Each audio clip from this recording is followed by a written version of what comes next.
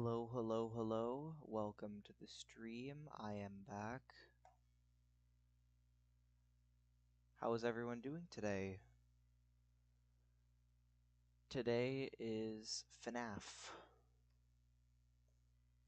FNAF 4. The game that I probably hate the most out of the 4 FNAF games that I've played so far. Why? I don't have a good reason, but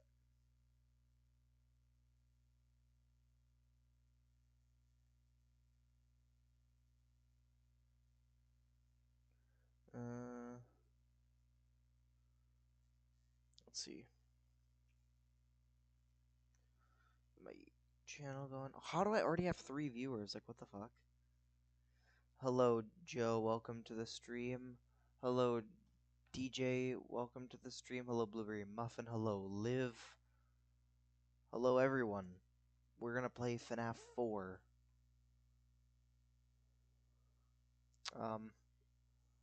If I can get my phone.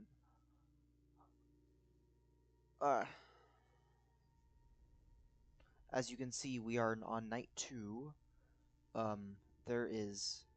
Hold on. Actually, you guys can't see my screen yet. I have to change something. Screen capture. Capture entire screen. Alright. Now you can see my game. As you can see, we are on night 2. I'm not very good at this game. Not very good at all.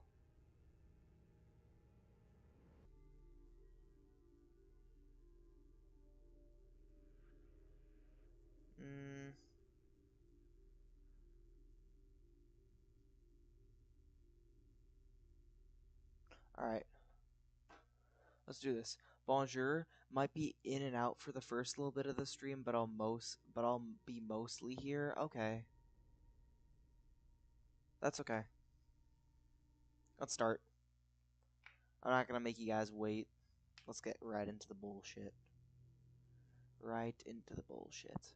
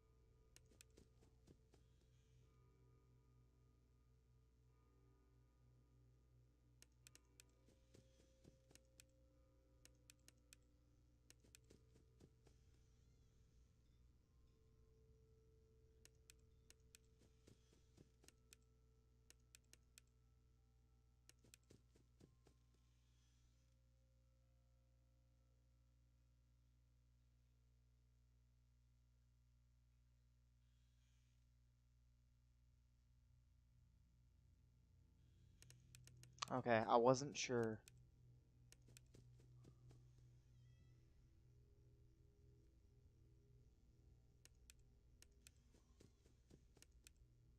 I wasn't sure for a sec what I heard. I wasn't sure if I heard breathing or if I heard... Okay, that was footsteps. Okay. This? That's breathing.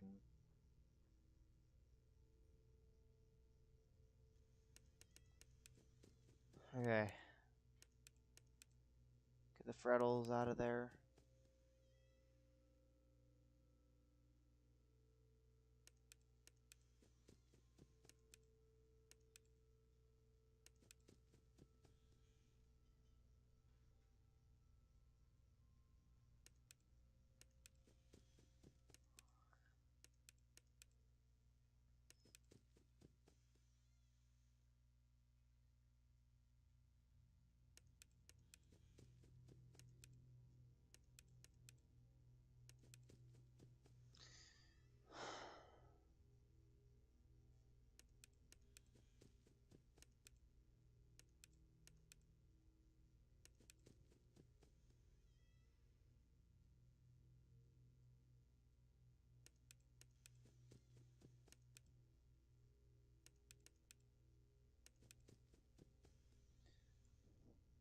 Ah, that's breathing.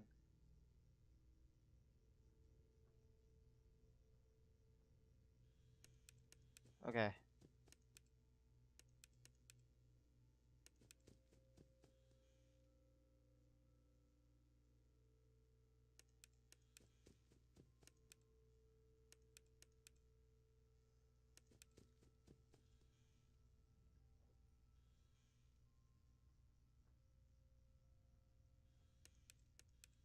Okay.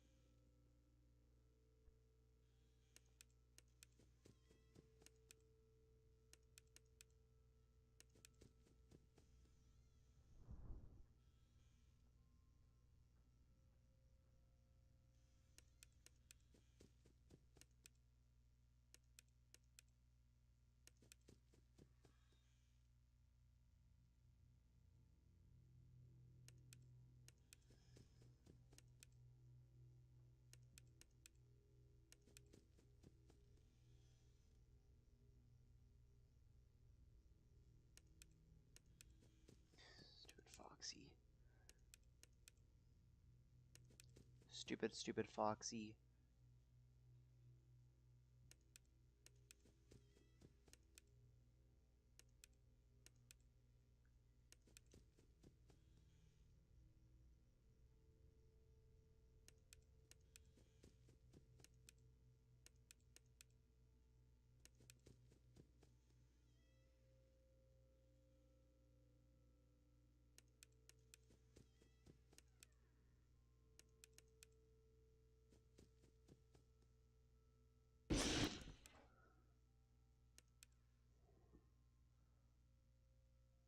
What the fuck was that?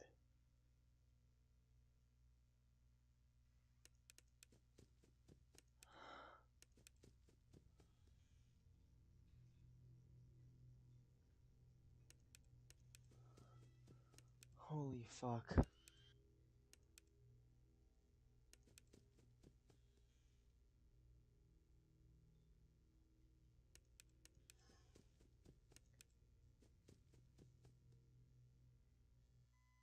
Okay. Ooh. Alright, chat. Alright, chat.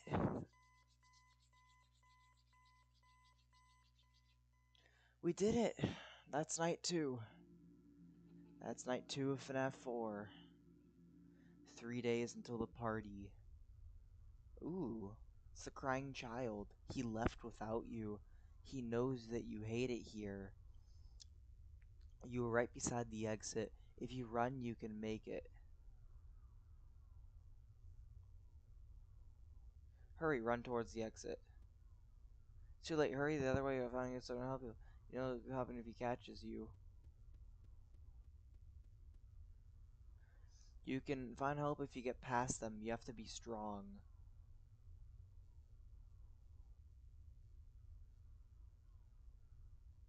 Hey, GJ, welcome to the stream.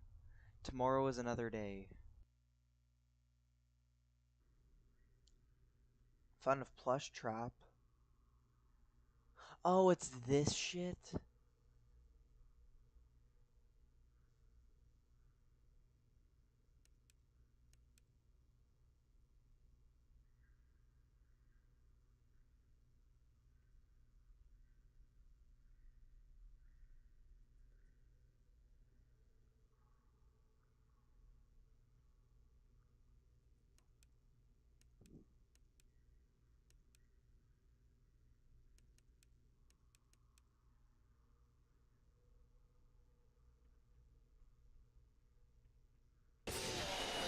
What the fuck?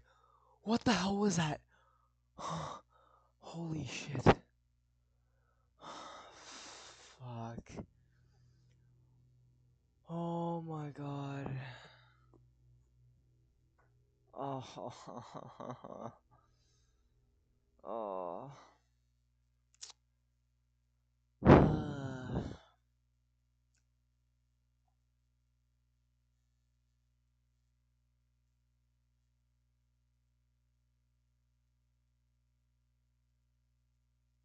Oh my god. Come on. Come on, noob. Come on, noob. You got this.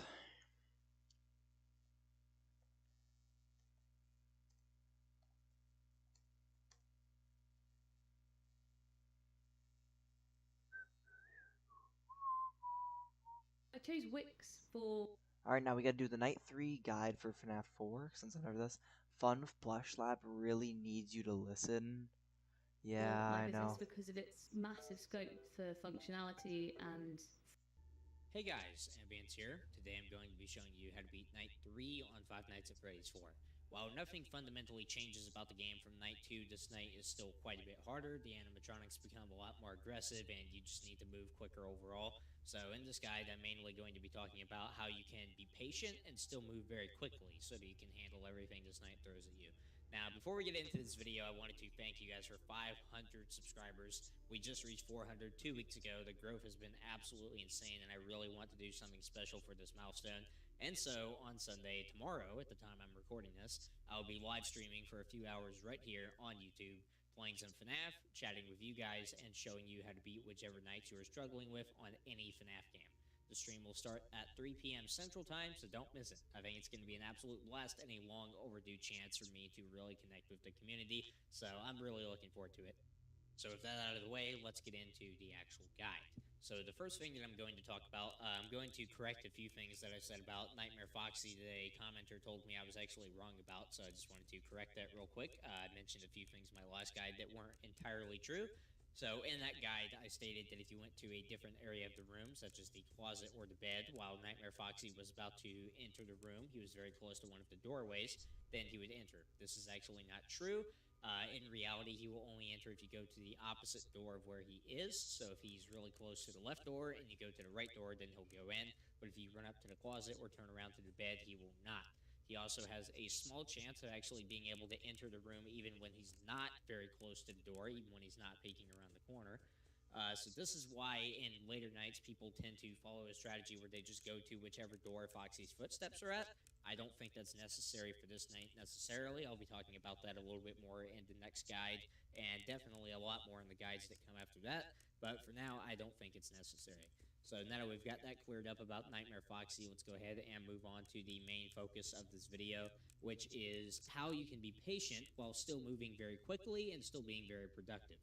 So what you'll notice during this run is I wait about 3 to 4 seconds typically, try to keep it closer to 3, before I shine the flashlight and check down a hall, and then I immediately go back as soon as I have time to register what's actually down the hallway. So whenever I hear breathing, I can usually hear breathing in the first 3 seconds. As soon as I hear it, I instantly close the door, and the second that I hear deep footsteps walking back from one of the doors, I covered these sound cues more extensively in my Night 1 guide, by the way, so I would highly recommend checking that out if you're not familiar with most of the sound cues in the game. So anyway, as soon as you hear that, the deep footsteps walking away from the door, then you can safely open the door and shine the flashlight. So that's what I do. As soon as I hear breathing, I instantly close the door. As soon as I hear footsteps, I instantly open it back up, check the hallway, and go back to the center of the room. And I think my voice got a little shaky there because I forgot that jump scare actually happened. Sorry if that scared you guys as well. Try not to include jump scares typically in my guides, but you know, that one's not an actual jump scare, I guess. It's not a death, so yeah, so that's stage 5 of Foxy. When he's about to jump out from the closet, then that's what he's at. That does not happen for the remainder of the video, so don't worry about that. Alright, so Nightmare Foxy, I try to keep a consistent pattern here basically throughout the entire run. I'll go off topic just for a little bit here. So I follow the same pattern that I followed in Night 2 that I talked about in that guide where I do left door, bed, right door, bed, until Foxy enters the room, which in this case was a lot earlier than on Night 2. It is like 1 a.m., I think, that he actually entered the room. So at that point, I start doing left door, bed, right door, closet, and keep that up. So throughout the entirety of the rest of this run, I try to keep a consistent pattern where there's two Freddles on the bed whenever I turn behind myself to ward them off. So Nightmare Foxy is always at stage 4 when he's looking out of the closet. So whenever I go to the closet, I expect Foxy to be at stage 4, where he's staring out of the closet but not actually popping out and snapping at you. And I hold the closet door closed for a few seconds and revert back to stage 2, and then I go back over to the left door. So I keep a consistent pattern throughout this entire run. So, yeah, basically the core thing that I'm trying to drill into you guys is you can be patient while still moving very quickly, and that will help you a lot on night 3. So, the instant you hear breathing, don't hesitate. I don't know why you would be hesitating, but the instant that you hear breathing, immediately close the door, and as soon as you hear the first deep footstep, it is safe to open the door and shine the flashlight. I see a lot of people hold the door closed for a super long time. Hello, I'm on my PC. Hello. Welcome back. I'm just watching a guide. I beat Night 2 of FNAF 4 finally. So now I'm watching a Night 3 guide. Hopefully by the end of the stream I can beat Night 3, maybe even Night 4. That's the goal. Once you hear deep footsteps in the hallway, then you can go ahead and just open up the door and go ahead and shine the flashlight. There is never any penalty for doing so. And yeah, the key, I think, is just being able to keep a consistent pattern throughout the entire run. Like, after a little while, I knew what my pattern was. I knew that there were always going to be two Freddles behind me, and I knew that Nightmare Foxy was always going to be in stage 4 when I went up to the closet, and he was always going to be at stage 2 when I left. So I just kept up a consistent pattern. The bed is easily the least time-consuming thing in this room. It only takes a second or two to ward off all the Freddles. It does take a fraction of a second longer, of course, depending on how many Freddles there are there. If there's been 3 there for a while, then it's probably going to take a while to ward the 3 off, also, compared to if the 3 just showed up. The closet doesn't take me a lot of time. I usually only spend a few seconds there. I don't actually bother to revert Nightmare Foxy all the way back to plushie form on night 3. Just reverting back to stage 2. So basically, I'm just, like, I know what I have to do. I know what pattern I have to keep. I know how much time that I have before certain things in the room start getting aggressive. I know how much time I have before Foxy jumps out of the closet, or I know how many Freddles are on the bed. Just from the fact that I'm keeping a consistent pattern throughout the entire night and spending roughly the same amount of time every time that I go to a door and the same amount of time every time I go to the closet, then I just know where things are going to be and how long it's going to take me. So that way I'm never actually worried about Freddy or Foxy killing me.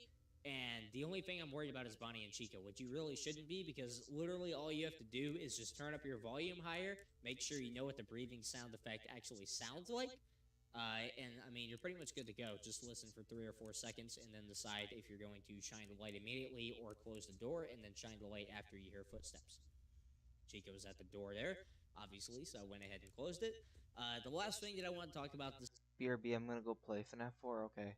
After this, it's FNAF Sisters location, yep.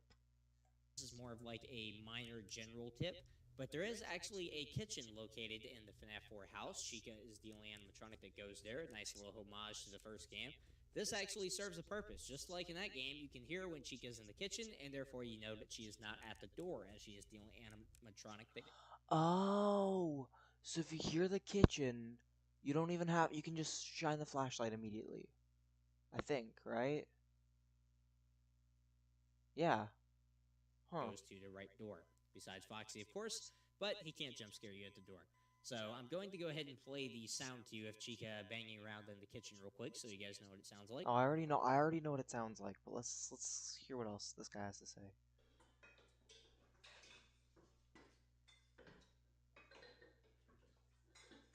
Alright, there you go. That's what it sounds like. So when you hear that, you know that Chica is currently in the kitchen, and therefore you can go ahead and shine the flashlight the instant that you run up to the right door with no fear of being jump scared. So hopefully that helps you guys out a little bit. I heard that sound to you several times during the actual run, so if you ever saw me shine the light at the right door a lot quicker than I normally would, then that would be why.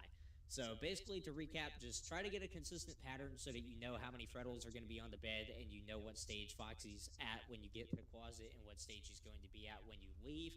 Just move quickly throughout the room. Make sure that you always have your mouse at the corner of the screen make sure that you keep a consistent pattern so you know where you have to go next. Like if I just got back from the left door, then I know, okay, I have to turn around and look at the bed. If I just got back from the right door, I know, okay, I have to go to the closet. So you want to keep a consistent pattern and never break from it throughout the entire game. So I like to do left door, bed, right door, closet. You might like to do right door, bed, left door, closet. It's completely up to you. Both of those patterns work. I just stick with what I prefer. So as long as you're doing some variant of that pattern, it should be spaced out like door, non-door, better closet, door, non-door. So you can do whatever combination you want there. You can do right door first, then closet, then left door, then bed. You can do um, left door, then closet, right door, then bed. There's any number of combinations you can do. So just figure out what works for you and stick with that throughout the entirety of the game. Don't switch.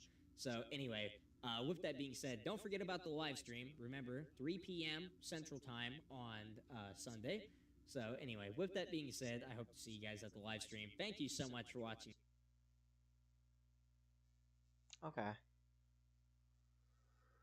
That sounds great.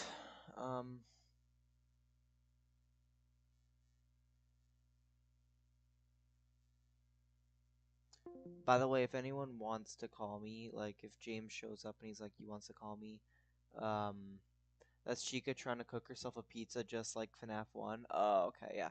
That's actually really helpful. So that means Chica is less threatening than Bonnie. Because it gives you a better idea of when Chica is not in that hallway. I like that a lot. Let's do this again. Let's beat night 3.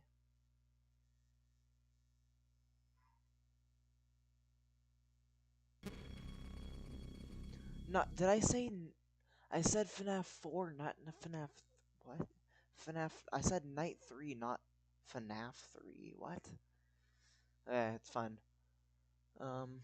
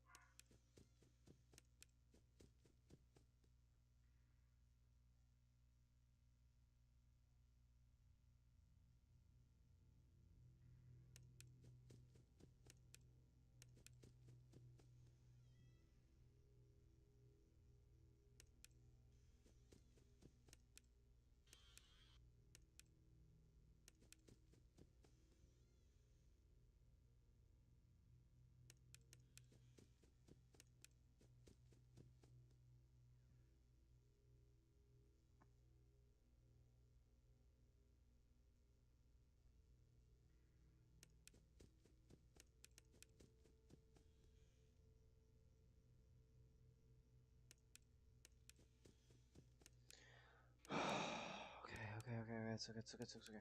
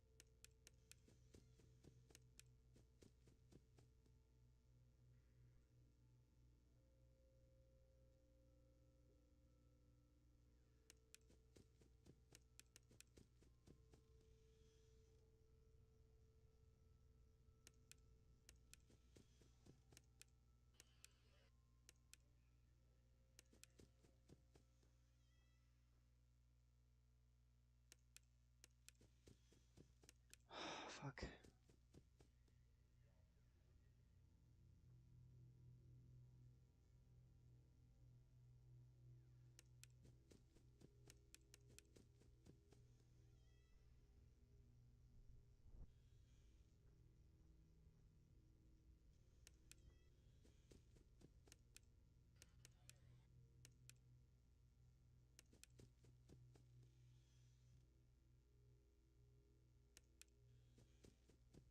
Come on.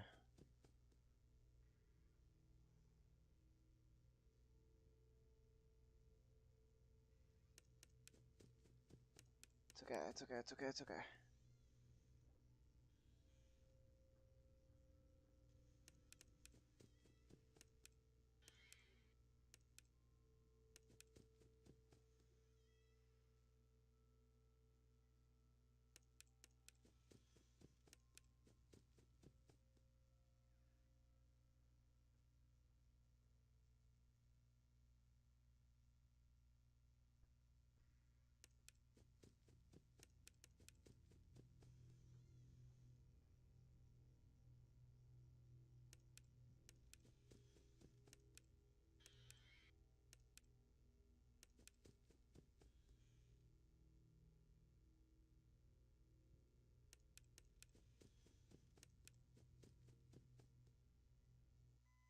Wow. Holy crap. First attempt at FNAF 4 Night 3 and we beat it. We beat it. We fucking beat it. We beat Night 3. We beat Night 2 and we beat Night 3. Let's go. Hey Dan, welcome to the stream. I don't know if I said that before. He hates you. What? What? You have to get up. Who hates me? You can get out this time, but you have to hurry. No, don't you remember what you saw? The exit the other way. Hurry and leave.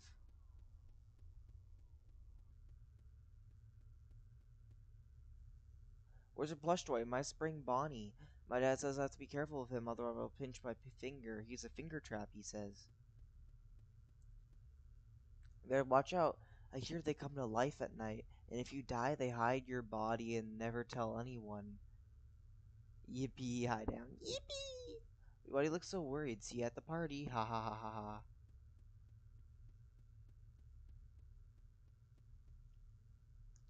Aren't you the kid that always hides under the table and cries? Haha, no one else is scared. Why are you? Stop being such a baby.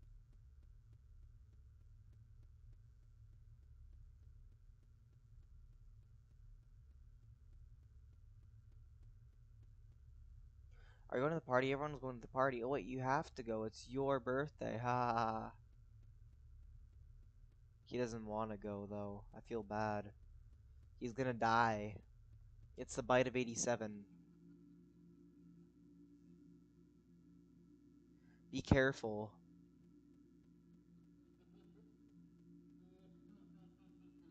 I hear Freddy. Freddy's laughs. Wait, there's 2 rooms. Oh, fuck. Really? Tomorrow is another day, huh? Damn. That's crazy.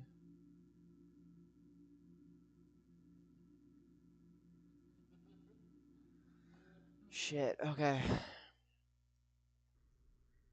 Fun of Plush Trap. I don't want to do Fun of Plush Trap.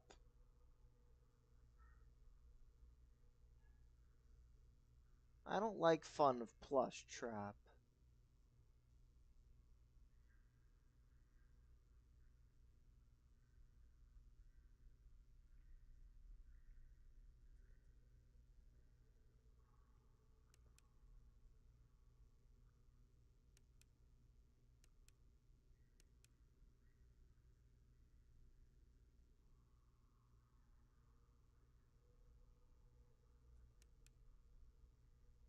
Wow. You know what? I'm not getting jump scared by that little fucking plushie again. So, I'm just gonna hold the flashlight.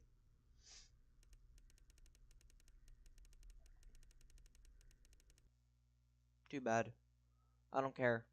I don't care. I don't care about the extra 2 hours I'm skipping. I don't care. Nuh-uh. I'm not for me. Fuck. See, FNAF 4's annoying phase is pretty short, and then you figure out the gameplay loop quick. Yeah, you're right.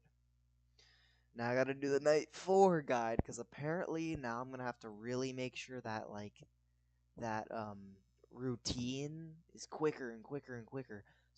So Night 3 is all about getting the routine, which I did. Now I just need to enhance the routine so it's quicker Night 4, and then quicker Night 5, and then I guess Night 6 even quicker than that. I don't know if I'll do Night 6. We'll have to just see. Um, uh, Ambience FNAF 4 Night 4.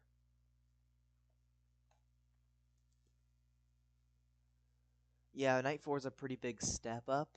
Yikes. Okay. I mean, he says here this night isn't much different than Night 2 or 3. So we'll have to see. Dude, Plush Trap is a free W every time. Ambience has that guide. Yeah, well, I got jump scared.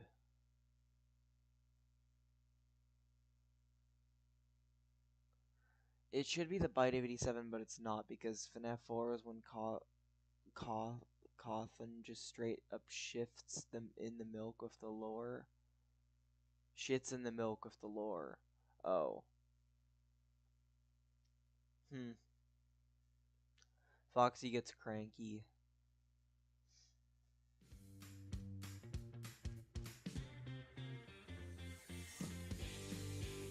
The pattern that you're going. Why do I have the Night 4 thing playing? I never, I never did that.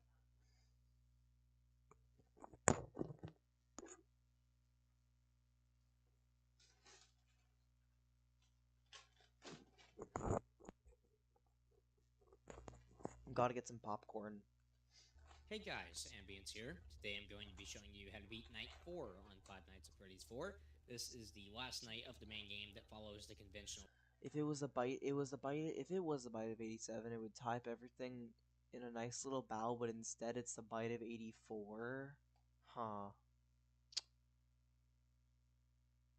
That's confusing. Everyone seems to say that FNAF 4 screws up the lore. Is that true? I mean, it seems like from what you're saying that that's true. Formula, and honestly, not much has changed from Night 3. The animatronics are slightly more aggressive, and that's about it. As such, in this guide, I'm mainly going to be demonstrating an alternate strategy that makes Nights 6 through 8 much easier. Oh, okay. Okay. So I'm going to spend a moment explaining the simpler strategy for those of you who only care about beating Night 4 right now and not actually improving as a player. That came off as very passive-aggressive. I apologize about that. But anyway, it's a very simple strategy. No matter what strategy you're doing, you're going to want to load the bed and doors at the start of the night, so immediately turn around and run up to the door. So the pattern that you're going to be following, if you don't want to try to learn the strategy, it's going to make nights 6 through 8 a lot easier for you. You may have heard that you should follow Foxy's footsteps throughout the hallways. That's going to be the alternate strategy that we're going to be covering. I'm sure some of you guys already do that, but I haven't really mentioned it very much in my guides previously. I haven't mentioned actually focusing on that. And it's worth mentioning that this night also is not a perfect demonstration of what the strategy will look like on night 6 or night 7 or night 8, just because the animatronics, specifically Foxy, are not aggressive enough. So I will go a lot more in depth about this during my night 6 guide, so don't worry about that. But anyway, I got off topic here. So the basic strategy that you're going to be following, if you do just want to do the regular strategy, is you're going to do the door, bed, until Foxy gets in. I prefer to do the left door and then the bed, then the right door afterward. But you can do right door, bed, basically like whatever you want. I just prefer to start with the left door. So I'll do left door, bed, right door, bed, and then once Foxy enters the room and gets into the closet, then what I'll do instead, I'll change up the pattern.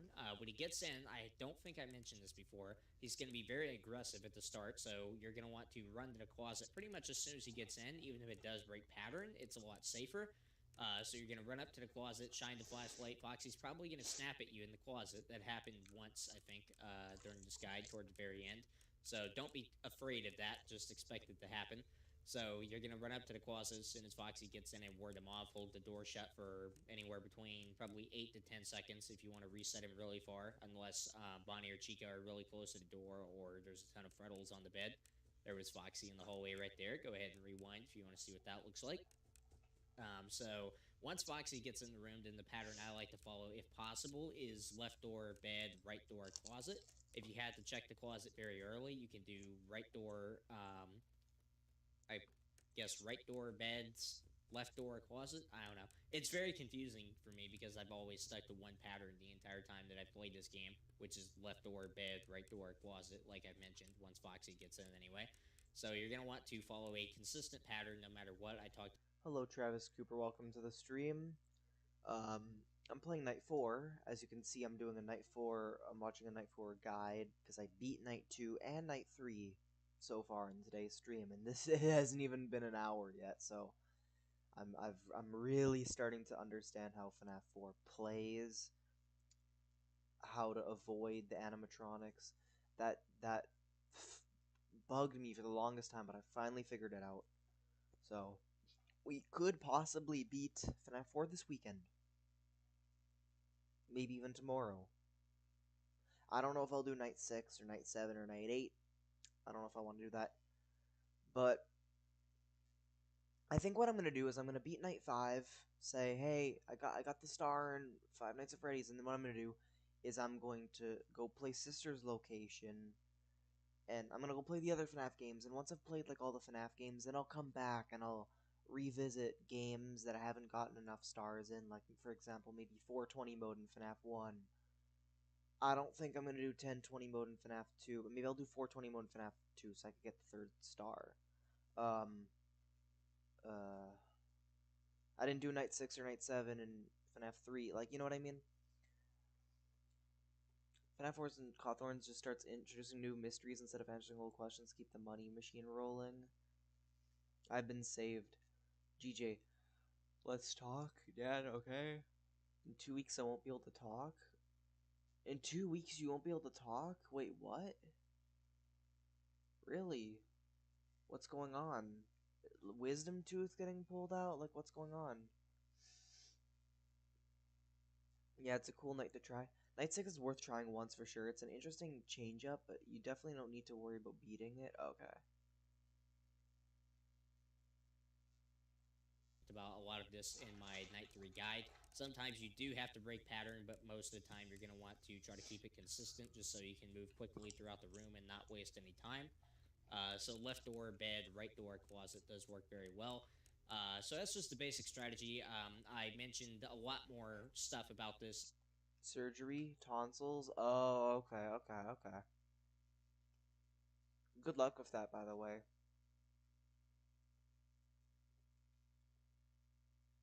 I've never had surgery. It's surgery. The idea of surgery seems really scary to me, and I'm lucky that I haven't needed surgery yet. But I mean, that's why for someone like you, like I'm really wishing you the best of luck with that. In my previous guide specifically for night 2 and 3, so be sure to go check those out even if you've already passed those nights if you want to know more about this basic strategy. And now I'm going to talk about the alternate strategy since we're almost into the second half of the night already. So basically, this won't work to its fullest extent on night 4. You basically just want to follow the basic pattern, but just listen intently for Foxy's footsteps. And try to go to the door that he runs to, even if it is the same door that you just went to. So this means that you have to break pattern, obviously. So for example, if you run up to the right door, you ward off Bonnie in the hall, for instance, and then you run back to the room, and you hear Foxy's footsteps over in the left hall, you're going to want to go over to the left hall and shine the flashlight to try to scare Foxy away. Oh, so in night 6, 7, and 8, the goal is not to get him in the closet. I get it. I get it. I get it. That's cool. I got locally fired for my Roblox. Zio, well, I don't know what that means. Is the panther dead? Yes. At my school, getting my tonsils worked on is code for, well, a certain activity. Even if he's not super close to the door, because he does actually have a small chance of entering the room if you go to the opposite door while he's not even that far up in the hallway, but just pretty far back in the hallway, like not actually showing when you shine the flashlight down there. He still has a small chance to get in anyway, so this strategy can just prevent Foxy from getting in altogether if done properly. He got in at about 5 a.m. for me, but I think I made a mistake, so I didn't have my volume turned up very loud, so I couldn't actually hear his footsteps sometimes. So basically, you're just going to want to pay more attention to Foxy's footsteps, and sometimes you're going to have to break pattern if you're following this strategy. So, like I said, if you go to the left door and you go back to the center of the room and you hear Foxy run from the right hallway over to the left one, go ahead and check the left door. So, obviously, if Foxy keeps going to the same side of the room and you keep having to scare him away, eventually either Bonnie or Chica are going to get pretty close. So, the rule that I like to follow is after I go to a door twice or sometimes 3 times, depending on how far back the animatronic in the other hallway is. So, say I go to the left door twice or 3 times, and then I hear Foxy run over to the left hallway again. At this point, I just accept it as bad luck and have to cut my losses and accept the possibility that he could get in because I have to go over to the right door and ward off Chica. So make sure that you don't just stay on one door the entire duration of the night, but don't be afraid to check it 2 or sometimes even 3 times if you know the animatronic in the other hall is pretty far back. This will help you tremendously in keeping Foxy out of the room, and it makes FNAF 4 so much more simple. So to recap, you're going to want to pay attention to Foxy's footsteps whenever he runs over to a hall, and you're going to want to go check that hall, even if it does break pattern. Make sure that you are still checking the bed consistently, of course, in order to scare the Frettles away. You don't have to do it a ton, but make sure you are doing it pretty consistently. You've got a ton of time, really, on night 4. Anything before, like, night 7, I scrapped Baby from FNAF. So you can get money, FNAF. If you have good headphones and can clearly tell the difference between left and right, keeping Foxy out is easier. For me, it's easier just to worry about him once he's in. Ah, okay.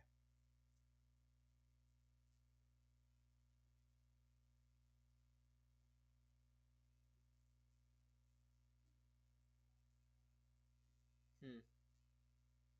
That's interesting. So doing that strategy, like keeping Foxy at bay, huh? I wonder if I should watch the Night 5 guide because he might do the strategy again in Night 5. So maybe I'll think about that. Like maybe instead of doing this old strategy I was doing, maybe I want to do the other one. I don't know. the Frettles are really underwhelming, honestly, and by far the weakest threat in FNAF 4. So I wouldn't worry too much about them. Just make sure you are checking the bed occasionally. I think Foxy gets in the room pretty shortly here. I think I just heard him enter. I'm not sure. Yeah, there he is. He's in the closet. So you run up, jump scare warning. There we go. Went ahead and closed the closet door. Here I just hold it shut for a while. This was not really a good move for me to hold it closed that long because the Frettles started accumulating on the bed behind me, and I actually almost lost. You can see the lights flickering a bunch there. So just to recap, because I keep getting sidetracked, and I want to make sure you guys understand the strategy. So what you're going to want to do is listen intently for Foxy's footsteps. Don't just sit in the center of the room, though. Make sure you are actually following a pattern and going to check the left and right door, even if you don't hear his footsteps on night 4, because he doesn't run a bunch compared to night 7 or 8. So just follow a pattern until you hear Foxy's footsteps run in a certain direction. Then even if you just check that door, go back to that door and shine the light there. Make sure to break from this if you end up checking the same door 2 or 3 times in a row. You will have to run over to the inner door and ward off the animatronic there. If you hear footsteps very close to either the left or the right door, you should probably go over there after another 1 check, maybe. I wouldn't go over 1 on the door that Foxy's running to. So you can also judge by the footstep sounds in the hallways of how close the animatronic is to the door, so it's pretty important. So it is pretty subjective, but 2 to 3 times usually is what I'd recommend. Maybe cut it short if you hear footsteps in the opposite hall. But anyway, this strategy, if you follow it properly, which I did not during this, I win plus strap, by the way, so there's no jump scare. So if you do get this right, which again, I did not in this video, you do everything perfectly, then you will be completely fine. Foxy will not enter the closet the entire duration of the night, which helps tremendously and just makes everything much more simple. So that's about it. So with that being said, thank you guys for watching this guide. I hope it helped you, and I'll see you in the next one. Okay. Once everything's That's interesting. Let's give that strategy a try. I'm probably going to fail a little bit since I've never tried this strategy before, so I'm probably going to die a few times. But, you know, if it helps me out in night 5, night 6 even, like, you know.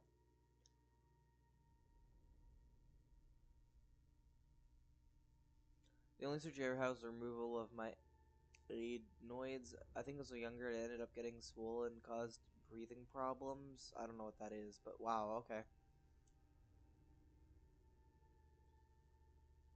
Worrying about playing goalie of Foxy makes it a lot more complicated now. Just listen to scurries and keeping track of him, okay. But not necessarily trying to keep him out. Just keep the pattern going instead, if that makes sense.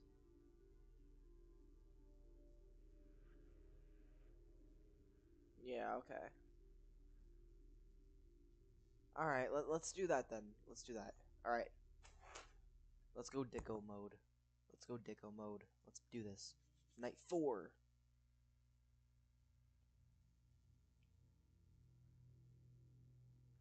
Or plan if you're good at leading. I.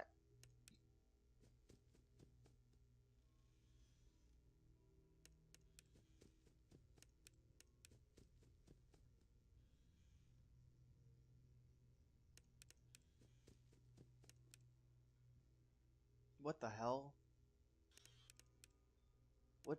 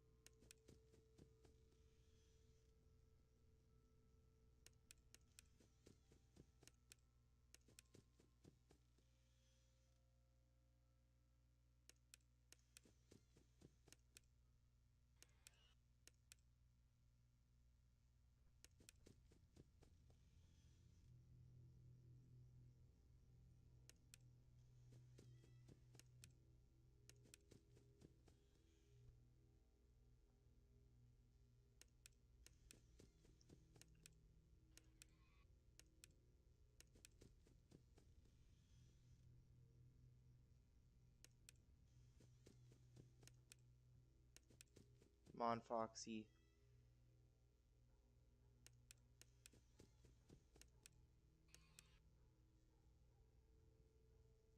I can't remember. I can't tell where that was.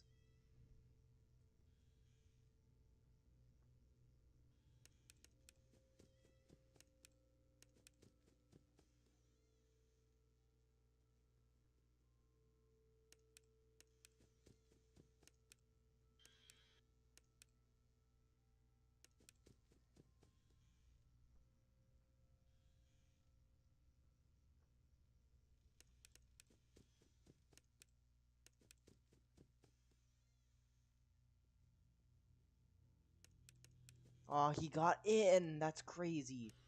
Okay, hold on. Am I get a jump scare?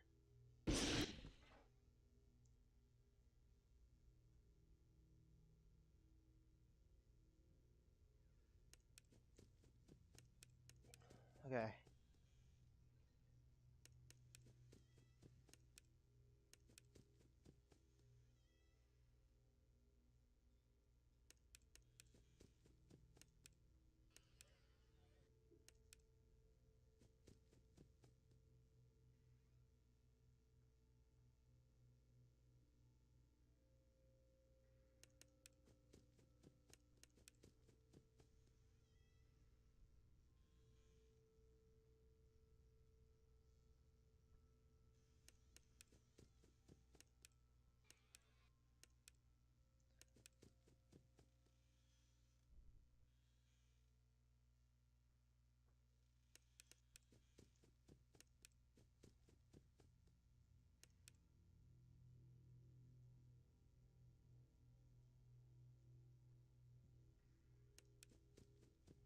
Easter egg Freddles.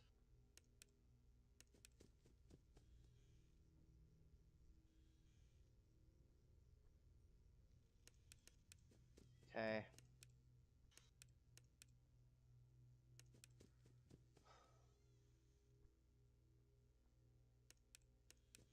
Alright.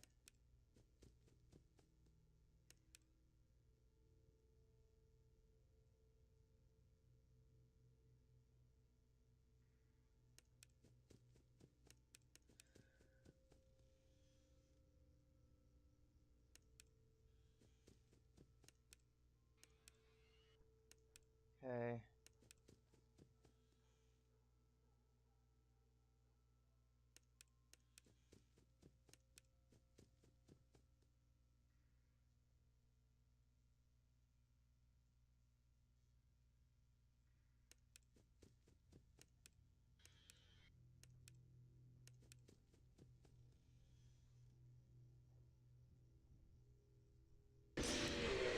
I thought that was it breathing, but I just okay, yeah, no. It's okay, that's my bad. I know what that's no. I don't want to talk about that. I knew that was yeah. It's okay. It's okay. It's fine. Another point, you don't have to get good at keeping Foxy out. It's already just bigger priority to get good at managing him once he's in and keeping the pattern going. Okay.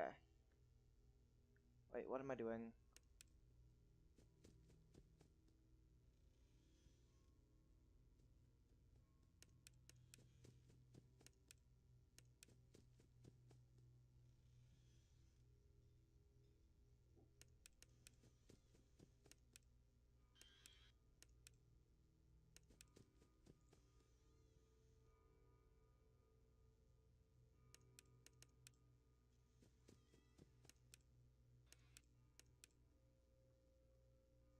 I can't tell which side that was.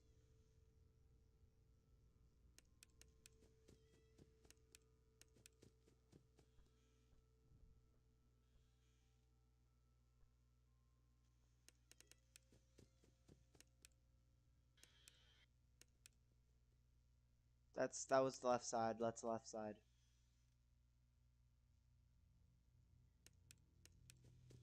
What? How did I heard it? Yeah, I know.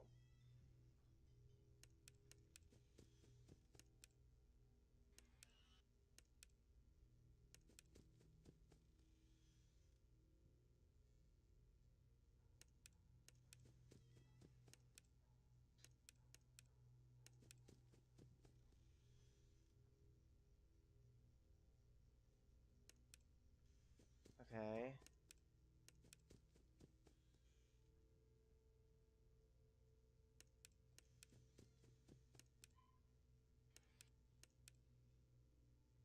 Chica.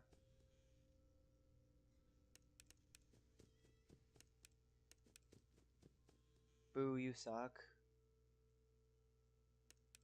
Hey, Angel. Good to see you here.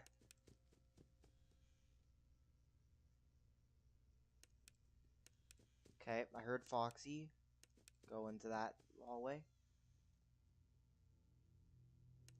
Okay, he went into the right one.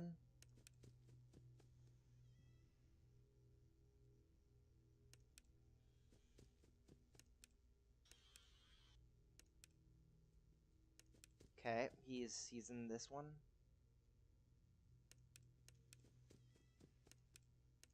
I like keeping Foxy at bay. This is fun.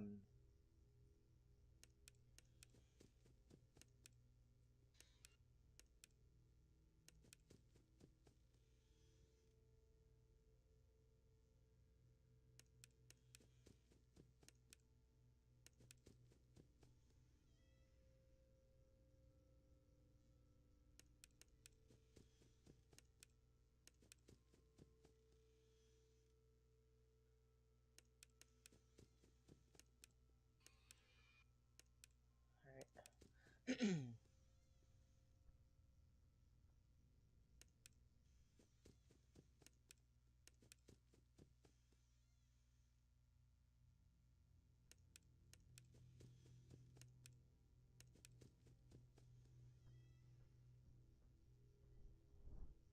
No, I meant to click the door the door shut. My I okay. It's fine. Dan, you're only just saying this weird and yet Lex had a profile picture for a while now. What? But your Discord profile picture is the real thing. Oh, why am I doing that? It's literally been weeks. Well, that's because I don't play FNAF 4. I played FNAF 3. I'm only now just starting to play FNAF 4 a lot.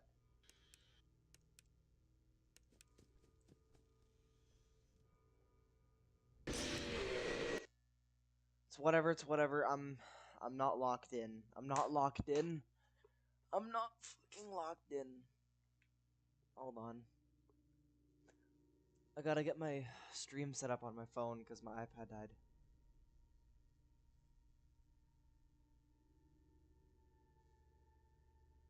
Um.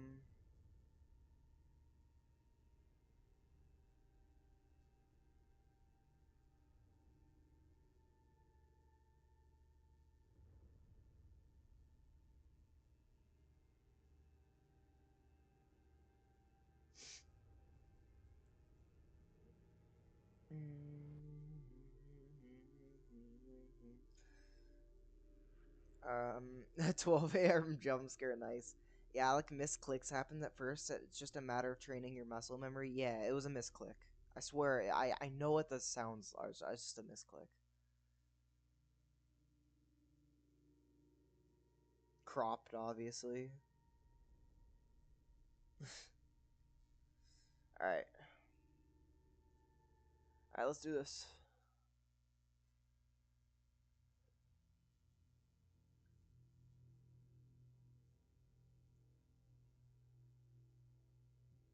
How long you staying on for? I'm not sure. However long I feel.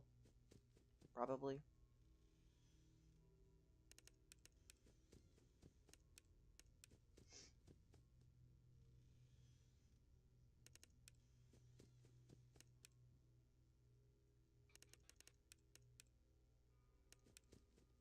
Okay.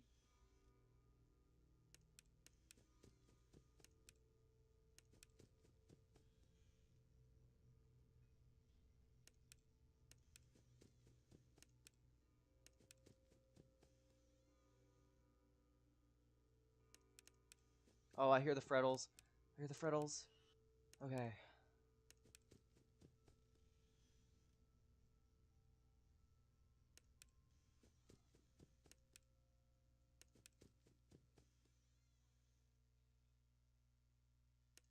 Okay, I don't need to worry about...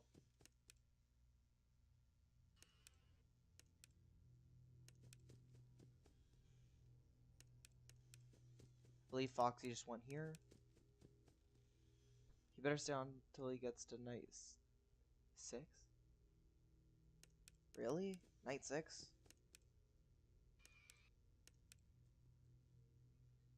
Is that who you think I am?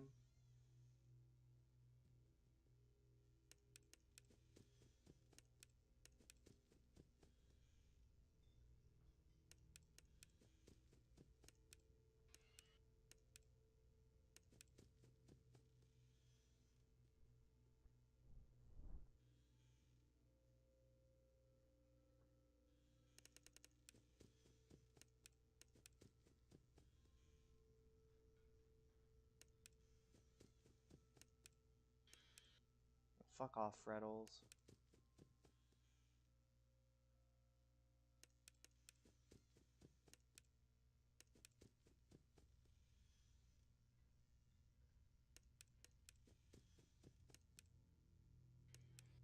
This game is so much easier when you're not working with Foxy. I love it.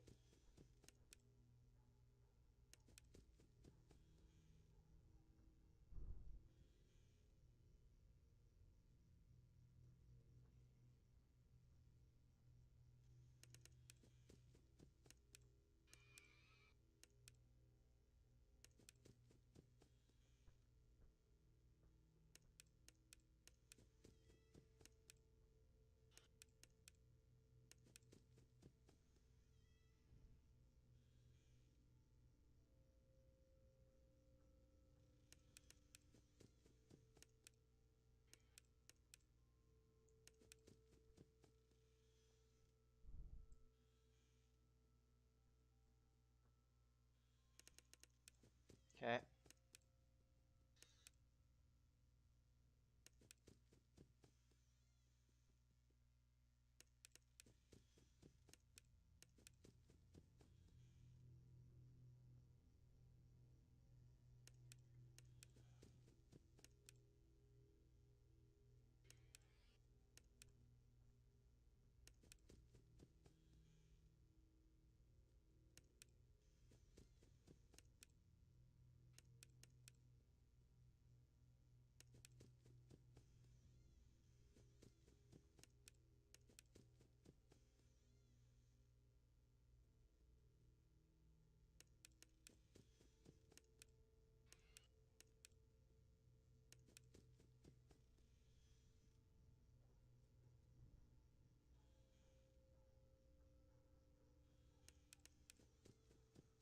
Okay. I hear the Freddles.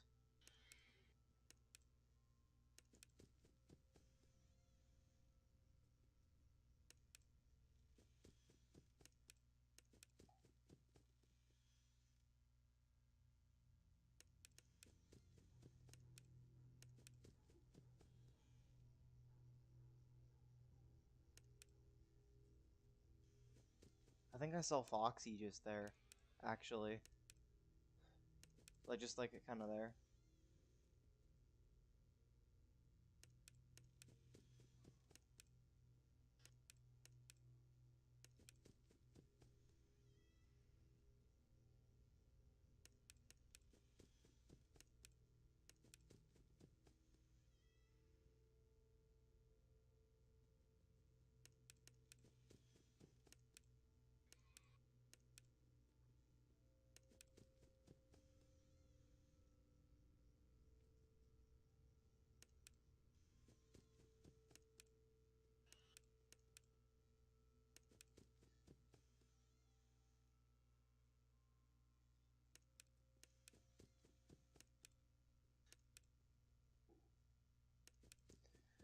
Alright.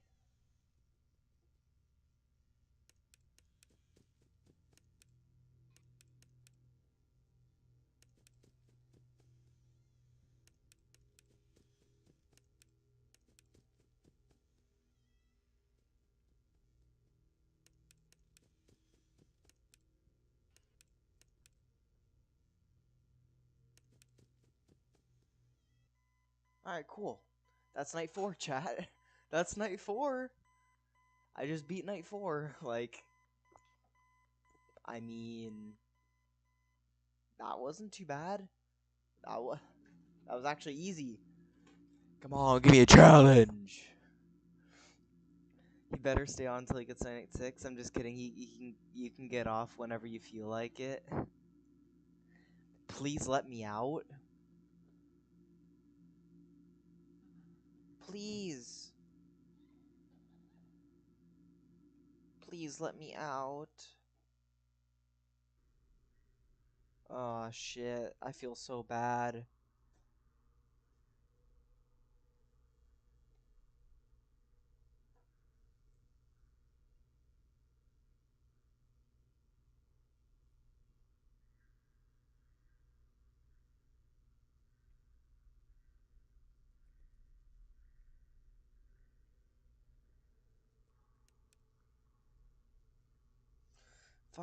That's so annoying. What? How can you tell when he's going from like the hallways like to the different rooms? Like I don't understand that. I don't know how to beat the minigame. Yippee.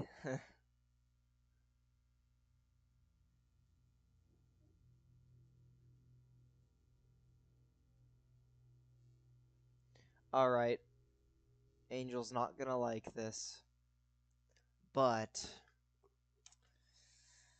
it's a tradition, okay? It's a tradition. I get to a new night, I have to watch the guide for it. It's a tradition. It's a part of the enjoyment about the game. It's a tradition. We know you don't want anything getting in the way Nice. Knew you could make this game your bitch. of your health. Trying to see someone about my new diabetes prescription. At the Medicine Shop Pharmacy, you get the personalized care you need without the distractions. Switch to a personal pharmacist. You want to taste greatness? Oh, it's gonna be sweet. So when crunch time comes, dig in. No, seriously, dig in. They're sweet, they're crunchy, they're great! Hey guys, Ambience here. Today I'm going to be showing you how to beat Night 5 on Five Nights at Freddy's 4. I'd also like to thank you guys for 600 subscribers. We hit this milestone insanely quickly after 500, so thank you so much for all the support. The last live stream did incredibly well, so I wanted to mention that I'll be doing another one of those on May 14th to celebrate the 1-year anniversary of this channel. It's going to be a bit different than the last one. I'm basically just going to be looking back at the history of the channel and how it's evolved over time. I'll be playing some games too, so it won't just be me rambling for 2 hours. But anyway, I think it's going to be a really fun time. I'm really looking forward to taking Okay, dude, a nice I don't nostalgia care, trip dude. and just Stop talking yapping. to you Stop before yapping. nights. Well, it really doesn't matter if you do or not, because Night 5 is completely different. There's only one animatronic, Nightmare Fredbear, and he works very differently than the others. You may have a basic idea of how Nightmare Fredbear works. He kind of serves as all of the animatronics at the same time, since he's the only one. So he'll run back and forth between the left and right. Night 5 is different? Wait, what? Wait, bro. I don't. Okay, I'm sorry, bro. I'll let you keep yapping. But anyway, I think it's going to be a really fun time. I'm really looking forward to. This sound is identical to every time with plush trap. You just wait for the cue and then boom, you win. I don't care much about the mini game. I'm not. I'm. I'm not. I'm not a pussy. I'm not gonna beat it. I'm not gonna get that 2-hour head start. I'm gonna start from 12 a.m. I'm gonna do the little the I'm gonna start from the very beginning. I'm not gonna do the stupid the skips, the head starts. I don't care about that shit.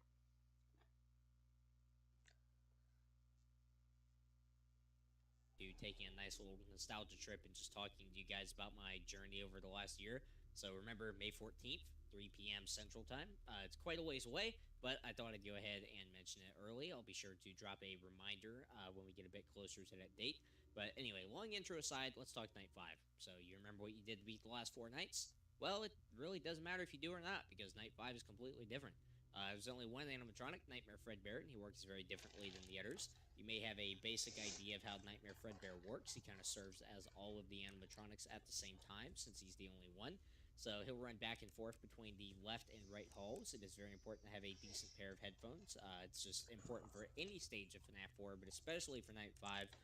Make sure you don't have your headphones on backwards. Also, that got me killed a good few times on this night, like 5 years ago when I first played it.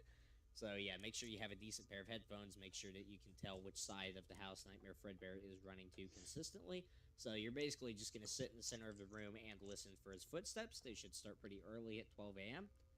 So when you hear his footsteps running back and forth, you're just going to wait in the center of the room. And then once his footsteps stop, then what you're going to do is you're going to wait 3 seconds. Count the 3 seconds in your head. 1, 2, 3. And then after that, what you're going to do is go ahead and run up to the door that he's at, that he stopped at. And then once you get there, you're going to shine the flashlight immediately. There's no need to listen for breathing or anything. Just run up to the door and shine the flashlight like that. And if you see him in the hall, then what you're going to do is run up to the door. or I already said that. Yeah, you're going to run up to the door, flash the light, and if you see him in the hallway, you're going to immediately close the door. Wait until you hear him running around again. He's probably going to go to the opposite side. Then you're going to open the door and retreat back to the center of the room and basically just repeat that. So that's the basic fundamentals of what you have to do with Nightmare Fredbear. But What the hell? I didn't even know this guy existed, actually, in this game. Huh. Sees all the animatronics at once.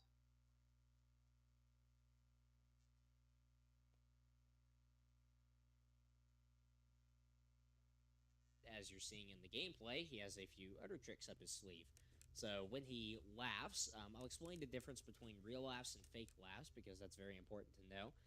But right now I'm just going to say for a real laugh is if you hear him laugh and you don't hear any footsteps around that, it can be hard to tell sometimes. Sometimes the footsteps are slightly before it, sometimes slightly after, sometimes at the exact same time. It's kind of hard to tell, but I'll get into that in a minute.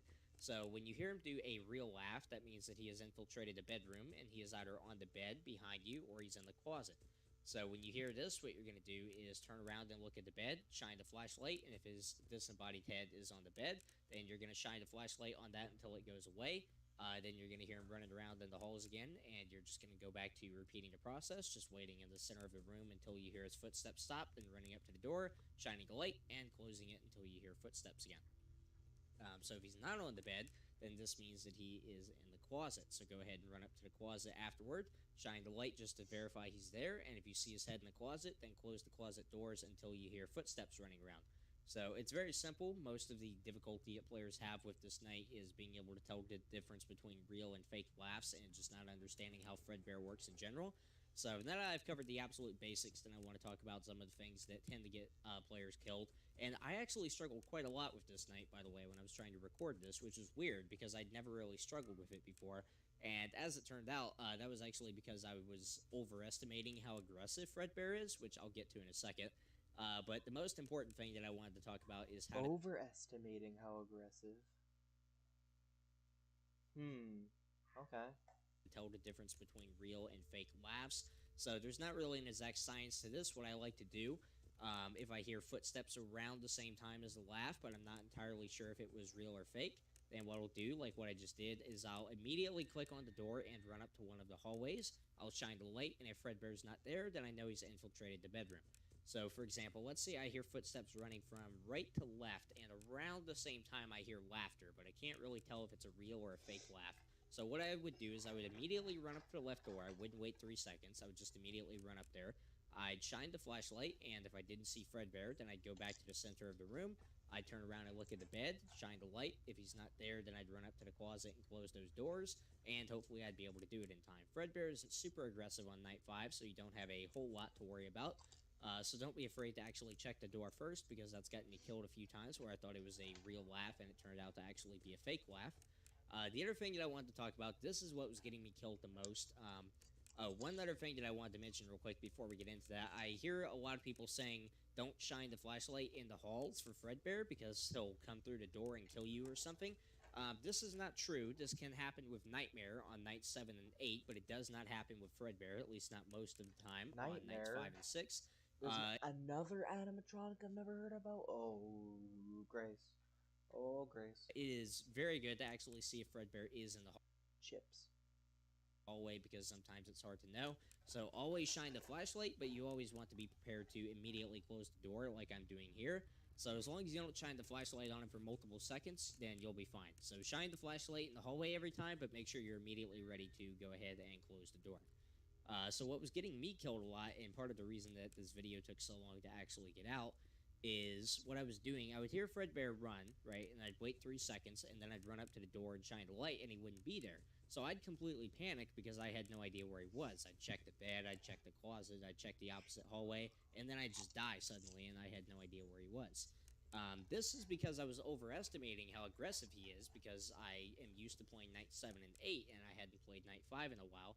So if you run up to a door and you shine the light and Fredbear's not there, make sure you're listening the entire time that you're running up to the door and you're standing at the door. Make sure you're listening for laughter and footsteps. If you don't hear either of those two, that means he's actually still at the door. So you're going to run up, shine the light. If you don't see him, you're going to retreat back to the center of the room. Then you're going to wait 2 to 3 seconds, and then you're going to run back to that same door.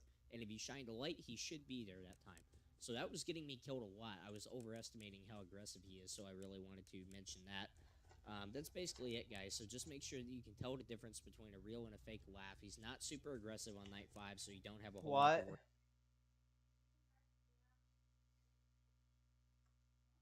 Uh-huh.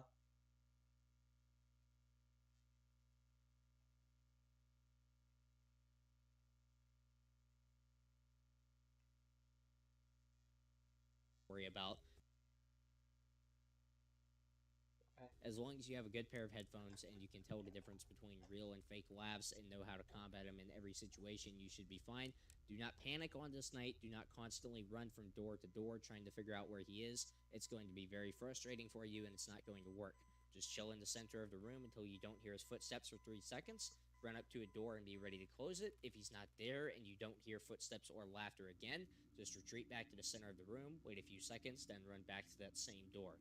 Make sure you're listening for audio cues the entire time. Like I said, if you do hear a laugh and you can't tell if it's real or fake, don't be afraid to run up to the door and check first. Make sure you do that immediately instead of waiting. If he's not there, check the bed, then the closet. If he's not in either of those, you're probably dead. This is very rare, but sometimes it does take him a long time to actually walk up in the hallway if it was a fake laugh. I was running out of breath here. I've been talking about taking a breath for like 8 minutes. So what you're going to want to do in that case is just try to get back up to the door, shine the light, No, and then no, no, no, immediately no, close no. it. No, I don't want to do that. I don't want to do that. Because then he's gonna die. The little kid's gonna die. I don't want to listen to the rest of this. I'll listen to it, but I'll change the tab.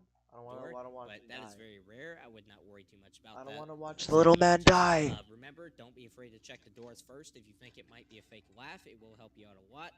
Just run back to the same door. If you do not hear footsteps or laughter, if you know he's on that side, then just trust your instincts and run back to that door. We know what happens here. The bite of 83. It's become a meme with Markiplier's reaction to it. So anyway, that's basically going to be it, guys. That's all I wanted to really talk. Mm.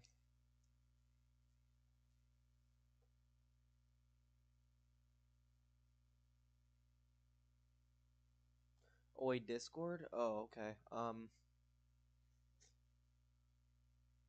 I'll I'll look at it on my phone just in case it's something you know, not okie dokie.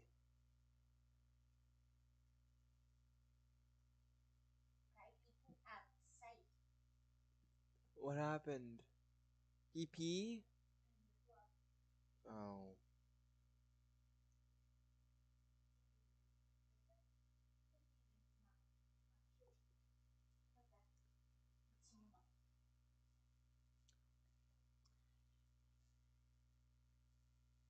That's fine, okay.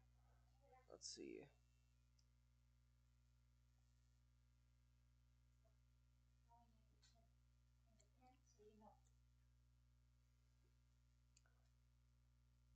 That's my mom. If you don't hear my mom at least once in the stream, you know something's wrong. You want Fortnite skins. Yeah. My goal will be to stop worrying about the default skins and start looking good. If only you. I have like 300 skins in Fortnite. I don't need free skins. I don't need a scam website.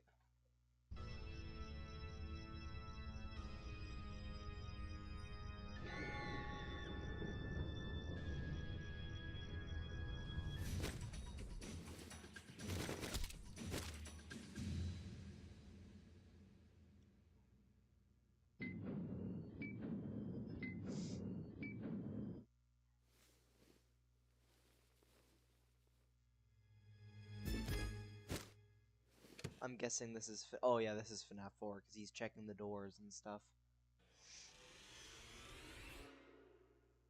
What's the Wi-Fi password?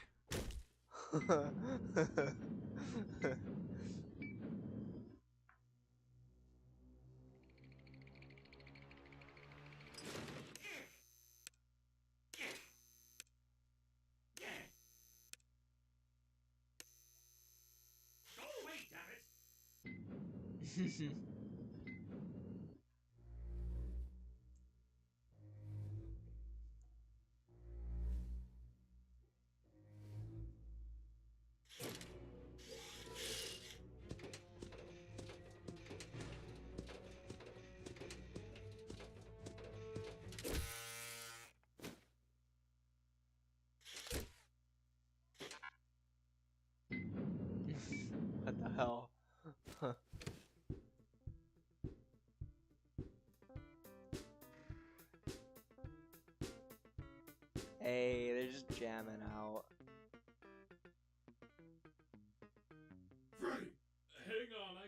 this.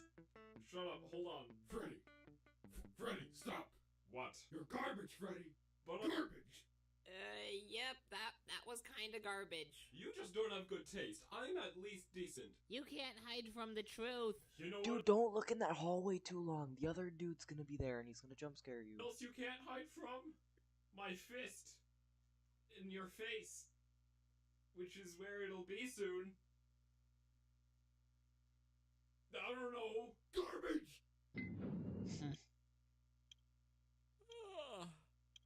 Almost over. Hello, child. It's me, Chica. Can I be in a video someday? Well, you could, but, ooh, yeah, the game series just died.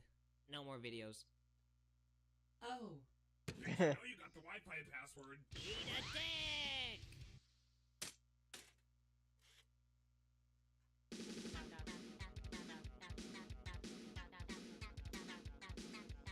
Climations! Yeah!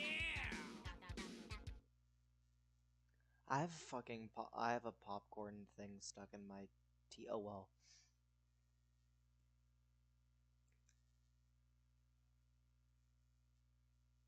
Okay. By the way, chips.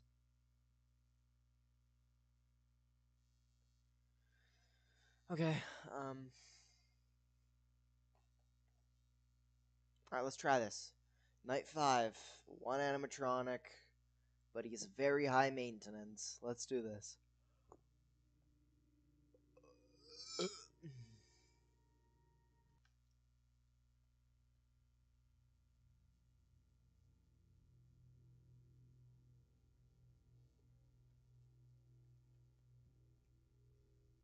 I lied. I forgot there's one final thing I want to look at.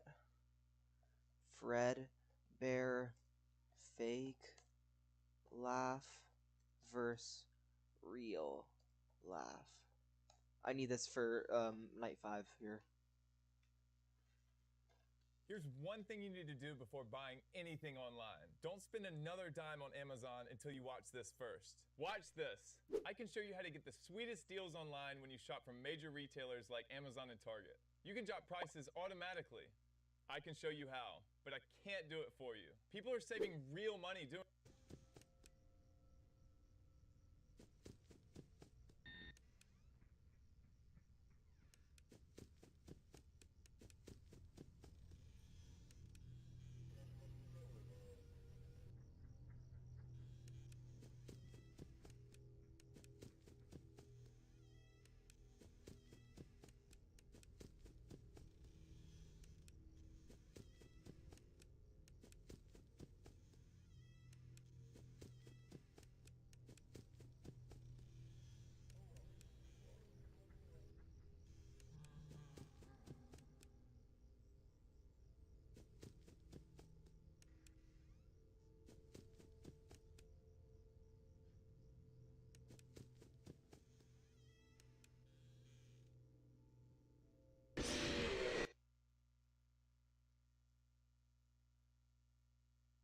What? Yes.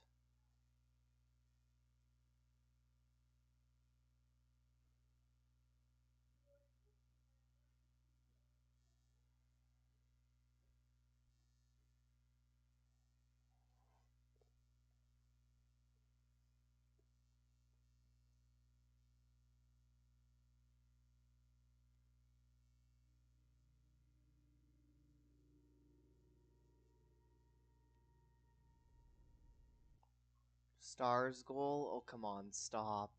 Stop, Alex. And also stop, Angel. Chips.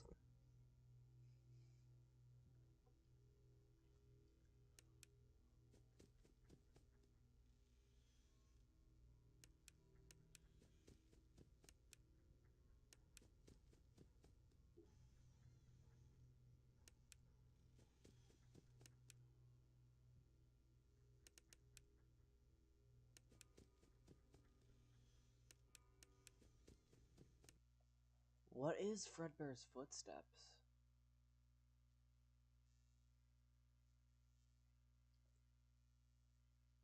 I don't want to get jump scared if, it's possible.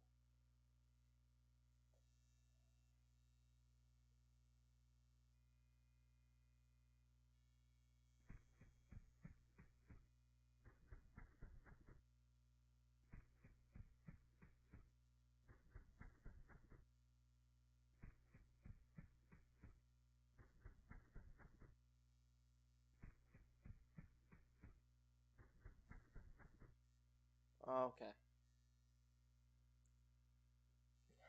Alright.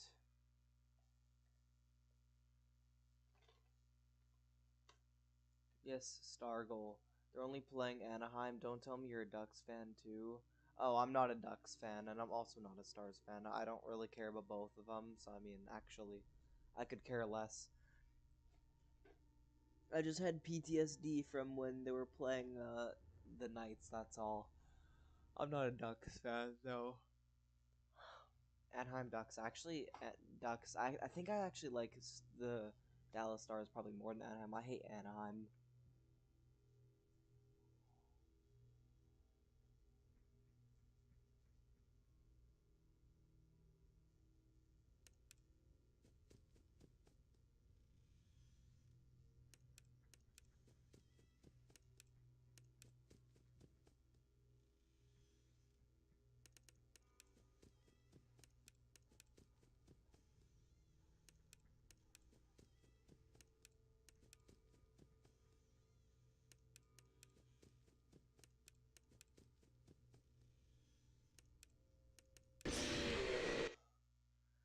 Okay, okay, I see what I have to do. I have to close the door quickly because I shine the light. I was shining the light a little too quickly. I mean, a little too long, so he jump scared me. I see now. I see now. I see now. I'm just gonna pretend you're a Winnipeg fan. I am a Winnipeg fan. I'm a Winnipeg fan more than I'm a Golden Knights fan.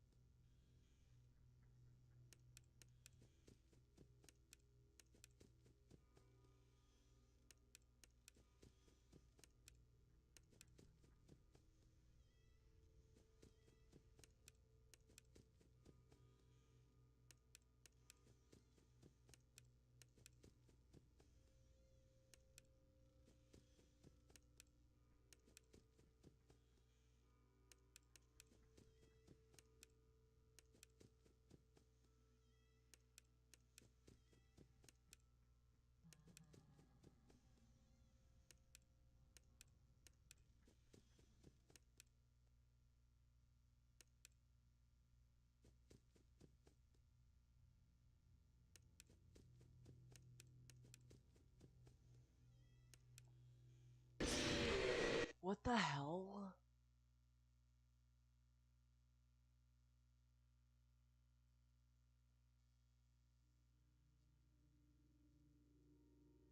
Nothing wrong with the Jets? Oh, okay.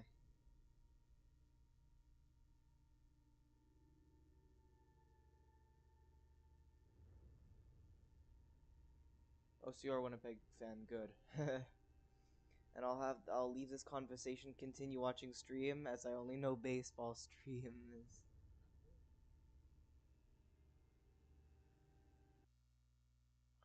I don't care all that much about the games, just something I have in the background. Dallas happens to have a lot of hotties on their team. I wouldn't be able to wait. Shit.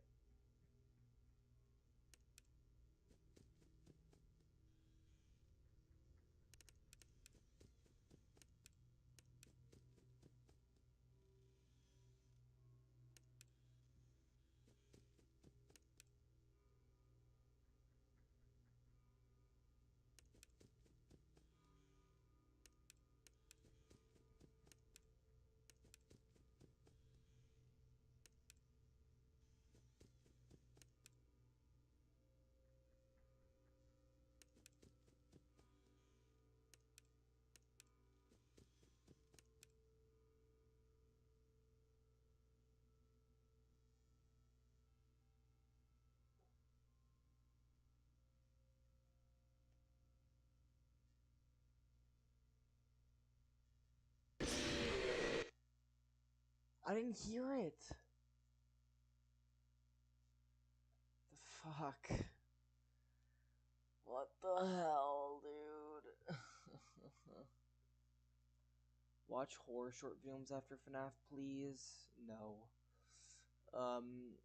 I'm stuck at baseball because it's Texas versus Houston in the playoffs, so everyone won't shut up about it. Everyone I know won't shut up about it, huh?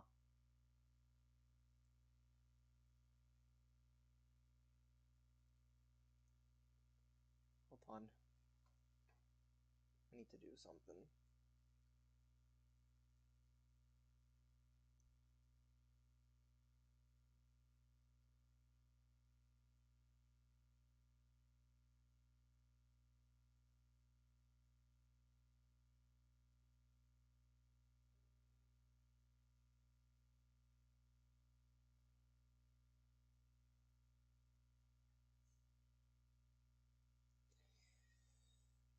Alright.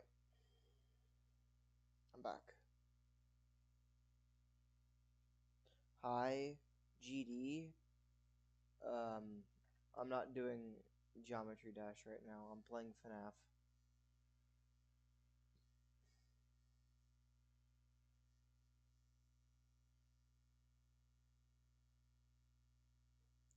Did you say Houston? Houston. I said Houston. I did not say Houston. What? Houston makes no. Houston. What? Yeah, I know it's Houston. I know it's Houston. Houston sounds so weird to say. I said Houston. Watch Disguise, please? No. I'm playing FNAF 4.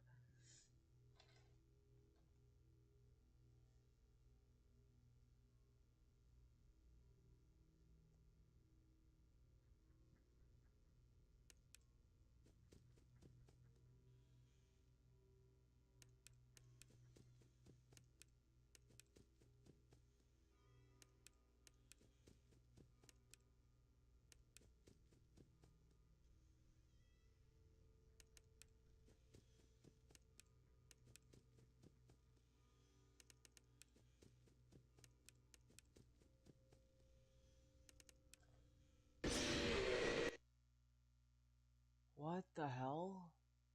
If you flash it multiple times, he just gets closer. Wait, hold on. I'm really struggling with this. I need to... Hold on.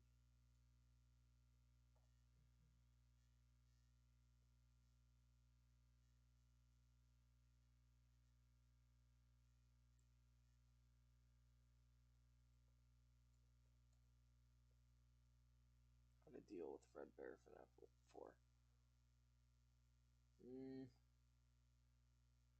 I just want something quick.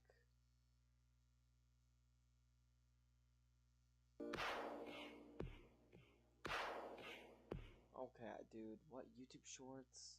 What in the YouTube Shorts, dude? What?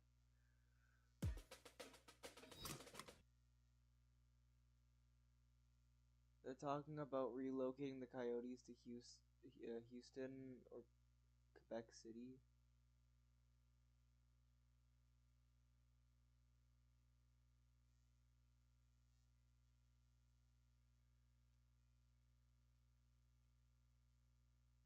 Huh.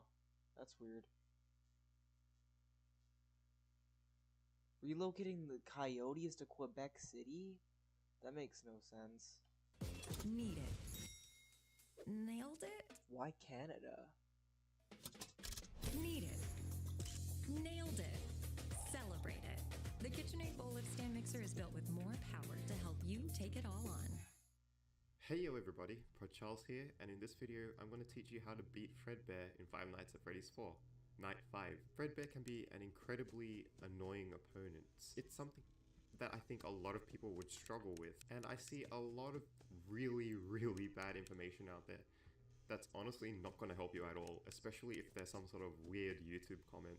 You've really got to watch what you listen to and what you read. Straight into it, Fredbear is basically facing Foxy, except he can appear all over the place, right? And you can hear him running left and right. So if he runs left, you check the left door. If he runs right, you check the right door. Now you might have seen that in the beginning, I was playing super fast. And that's something a lot of people actually recommend when you start this level, but it's really not going to help you at all. If you try and check the doors as fast as possible, Fredbear is never going to appear as often as if you just waited a bit, which is basically the meat and potatoes of the strategy. Wait a little bit. That's why in my last video, I said that this game reminded me a lot of Final Fantasy IV, because in that game, the main character Cecil has to fight his former self in order to become a paladin. In that fight, whenever he attacks, he just takes as much damage as possible, and I remember being a kid playing this game, using my dark attack over and over, windling my... Uh-oh, that's laughing. Okay, so when you hear laughing, it's either in the cupboard or behind you. Bro, why the fuck is he yapping about Final Fantasy IV? What? Are you asking why they'd put a hockey team in Canada? I'm asking why they'd put an American hockey team in Canada. So basically the way you get rid of him is if he's in the cupboard, you close the doors. Just like Foxy, but he actually disappears this time. And if he's behind you, you just flash your light on him until he disappears. Laughter is behind me. If he's not behind you, he's in the cupboard. It's plain and simple if you hear laughing. That's all there is to it, really. All you have to do is wait like 2 or 3 seconds, whatever feels better for you, for your game, and he will always appear at the door he runs to. Then you just close the door. Don't go spamming doors and going forward and backwards and going crazy, because you will never end up seeing him and it'll be a frustrating experience for you. So what do you want to get out of this video? Basically, whenever Fredbear's running around, whenever he runs to one place, wait 2 or 3 seconds until he's finished running to that place, and then go and check it with your flashlight. Then close the door. Because he takes a certain amount of time to creep up to your door, and I believe that time falls within like a 2 or 3 second range. And when that happens, you'll know for sure he's always there, and when he's going to go away. And he will always go away without fail and appear without fail, except there because I was too hasty. He's behind me. He's behind me or in the cupboard. I can't tell. He's in the cupboard. And you can see that even though I'm talking and not really paying attention too much, I'm still beating it with ease. Anyway, thank you so much for watching, everybody. If you enjoyed this video, found it helpful, make sure to share it with your friends, like, comment, and subscribe if you enjoy videos like this, because I love helping you guys out. If you think I'm doing something wrong, look, this strategy has worked well for me for my Let's Play. This strategy has worked well for me now in recording this video. I'm acing this. I'm not like hardly paying attention to the footsteps, and I'm still winning. How is that happening? You've got to ask yourself that. Look, you know how the game ends, and if you don't, I'm not going to spoil it for you. Thank you so much for watching. If you enjoyed this video, make sure to share it. It would really help a lot in getting this video out there, exposed, and in teaching people how to beat Fredbear. This character is so frustrating. I understand it. I was jump scared by him so many times. In my Let's Play, I had to cut out so many jump scares because it was boring to watch. And I see a lot of really bad information out there. I don't want any... Alec, you know the Coyotes were the original Winnipeg Jets, right? Oh, right. Yeah, I knew that. I know that Winnipeg were, for a while, the Atlanta Thrashers. That's another thing I know about, but like, I don't know. I just find that Coyotes moving over to Quebec City seems kind of odd to me. I don't know. Can't describe if it's cute, if he's cute or not. What? Me or the guy here, like the guy in the guy in the... Oh, you're talking about the... Okay. Thank God. Anyone to be any more misled. Just be patient. Listen into the footsteps. Wait 2 or 3 seconds in the middle of the room, because he might even jump around from left to right, or he might even jump behind you or in front of you. You don't know, so just wait that 2 or 3 seconds and then go and check. And if you know for sure he went left or right and you don't see him on the flash, then just close the door. Because if you've waited, then he has traveled towards you in some amount. To my understanding, that part could be wrong, but he will disappear. He will go to another door. He will go behind or in front of you. It all depends. Anyway, thank you again so much for watching. See ya! Okay. That's an interesting little take on that. I'm gonna give that a try again. Oh yeah, that's right, Atlanta had a team, yeah.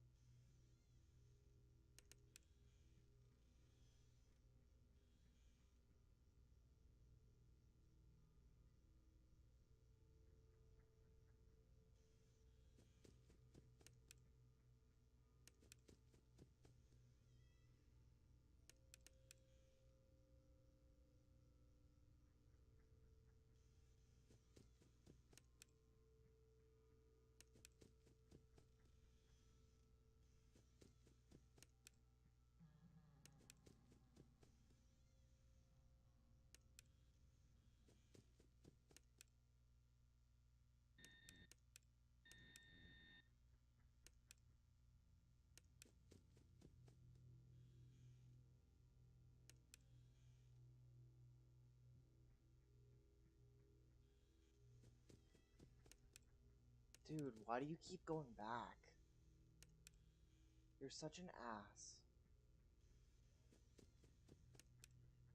Bro!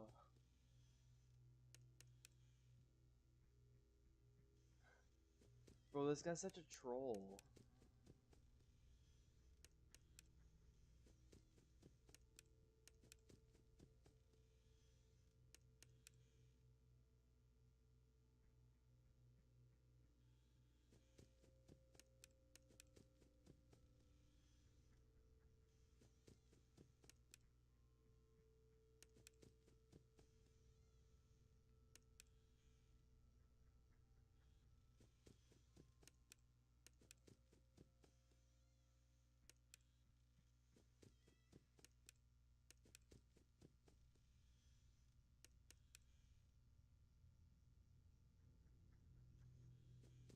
Okay, I'm already having much better luck.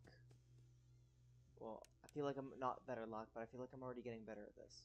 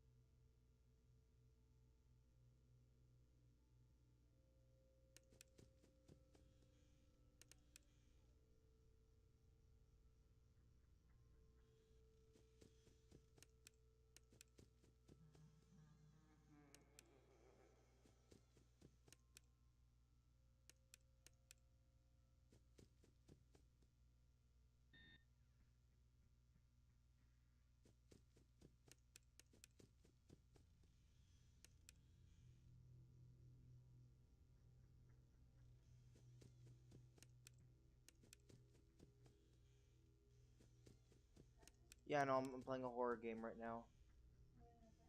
I'm gonna practice in a few minutes. Yeah.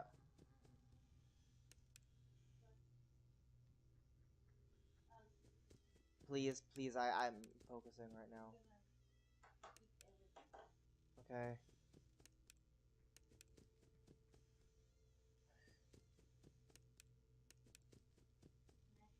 Good night. I will. Yep. Good night. Mm-hmm.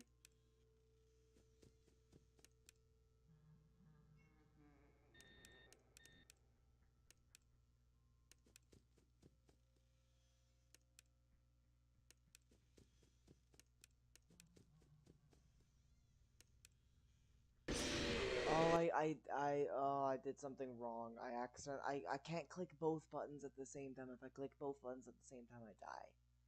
Not supposed to do that. Not supposed to do that. Don't click both buttons at the same time. It kills you. Okay. Fuck. Noob is a cutie pie. No. What's wrong with you being cute?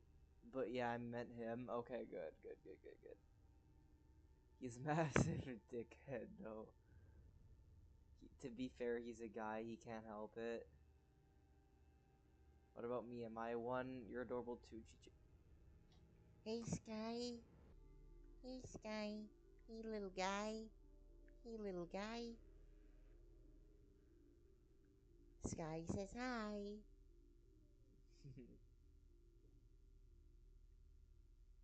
Sky, little guy. Oh shit. No, I know why you're here, Sky. You want the popcorn. You can't tap the popcorn. You just gonna sit on my lap? Is that what you're gonna do? You're gonna sit on my lap?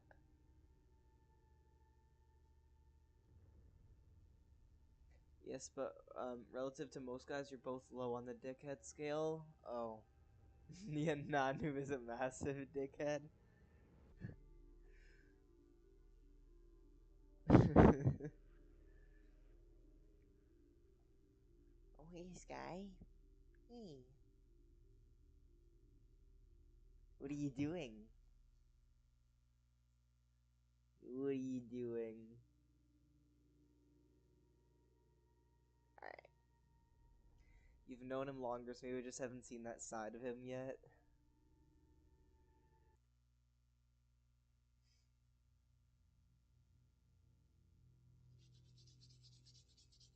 I'm beating night 5.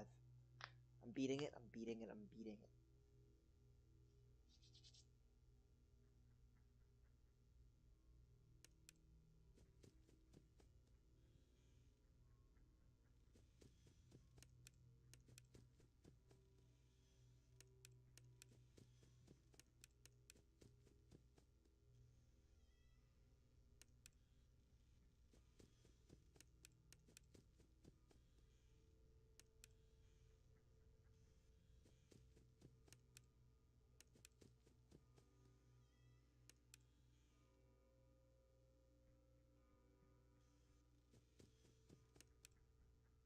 Oh, you're such a troll.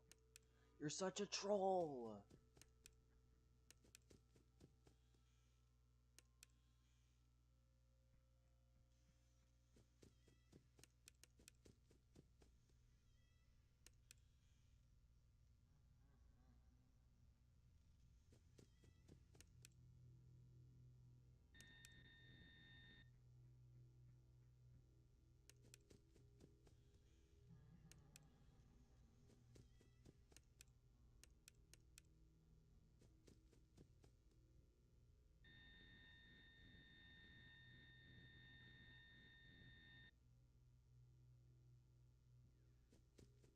Oh god, oh god, oh god, oh god. I do both and it kills me. I click both. I can't click both. Clicking both is a death trap. Why do I do it? New blows a dickhead scale out of the park.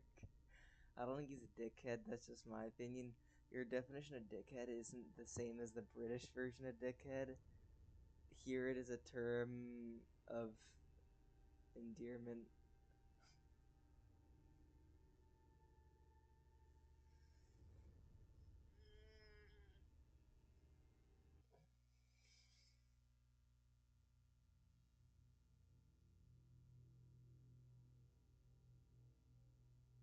Hospital hallucination.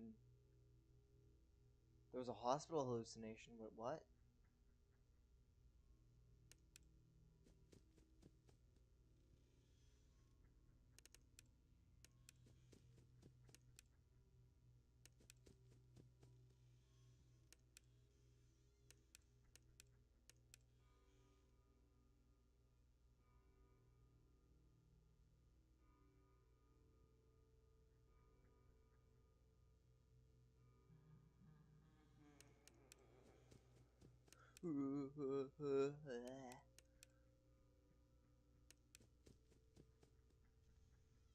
Oh, you're such a troll.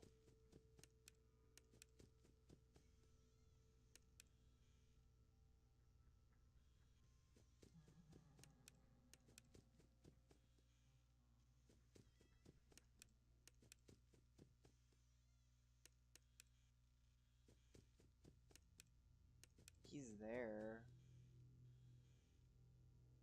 I think. Oh, he's okay, he's over here.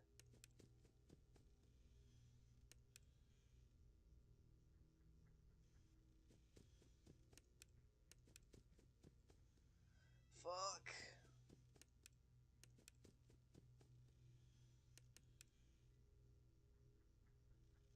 Okay. Oh, you're such a douche.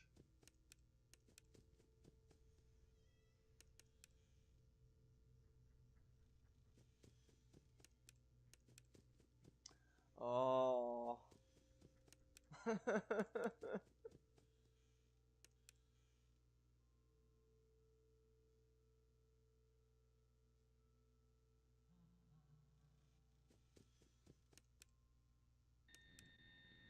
Get out of there. Yeah, you go back there.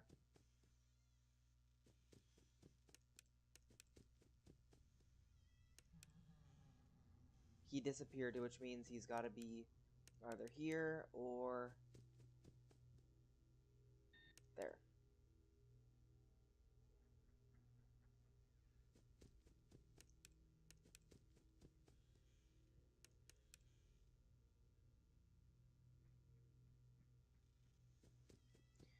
All right.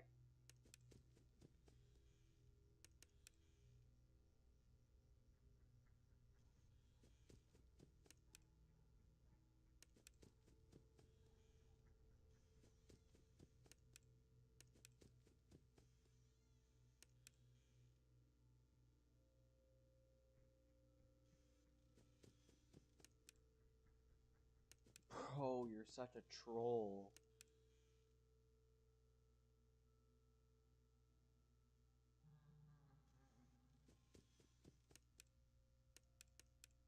Come on. Where is he?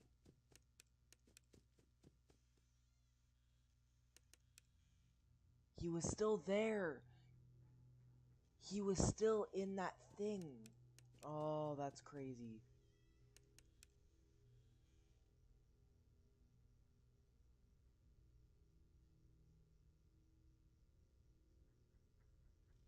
Okay.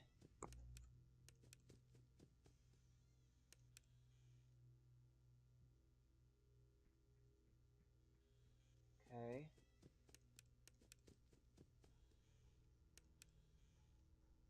Heard footsteps there.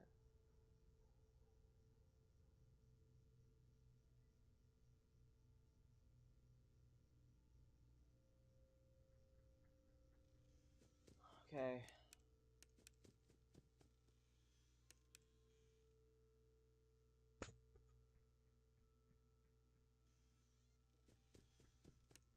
Oh, you're a troll. Bro, make up your fucking mind. Okay.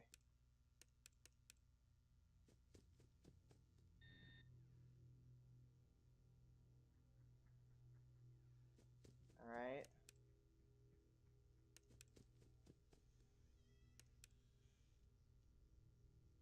We wait here until we hear something.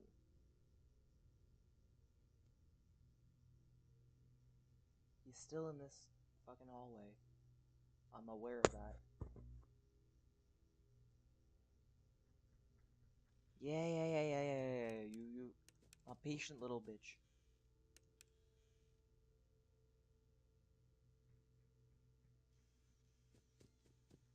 I'm taking you down, okay? You fooled with me enough. I'm tired of it.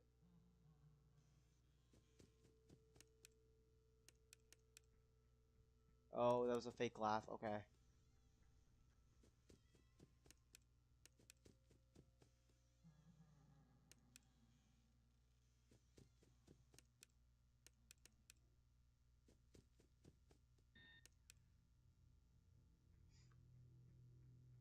Okay.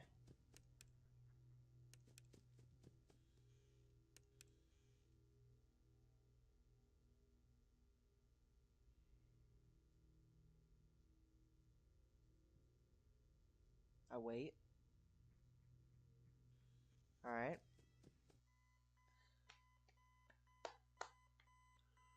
Let's go! 6 a.m. We beat it! Hello, Makari the Volpera. Hi, kids, I'm gonna teach you about sin. Oh, wait, this is the party. It's a party. It's the bite of it. It's from Markiplier says the bite of 87, but isn't it the bite of 84 or something?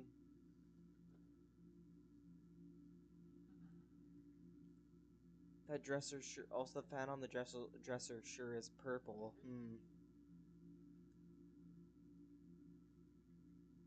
That's because it's Michael Afton's room.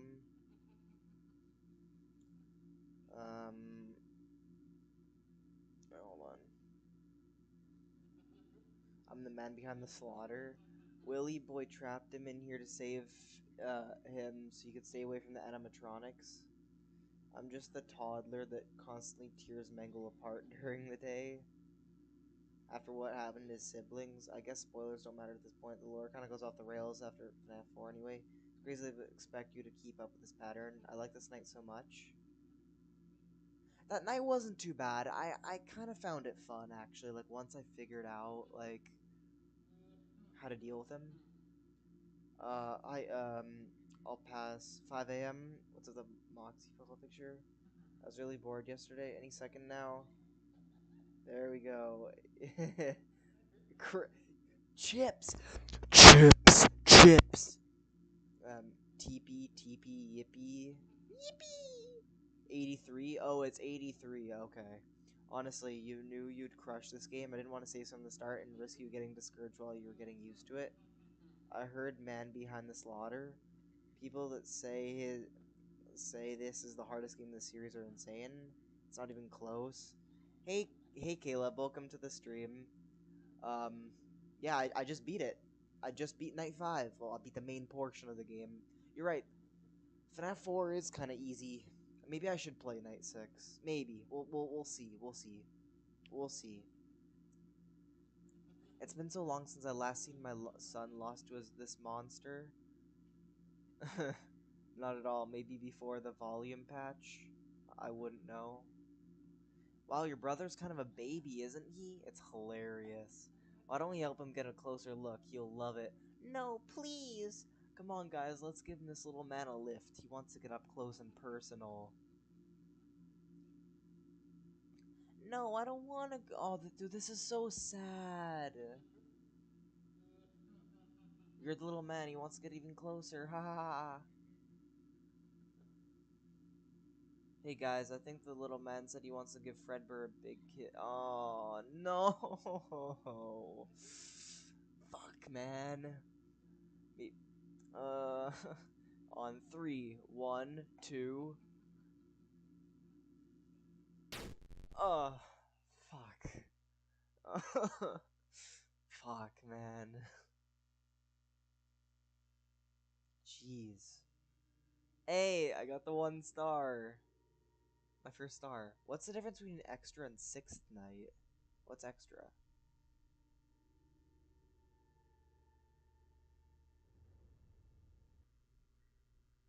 Animatronics. Making Foxy. Making Fredbear jump scares fun of Flush Up. Nightmare cheats. Challenges fun of Balloon Boy.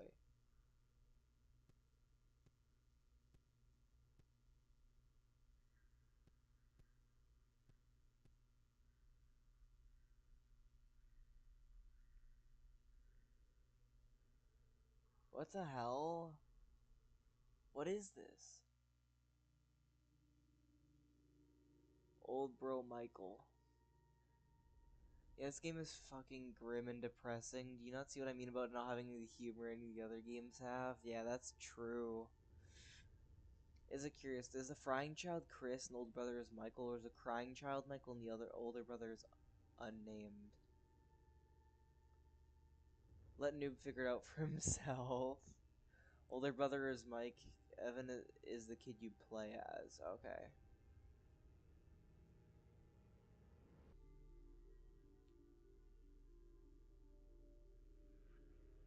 Forgot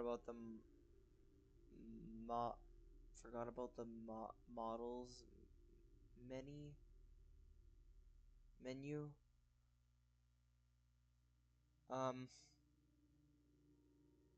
So what do we do from here?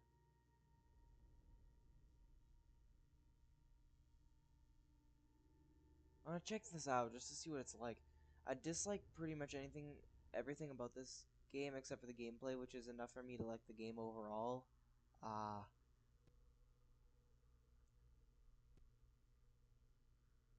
Making Foxy.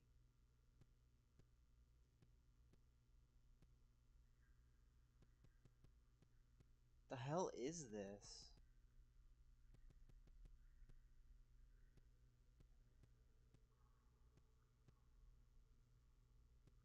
This is weird. And I'm assuming we can't do the other ones, probably because we haven't done the 6th night. Secrets menu. You can also view the jump scares in the menu. Really?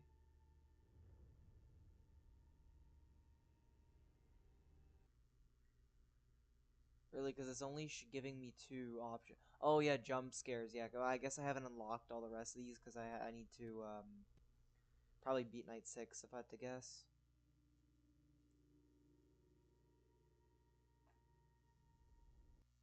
All right. I don't know how night 6 is. I don't know if I want to go into it blind. I'm sorry, I'm a pussy. So we're gonna watch a guide on it, and then I'll see if I wanna, play it.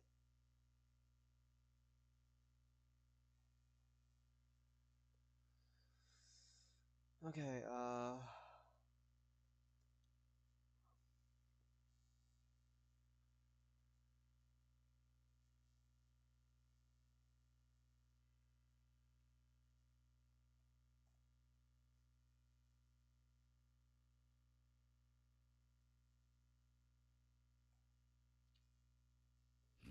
Hey, boss, I'll get you out. Here, Red Bull. It gives you wings.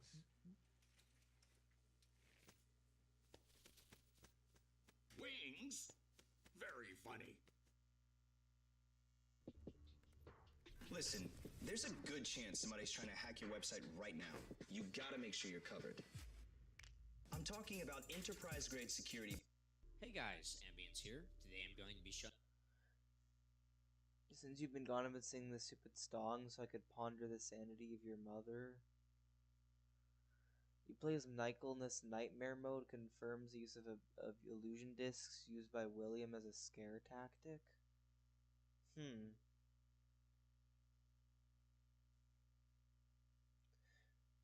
Because Evan's dead and Charlotte's been dead ages at this point. Okay. And Evan is the kid that we were playing as in the first 5 nights.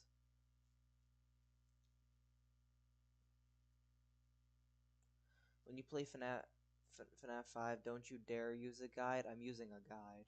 You wouldn't need a guide for Pizzeria Sim. It's all pretty self-explanatory. Oh, you mean Sister's Location? Showing you how to beat Night 6 on Five Nights at Freddy's 4. This is actually a pretty easy night compared to the other Night 6s in the franchise anyway. This is basically a weird mix of Night 4 and 5 with more aggressive AI. The standard Nightmare animatronics will attack between 12 and 4 a.m., and then Nightmare Fredbear will appear between 4 and 6 a.m. So in this video, I'm mainly going to be doing a brief overview of the strategy for 12 to 4 a.m. Oh, so basically 12 a.m., 1 a.m., 2 a.m., 3 a.m. is the other animatronics, you're keeping Foxy at bay, and then at 4 a.m. it's Nightmare. No, it's Fredbear. Okay, I can beat this. I can beat this. This doesn't seem that bad. I'll be honest. It doesn't seem that bad. I could probably beat it.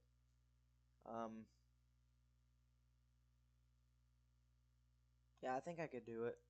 And I'm guessing Night 6 will give you a 2nd star, from what I know. And then, you guys know me, I have to get a 2nd star in every single FNAF game, and then I'll probably never play the game again. Want me to sing all of It's So Long again? If you want, I don't care. The gameplay in Sister Location is self-explanatory as well. Pizza Sim and Sister Location are different. Known every game up to this point and up to Sister Location, you are Michael. Oh, okay. That's correct. It's a gangbang. Everyone's invited. Yeah. Trying to fix his dad's mistakes. Than the strategy for 4 to 6 a.m. If you want a better understanding of why these strategies work and some other minor tips, I recommend watching my Night 4 and Night 5 guides, both of which are linked in the cards above. So without further ado, let's go ahead and get straight into it. As I said, Night 6 is basically a combination of Night 4 and Night 5 with more aggressive AI. So the standard Nightmare animatronics are going to attack between 12 and 4 a.m., basically just like on Night 4, just a little more aggressive. So you are going to have to move fairly quickly. You will benefit from watching my Night 1 through 4 guides in this section if you're not too familiar with how the standard Nightmare animatronics work, but you're already at Night 6, so you should be anyway. So as usual, you're going to want to go ahead and run up to the left door at the start of the night and shine the flashlight just to go ahead and load that up, because they do take a longer time to load the first time that you run up to them. Same with the bed. After you run back from the door, then go ahead and turn around and look at the bed, shine the flashlight there. You might catch a Freddle there. I heard breathing there. As you can see, Nightmare Bonnie and Nightmare Chica are pretty aggressive early. They will start attacking as early as 12 a.m. So the main goal for this night, you'll notice I'm lingering at the doors here instead of moving as fast as possible. I covered the strategy in depth in my Night 4 guide, where I was talking about how to keep Foxy out of the room for as long as possible, and that's the strategy that we're going to be doing here. So in short, you're going to want to listen for Foxy's footsteps, which are quick footsteps running back and forth, pretty quiet, not the loud, deep footsteps that you'll hear from Bonnie and Chica as they walk down the halls. So basically what you're going to want to do is just listen for Foxy's quick footsteps, and you're going to follow those around. So you're just going to wait in the center of the room until you hear Foxy run back and forth. If you wait about 4 seconds and you don't hear him at all, then just go ahead and run up to a door, preferably the one that he's currently at. So if you hear him run up to the right door and then don't hear anything for about 4 seconds, then you're going to want to run up to the right door if possible. If you don't know where he is, then honestly just pick a door where you think Bonnie or Chica are. If you hear deep footsteps on one side of the hall, then it may be wise to go ahead and run up to that door and listen for breathing. If you don't hear it, go ahead and shine the light, and they should be at the end of the hall, just like I did with Nightmare Chica there. So the main goal of the 12 to 4 a.m. section, this is going to apply to nights 7 through 8 also, so it's important to remember this. See, I warded Foxy off there, I'm pretty sure. The main goal is to keep Foxy out of the room for as long as possible, so this is why we're listening for his footsteps before running up to a specific door. So he likes to run back and forth sometimes on night 6, especially on night 7 and 8. You'll hear him sometimes run back and forth, left, right, and just keep doing that for a while. So you're going to wait until his footsteps stop. If you're just idling in the room for about 5+ seconds, then you can just go ahead and run up to a door, because obviously you need to be a bit worried about Bonnie or Chica. Mr. Noob Sister Location's gameplay does not need a guide. Okay. Okay. Good to know. You know, I find it's kind of crazy that this is like the first ever dedicated FNAF 4 stream that I'm doing, and I'm beating like most of it within this stream, which is kind of crazy. I don't know. And Alex, you said that you played, except for FNAF 1, you said you played all up to night 5 and then you stopped. So are you saying that, have you beat night 6? Or did you stop at night 5 for this game as well? Order the games in canon and sister location. FNAF 4, FNAF 4, FNAF 2, FNAF 1, FNAF 3, Security Breach. I don't know where Pizza Sim fits in. Oh, okay. So Sister's Location is the first FNAF game? Well, it's in the timeline. And then FNAF 4, FNAF 2, FNAF 1, FNAF 3, Security Breach. Watch MatPat's complete lore videos. They're long, but they explain everything backstory and timeline-wise. I did do a stream recently where I was watching a bit of MatPat, and I think I stopped watching. I think I watched his FNAF 1 theory, FNAF 2, and FNAF 3 theory. I don't think I watched his FNAF 4 theory. I think, actually, no. There was 2 theories he made on FNAF 3, I think. So I need to watch the second one, and then it goes into FNAF 4, and I don't know. I think he starts picking up the pace with the FNAF theories after that. Or like the lore videos and stuff. Now, I never beat Night 6, got to 5 a.m. a million times, though. If you're talking about timeline, yes, it's built under this house in FNAF 4.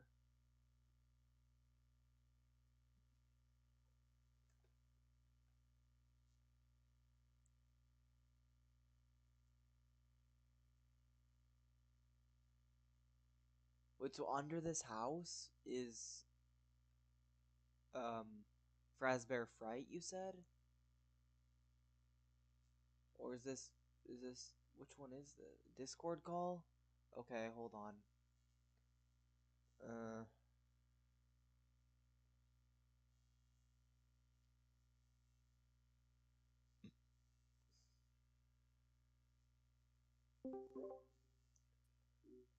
Hello. Excuse me. Hello. No. So under the FNAF 4 house, like Uh-huh. down in the ground, is Yeah. Circus Baby's Pizza World, Entertainment and Rentals, which is sister location. Do you remember how a couple of days ago I was telling you about the secret ending that looks like FNAF 1? Yeah. Yeah. Okay. In that, you can type a code in and you can see security cameras for the FNAF 4 bedroom, which means it existed before this. You So get me? so underneath this house, Mhm. they built the sisters what the place that was within sisters location. Yes. Was that there before in the timeline? Was that before FNAF 4 or was that built after? Well, it had to exist before that because otherwise, like, there would be surveillance for that. Oh, okay. You know what I mean? So it was like the whole fucking illusion disc and stupid shit like that. Like that's kind of like hard to explain. Huh. One sec, let me right, go away because I can hear your voice on YouTube. So it's a bit muddled up. It's weird, right? Because in all of the games. Gigi, I don't care about the lore that much, so who cares if she's telling me about the cameras? Anyway, continue. In all the games up to sister location, you play as Michael, right? Yes, and then I know Except Ultimate Custom Night. You play as William. Except for when you're doing the crying child scenes, like the cutscenes. Yeah. That's Evan, I guess. But the idea is that Williams trapped Michael in this room because of the bite of 83. Yeah. Because obviously what he did to his brother. Obviously Charlotte is already dead at this point because sister location has already happened. Right. Okay. Which you'll know when you get to there. So he kind of like creates these nightmare monsters and keeps an eye on him, like to scare him away from going near his work, basically. Mm-hmm. And then FNAF 2, obviously we already knew that was a prequel. That's like common fucking knowledge. So FNAF 2 is after FNAF 4. Yes. Mm-hmm. So you notice how he gets fired because of older. He got yeah. Yeah, because he's dead, bro. He's kind of dead, but kind of not. Ah. Because it's sister location. Okay. So Sister's Location is the first. It's the first game when it comes to the timeline. Kinda. It's like FNAF 4 and like Sister Location are kind of like they're interchangeable in like ways. It kind of makes sense for FNAF 4 to be first, but in other ways it makes sense for Sister Location to be first. Either way. Right. Because something happens to Michael in Sister Location, and then he goes to try and fix the issues that his father created, burns down basically all of them, gets fired. And then FNAF 1 obviously gets fired for tampering with the animatronics. Yeah. Trying to fucking decommission them. Night 7. And then FNAF 3, he does the same thing, Pizzeria Sim, he tries to burn the place down. It's. But yeah. I don't know, I just wanted to. I can't be asked typing it out loud, you know what I mean? Yeah. I can't be bothered typing on a headphones bollocks. Yeah. But yeah, no, it's kind of like interchangeable and. Yeah. It is like a bit switchy because it makes it's all backwards. That's what the issue is. I personally would put FNAF 4 first because it makes more sense for him to be younger. Mm-hmm. But then you see in the like flashbacks and stuff, you see like Charlotte's empty bedroom and stuff like that. So it's like, why would a bedroom be empty? Why is the sister not around if she's not already dead? Right. Yeah. Uh-huh. It's the confusion in the law. Jeez. Yeah. Are you planning on Help Wanted? Help Wanted? I don't know, cause from what I've heard, Help Wanted is not that good unless you have VR. Yeah, that's the only issue. That's why I was asking. I don't know. I don't know if I will. Maybe I'll just skip that one. I just go from I'd go from Pizza Sim to I'd go from Sister's Location to Pizza Sim to Security Breach. Pizza Sim first.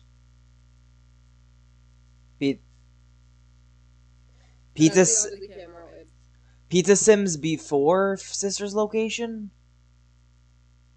Yeah, that's FNAF 5, and then Sister Location is FNAF 6. Oh, okay. I didn't know that, Alex. You're also gonna have to. You're also gonna have to get me a mega file for Pizza Sim, because I think that's what I'm gonna. Alex. Parity Queen. Yes. If Queen is okay to use by you, I don't know. Should have checked. I think she uses she, her, and he, him, so it's fine. I think. Alright, we'll stick with Queen. Yeah. Yeah.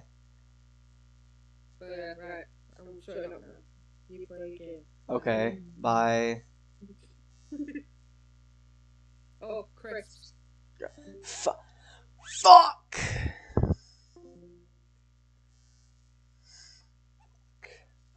Damn it, man. Pizza Sim is 6?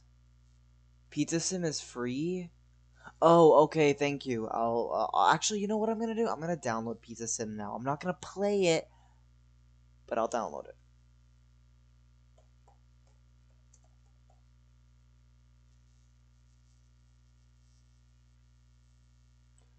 Okay, Ultimate Custom Night, I got that on Steam, so I bet I could probably find this one on Steam. Pizza Sim. Freddy Fazbear's Pizza Simulator. Freddy Fazbear's Pizza Simulator. Is this, so this is supposed to be FNAF 6, right? Or FNAF 5 or whatever the fuck. I don't know if Angel's right. I always thought that Pizza Sim was 6. Caleb says Pizza Sim is 6. It's not that he would have come up with it himself. Cawthorn doesn't even understand his own plot. Angel's describing the theory that fits best. Oh, okay. It's more that I and maybe GJ can't speak for him though. It was interested in hearing Alex's interpretation without knowing any of it. Yeah. To be fair though, I don't know if I'd go that deep into the FNAF fucking lore and try and figure that out. Like, I don't know if I would care that much. Hello L2 Ruby, welcome to the stream. It's also fun to laugh at them get it wrong when they don't put it together themselves. Yo, Alex said it's interesting hearing people piece together the lore, especially Alec. Him hearing piece together the FNAF lore in the first 2 games was interesting to hear. What did I even say? I don't even remember what I said for the first 2 games. Yeah, Pizza Sim is 6? Oh, okay. Angel, you got it wrong. Chips. Okay. So, play game.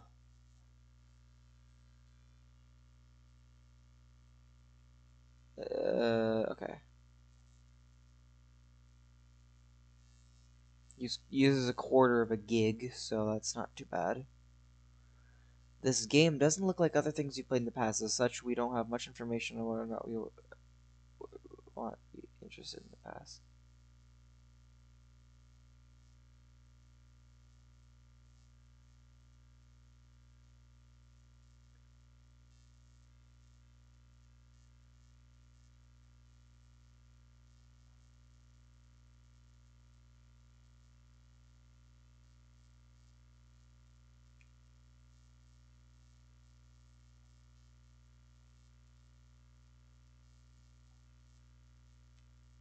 Forgive me if I'm wrong.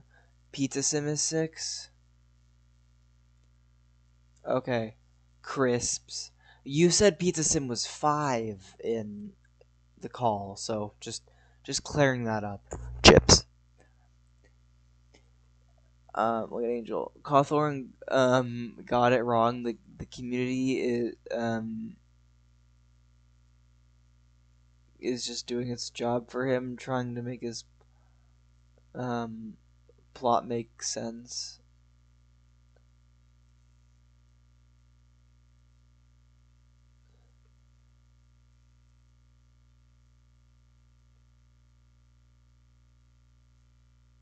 Okay. I believe I've installed it. So I can play the game whenever I... Oh, yeah, there it is. Freddy Fazbear. Okay, okay.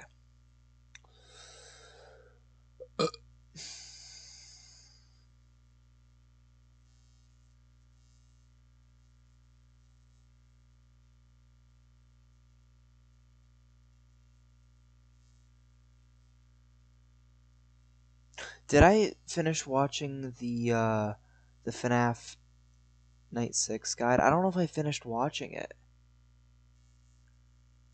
I don't think I did. I don't remember. I must have gotten sidetracked for something. I said, forgive me, I'm wrong. Okay. Oh, okay. Sorry. I read an if, even though there was no if.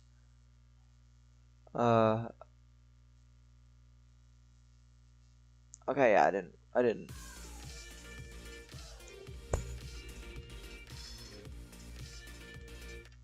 We're seeing EVs more every day.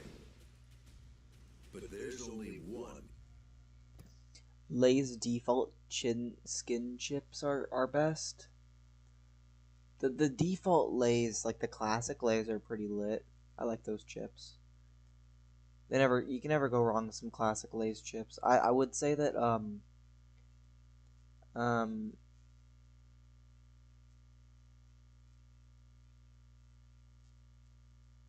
but yeah. No, because they're chocolate chips. So for you, fries are chips, and so are chocolate chips. Chocolate chips are also like chips.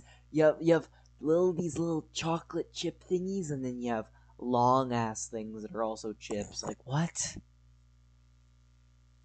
If anything, a chocolate chip looks more like a chip. You know what I mean? Whatever. Chips. You can also do them in either order. If you look more parallel to me any way than a sequence,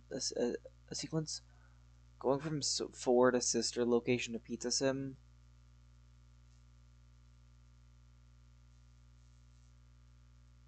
Pizza Sim at least keeps the same night formula.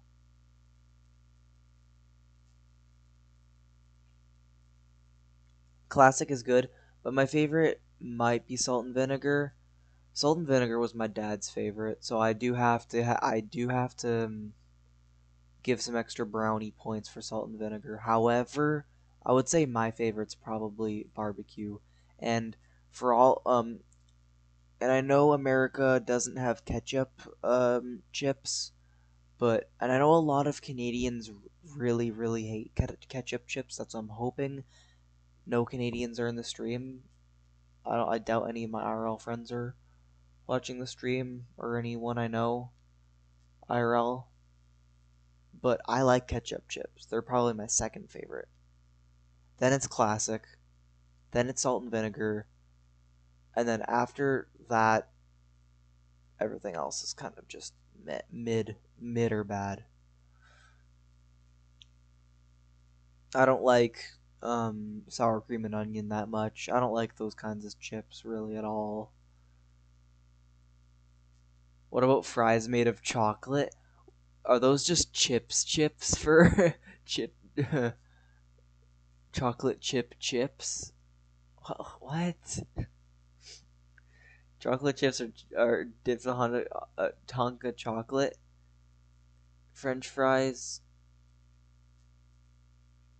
are chipped from potatoes.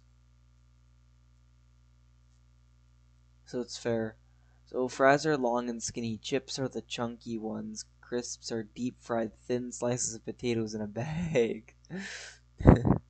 I've seen ketchup chips before. I don't know anyone who eats them. I like ketchup chips. I think they're lit. I think they're very, very underrated. You don't like ketchup chips? They're very I respect that, but for anyone who hasn't tried them and said that because other people don't like them, I think they're underrated. Y'all should try them. They're lit. French fries are a certain type of chip. All French fries are chips, but not all chips are French fries. I've seen one bag of ketchup chills in my life. I mean, I know you mean chips. I don't know how. I've also tried mustard Doritos. Worst decision ever. Though that doesn't sound good. Yeah, that doesn't sound good at all. I'm actually gonna grab some water because I've been just fucking inhaling this popcorn. I'm fucking dehydrated. So BRB. I don't mind the ketchup chips. I'm just not a big chip eater. I'm a big I'm not big on sweets and candy and stuff. I'm a big salty guy, so I love chips. Chips are like my crack and cocaine. They're as good as any in my opinion. I would if I wasn't so deep south. Right, true. Yeah, you guys probably don't have that. Anyway, BRB, I'm dehydrated.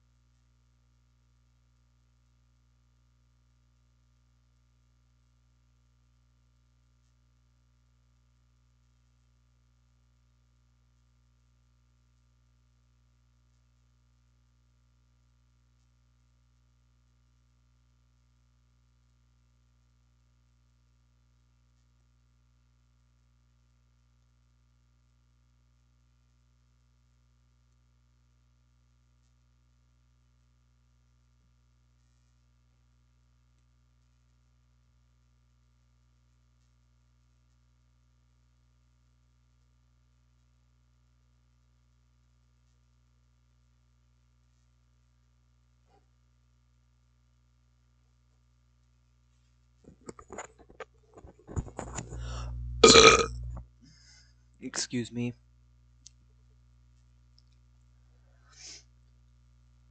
Yeah, they were nasty. I mean, I don't mind mustard, but I could totally eat it on a burger or something. But those Doritos, no. I love mustard, but yeah, that doesn't sound good on a Dorito a Dorito.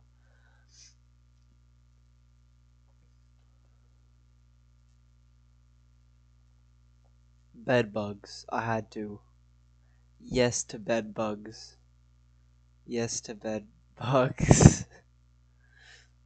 I love chocolate, but I'm not a big on sweets either.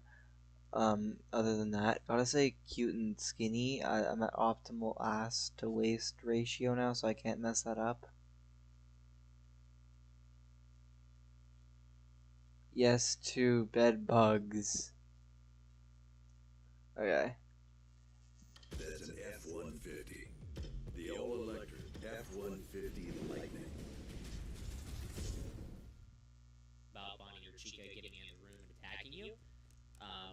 for the most part, you're just going to be listening for Foxy's footsteps and running up to whatever door he goes to.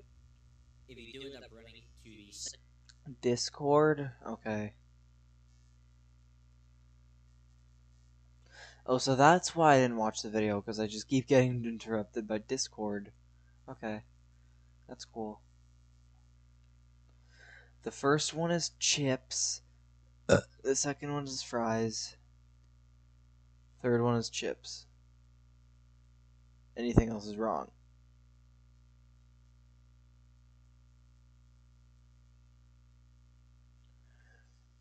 The first one...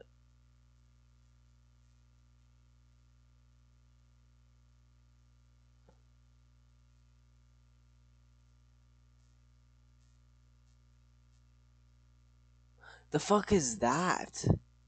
What the hell is that? What the fuck would you call that? What the hell is this? We don't eat this. What is that? Thick fries? I don't even want to call it thick fries. This, the second one is fries, I agree.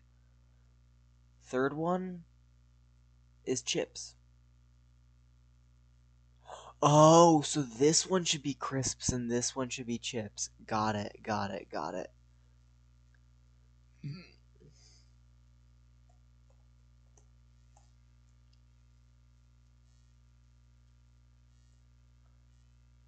same door multiple times. Built for tough. Yes to bed bugs. I also can't stand frosting. Too filling is how I'd put it. A fucking chip. Those just look like normal fries. Chunky chips. Not even as big as steak fries. Those are real fried potatoes. Not fast food bullshit. So much better.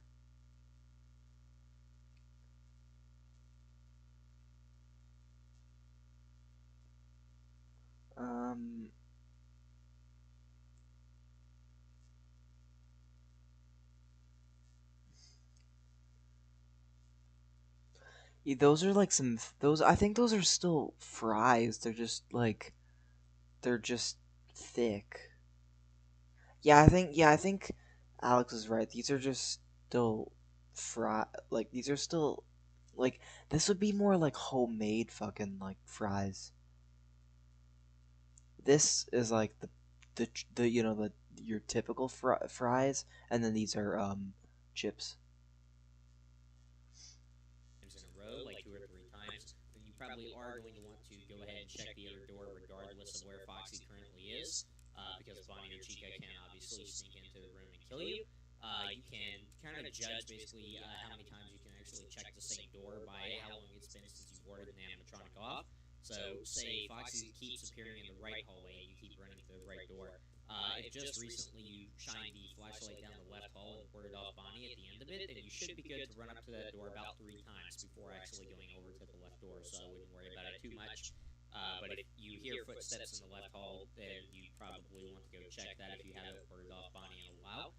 So that's just an example. So basically, yeah, the goal is just keep Foxy out of the room for as long as possible. Listen for his footsteps. Make sure you have a decent pair of headphones. It's going to be very important for this section and the next section. It's now 3 a.m., and as I said, starting from 4 a.m., Nightmare Fredbear is going to replace all of the animatronics, and the gameplay is going to be very similar to Night 5.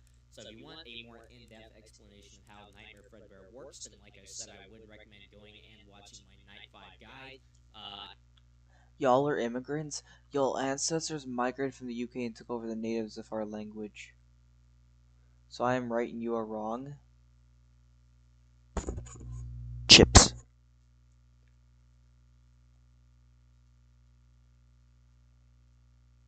I mean, that wasn't us, that was you. Fair point, fair point, fair point. I went over a lot of the mechanics of how it works. I'm just going to be doing a brief overview of the strategy you should be using here. But yeah, in short, for the 12 to 4 a.m. section, just keep Foxy out of the room for as long as possible. If you can keep him from getting in the closet up until 4 a.m., then you should be good to go. Make sure you have your volume turned up pretty loud. It is now 4 a.m. You're going to have to be ready to immediately transition to the 4 a.m. section, so just snap into the Fredbear mindset, I guess. So you're going to want to listen for his footsteps. He'll run back and forth, back and forth. Usually he runs back and forth between the left and right hall quite a bit. He is definitely more aggressive than he is on night 5, which actually isn't a bad thing necessarily, because there was only one time, I think, where he actually didn't appear in the hall when I ran up to it. So what you're going to do is you're going to listen, wait for him to run back and forth, and then count whenever his footsteps stop, and then restart the count if you hear them again. So basically, if it's been 3 seconds and you haven't heard his footsteps, then that means that he is currently stopped at the door. You're going to want to run up to that door, quickly shine the flashlight, and immediately close the door if you see him there. I hear a lot of people say, oh, don't use the flashlight, that gets you killed. This is false. This can happen sometimes with Nightmare, but I don't believe it happens with Nightmare Fredbear. They're just dying to something else they don't understand. So No, he is not. This isn't correct. If you shine the light on the door, you die. I can confirm that. Always use the flashlight, because that is very important to actually check if he is there. This is great for beginners also that may not know how to deal with Nightmare Fredbear as well, just because if you can't tell the difference between a real and a fake laugh, and sometimes I can't even tell the difference, then it is very important to actually check to make sure he's in that hallway when you close the door, otherwise you could die. I don't think he actually enters the room here during this playthrough. I think he only fake laughs once. This was really bad for me. I heard a fake laugh, I'm pretty sure, and checked the hallway, and he wasn't there. So I checked the bed and the closet and figured he must be in the right hall. There he is, so I went ahead and closed the door and just barely avoided it. I talked about this a lot during my Night 5 guide, because it got me killed a lot while I was attempting that night. So basically what happened there was, sometimes Nightmare Fredbear just won't appear in the hallway for a while. So if you check the bed and the Salsa chips? What do you mean, bitch? Do you mean nachos? Salsa chips! It's salsa chips! What do you mean?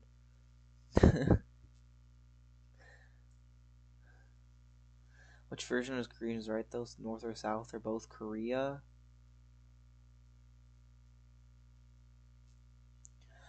Just like how soccer is a word Britain gave America. Salsa chips. Hell yeah. I'm surprised Angel still talks to me. pauses after a fake laugh and he's not there. He is 100% in that hall if you haven't heard footsteps again. So basically, if you run up to a hall, shine the light, and he isn't there, just go back to the room, wait about 3 to 4 seconds, then run back up to the door. If you don't hear any footsteps during that time period, that is, and he will 100% be there, and you can go ahead and ward him off. So like I said, hopefully I did a decent job of explaining this. I went into this a lot more in-depth during my Night 4, and especially my Night 5 guide, talking about the standard Nightmare animatronics for Night 4 and Fredbear for Night 5. So once again, I would recommend going to check those out. But this should give you just a basic overview of the strategy you're going to want to follow. Okay. I think I'm ready. I'm ready to play some more FNAF. It's been a minute. Kind of took like an hour break arguing with Angel, but I'm here. It's fucking nachos. Ask for fucking Mexican. It's a Mexican food. Salsa chips. Salad? Salad? I think they mean salsa flavored crisps. You know, actually, fuck off. I can't converse with dumb fucks. If they don't mean salsa flavored crisps, they're talking about nachos. As the text will confirm, you are right and they are wrong.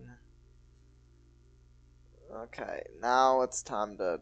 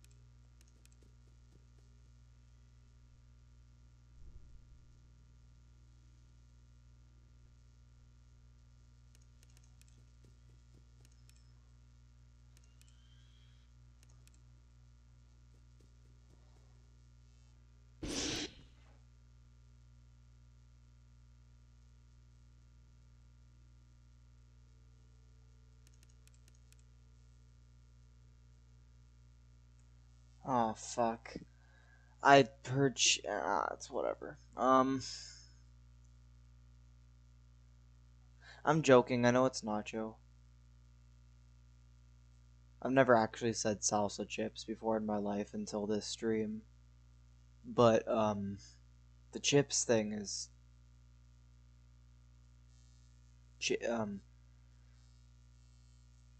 this is chips. This is thick fries. This is normal fries. But yeah, salsa chips are nachos. I'm kind of just joking. I've never actually said that before. I never said salsa chips till today. Kind of just wanted to piss Angel off.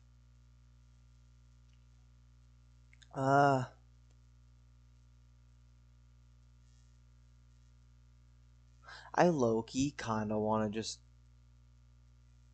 wait. What is it? I want to hear what the cutscene says. One final tip that I can give you that will actually help you quite a bit outside of the game is I would recommend if you have your phone or your laptop somewhere around, or just anything really that has a stopwatch, maybe even just a certain type of watch, then I would recommend setting a stopwatch as soon as you start up the night, like as soon as the bedroom becomes visible and you can run through doors. I would recommend starting up a stopwatch just saying every hour in FNAF 4 is 60 seconds, which means every night is 6 minutes flat. This is actually extremely helpful because you can tell when you're about to hit 4 a.m. so you can be prepared to transition to dealing with Nightmare Fredbear as opposed to the other standard Nightmare animatronics. I find that that helps me out a lot running a stopwatch while playing FNAF, especially in FNAF 4 on these later nights when there's a mix between the standard animatronics and Nightmare Fredbear or Nightmare. That's so sad. He says, "We're still your friends. I'll put you back together." What the fuck? Isn't he dead? And it's just the animatronics talking to him. Like, that's so sad. That was one of the things that helped me beat Night 8 in particular, so I would recommend running a stopwatch. But anyway, that's going to be all for now, guys. This was basically just a quick summary of what you should be looking to do on Night 6, how to counter the standard Nightmare animatronics as well as Nightmare Fredbear. Like I said, I didn't go super in-depth on this, but hopefully it should be all. Jesus, holy crap.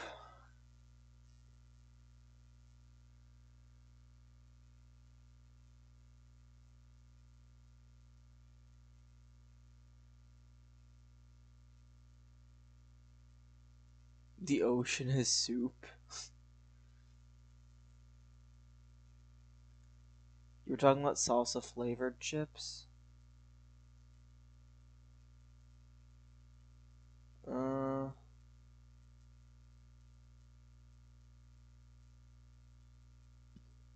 fuck?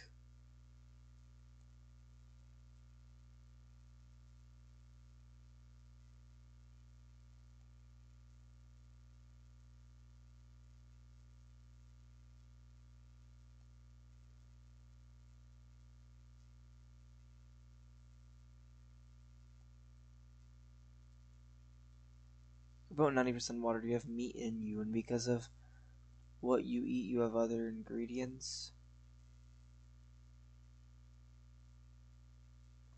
The ocean is soup.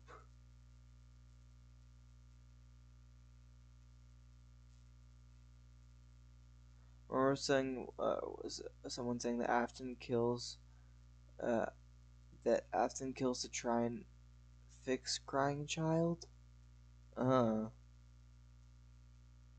Uses their corpses to put him together again?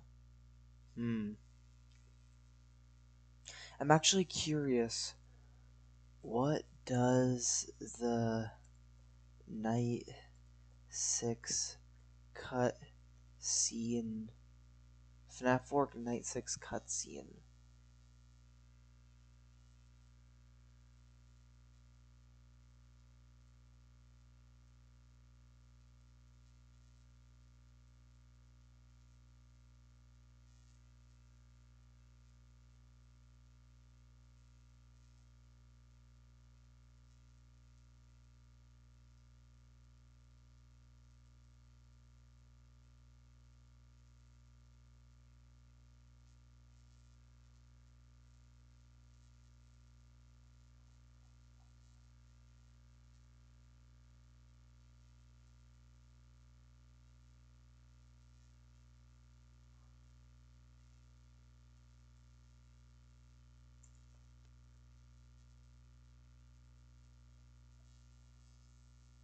They show that purple guys are...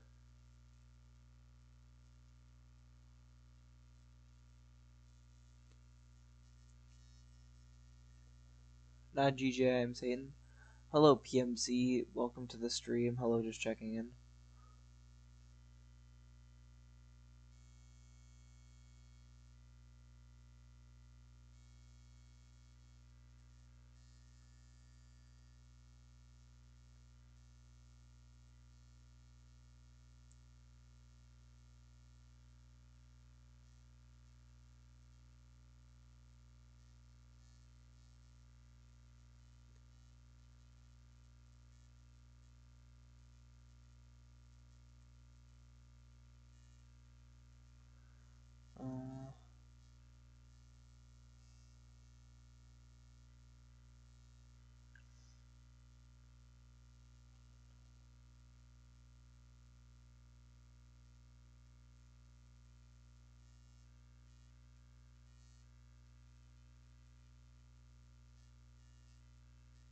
Broken after this snap, I saw she goes to fade out.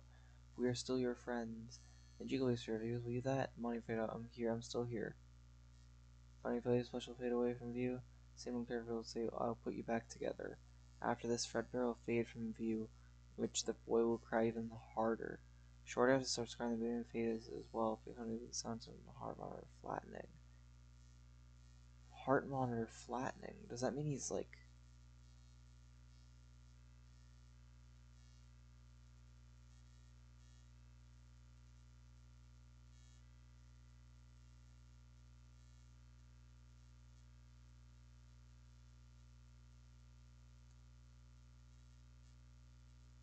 This could suggest that the crying child is his injuries and died.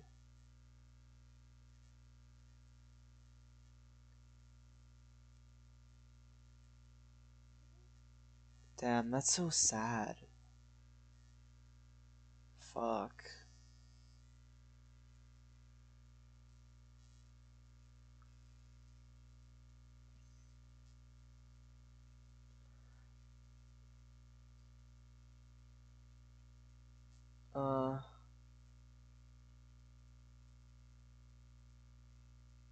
Alright.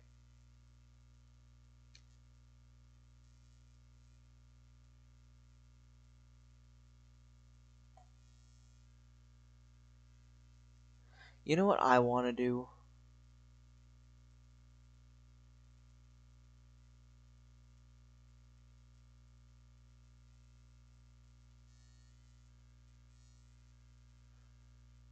I want to play... should I play Pizza Sim or Sister's Location?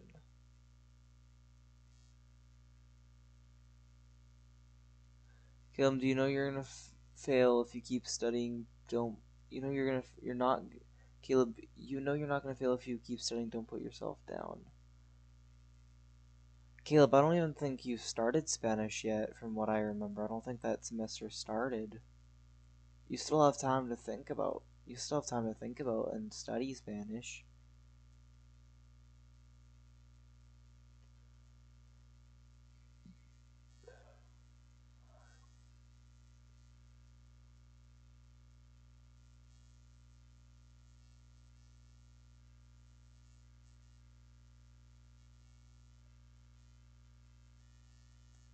Let's play Pizza Sim. I don't know why I'm not playing Sister's Location, but I feel like playing Pizza Sim. Pizza Sim's more goofy and fun, good vibes for now. Okay. Whatever you feel up to more, boss. Okay. Let's play Pizza Sim. And let's lower the volume because I'm not playing FNAF 4. Press enter.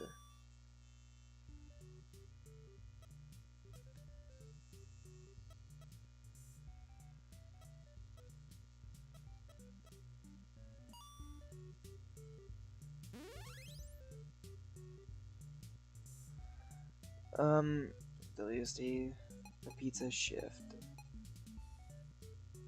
Oh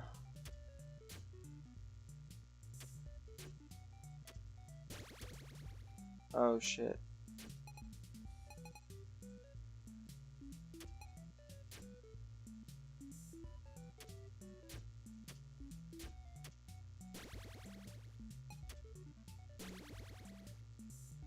Yo, what the hell is this?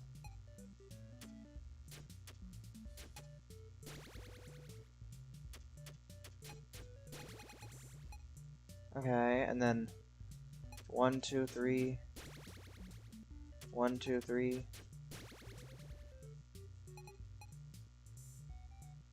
1, 2, 3.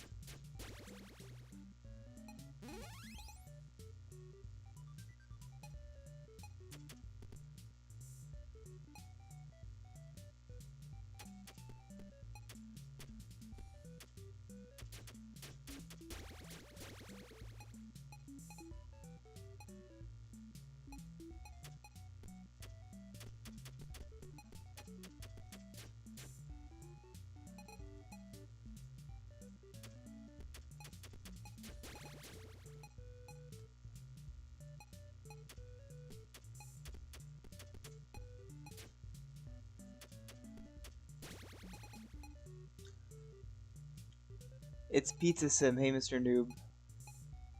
The lore. I don't even know what animatronic this is supposed to be. Like this, like gray dude or whatever.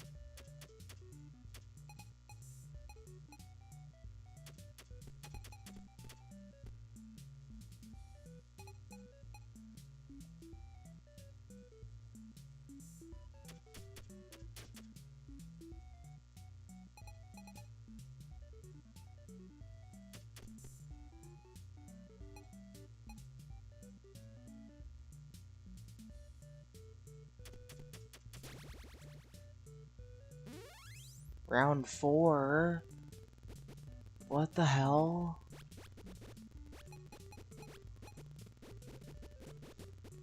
What the fuck? I'm so confused.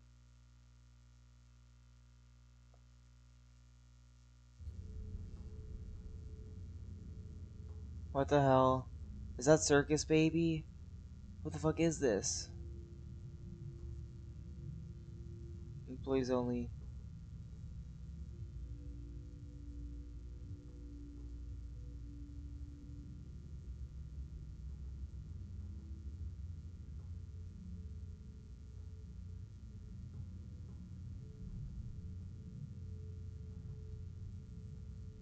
Begin tape. Leaving dead space. 3, 2, 1. The purpose of this tape is to test automated response times and reactions from vintage interactive attractions. Scrap Baby, okay. If you are playing this tape, that means that not only have you been checking outside at the end of every shift, as you were instructed to do, but also that you have found something that meets the criteria of your special obligations under paragraph 4. Follow these instructions, document response times, then safely secure the space before leaving. Upon sealing the room, you are not to return. Begin audio prompt in 3, 2, 1.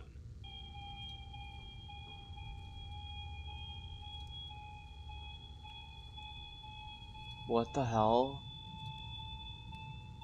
Document results. Begin audio prompt in 3, 2, 1.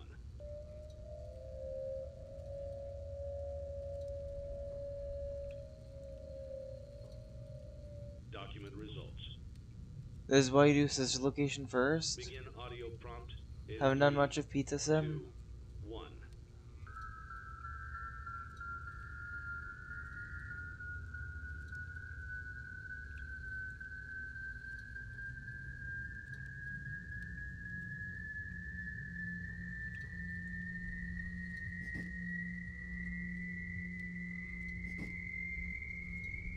Document results.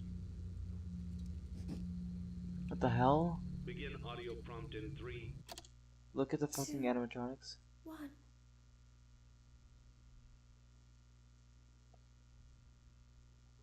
I'm just kill me, kill me, kill me. I don't know what I did. What did I do? What the fuck? It's a new day. It's your time to shine. It's What time the hell to just take your career happened? into your own hands. You've saved money your whole life. Great. Now it's time to put all your eggs into one basket and take a huge gamble on your future. A gamble that comes with a 100% chance of success in some cases. What are we talking about? We're talking about becoming a Fazbear Entertainment franchisee. That's right. Well, shoot, he's restaurant probably ownership done and for. management. Something almost anyone can do with a limited degree of success. You fucking missed it, you Sure, fucking it's goon. a lot of money to invest, Oh. but everyone's doing it. And that means it's safe and lucrative. With your initial investment, you'll receive everything you need to get started, including a small room, some tables, and electricity. But don't forget about the money you had left over after I'm buying even your franchise confused. package. Use it to I know what decorate, was buy a supposed to stage, happen. buy attractions and animatronics, and much, much more. Now, let's take a look at a few things that will help you get started as a Fazbear Entertainment franchisee, such as atmosphere. Making sure your establishment has an inviting atmosphere is essential to bringing in new customers. Entertainment. Having a lot of entertainment. You would have known if value you in looked your in the damn restaurant will paper like ensure you're that told to by customers the come back. recording. Bonus revenue. You know what? Coin-operated You ain't games far and into the attractions can game, generate so just additional revenue reset. during the day, which means more money in your pocket, ready for reinvestment. Health and safety. There may be times when you purchase something of questionable quality, and we don't blame you. Cutting corners is just good business. But there are steps you can take to ensure you don't get sued for it. And that brings us to liability. Being a thrifty shopper is smart, but be aware that buying things on sale comes with a certain amount of risk. Aside from the daily risk of lawsuits, there's also the risk that something might be hiding inside whatever you just purchased with that steeply discounted price tag. Of course, that would only be a serious danger if there were something outside that's been trying to get in for months now, which we are not confirming to be the case. This concludes the amount of help we are legally obligated to provide. Remember, you are now the face of the newly rebranded Freddy Fazbear's Pizza. Wear that smile with pride, and let's make some money. Fazbear Entertainment is not responsible for disappearance, death, or dismemberment.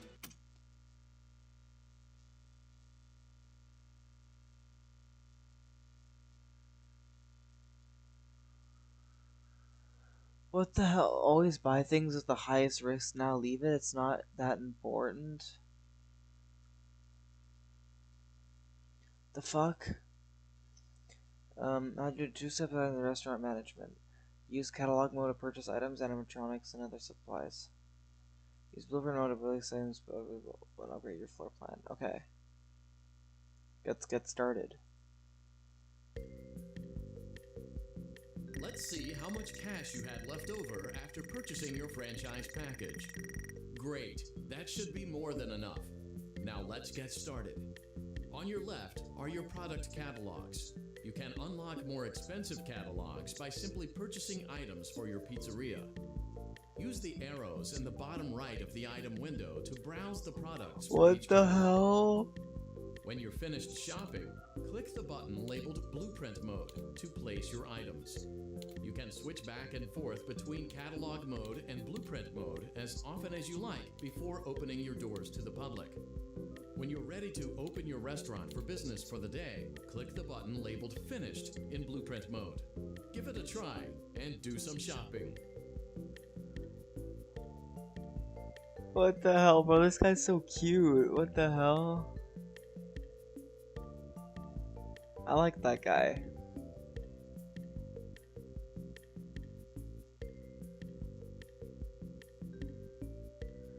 The fuck? The next time you have a scrap analysis, look at the thing.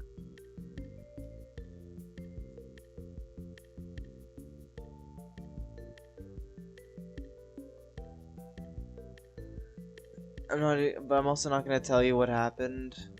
We're going for blacklisted.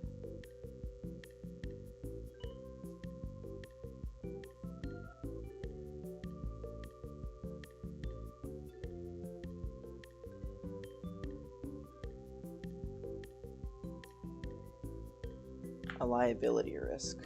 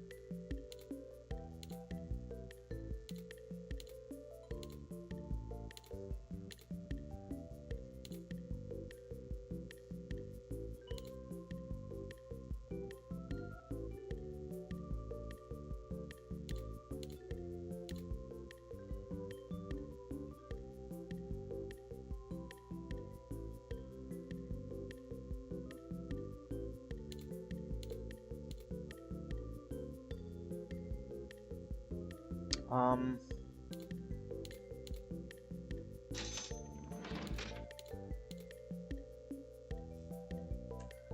agree, Newbie's a cool little guy.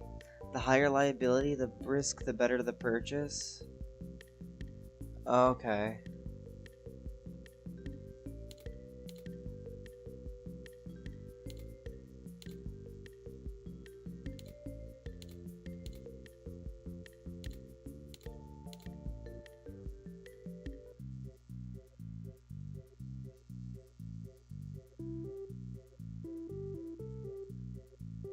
Always thought this needed a stripper pole, 100%.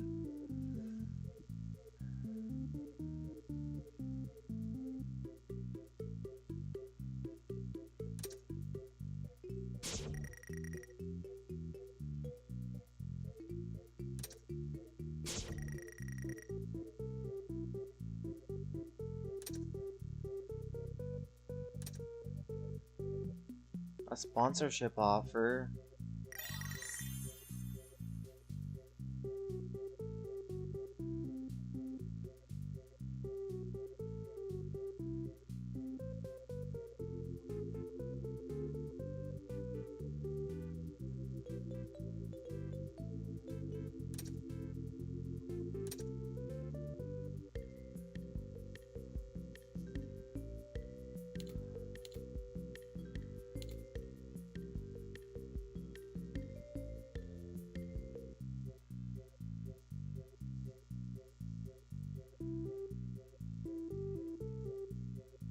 Oh, it already put those on. Okay. I guess let's go to the catalog. Enjoy that sponsorship. You know what liability means, right, Alec? I always take sponsorships, don't leave a single one. Okay. This game needs animatronics SMH.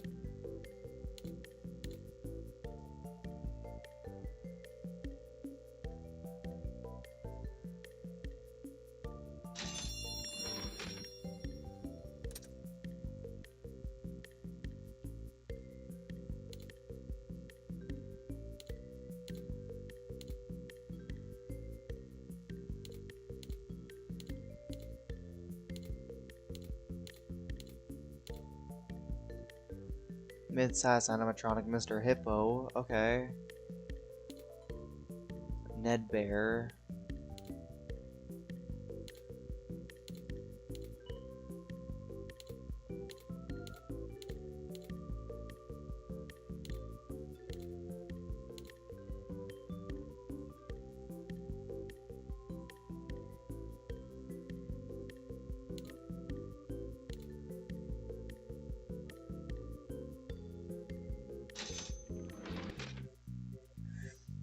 We're going for blacklisted, taking sponsors for fun.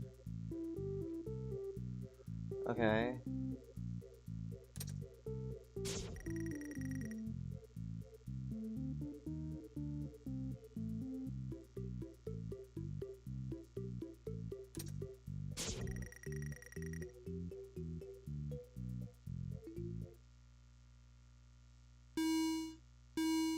What the hell?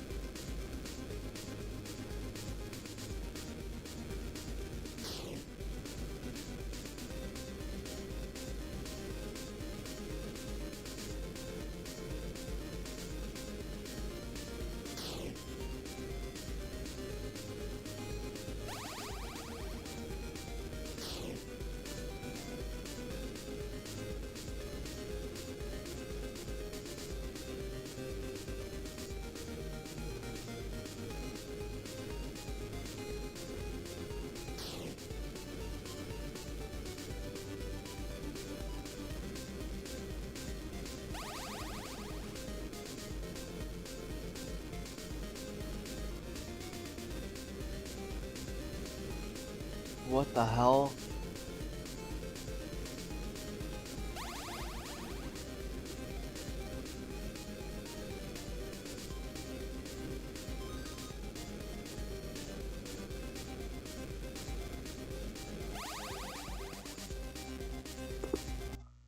What the hell was that?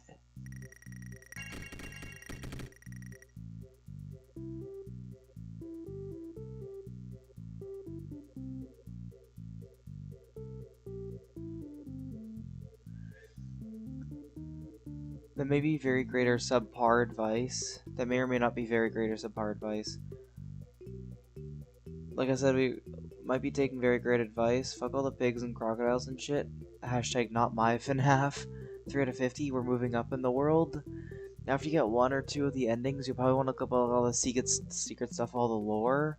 Some of it's pretty obscure. Okay. I want to try and make my own FNAF fan game. I want to learn coding and stuff. There's probably a lot of engines that get the coding. Because there was something more than appeared. Oh, that's true. A lot of things about this game.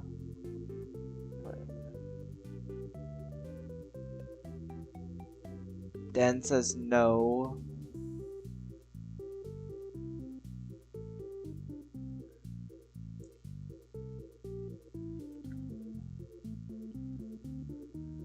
Looks like I need to upgrade. Cool.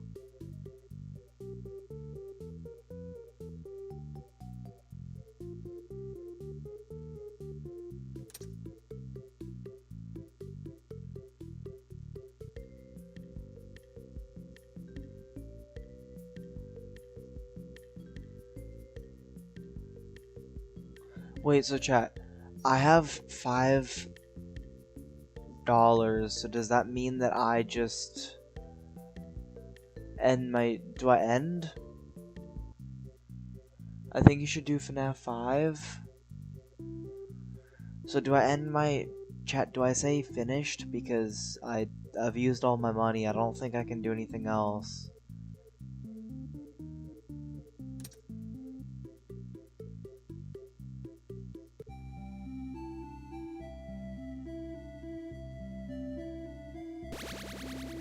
Oh, what the hell?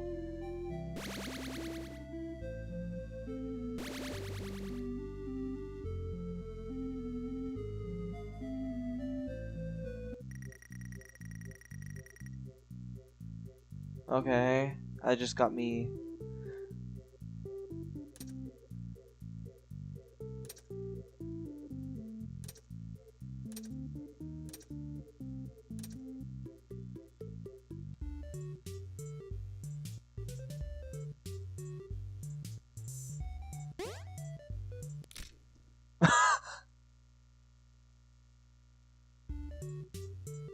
What the fuck?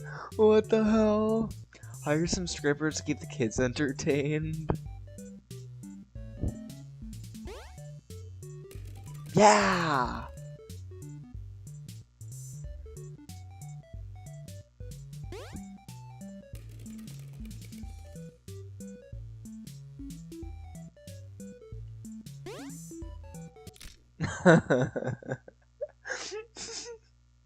What the fuck?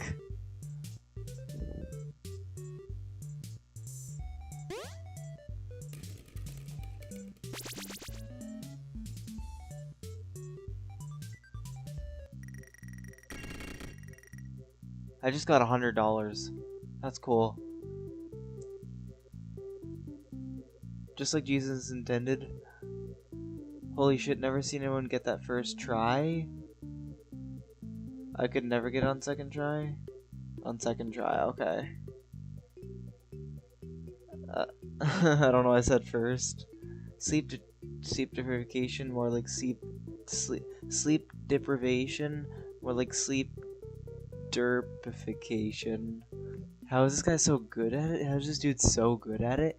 Wonder how long it takes for him to beat Fruit Punch Clown, though. What's Fruit Punch Clown?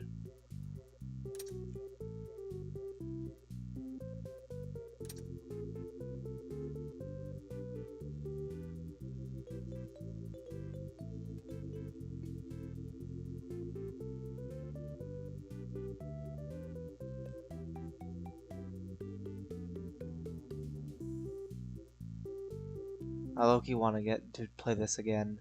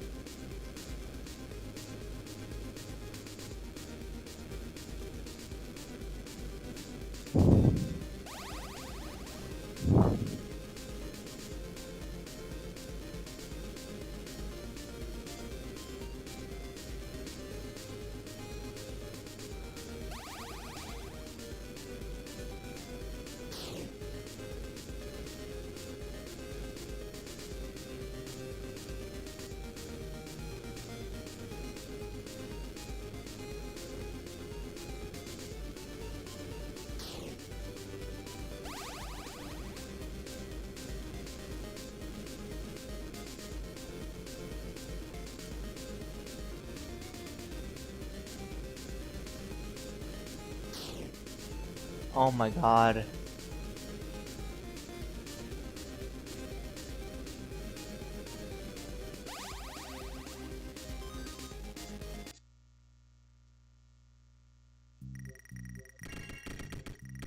I think that's the best one to do. I'm getting like so much good rating out of that.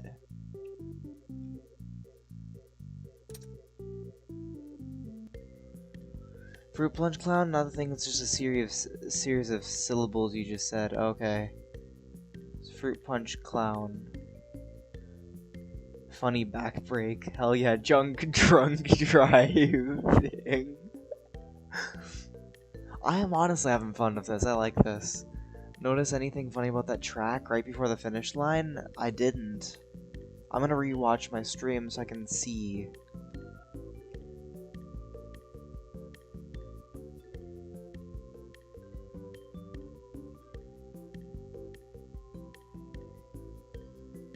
I want to see what happens at the end. Oh, I don't remember if he has to do something first. Okay.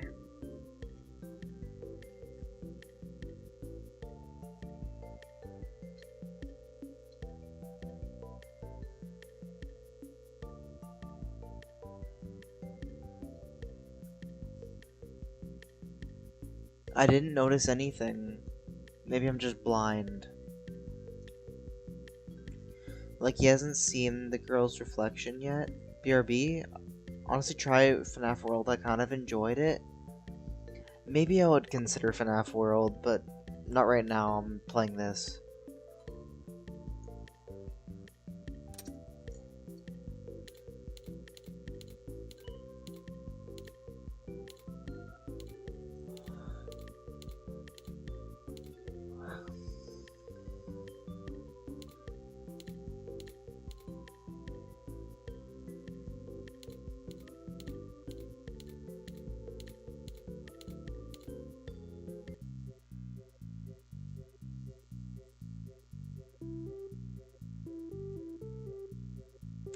You guys think I should speedrun it? Try it? It was available. He also hasn't played the maze.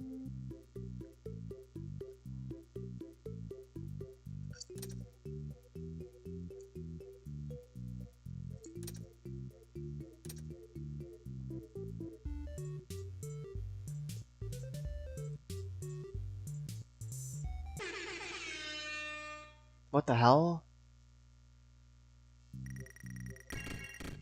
What the fuck was that?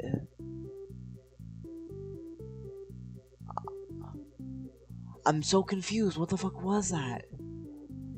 I just clicked the fucking thing and it gave me something. FNAF World is full of secrets and it's hard as well.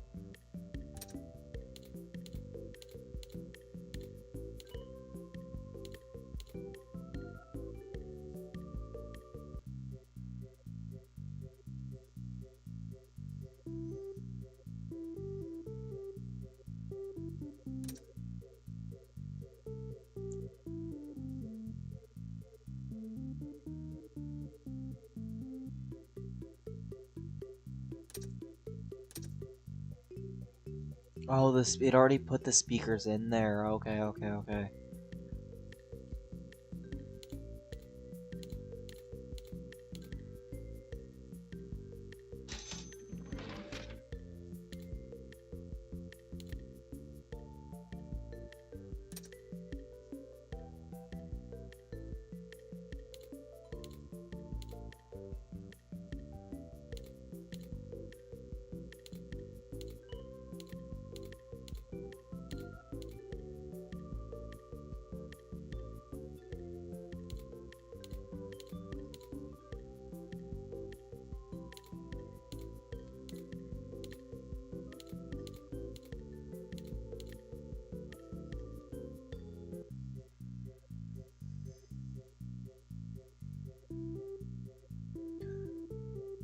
It's better than what you're playing right now. I liked it a little more.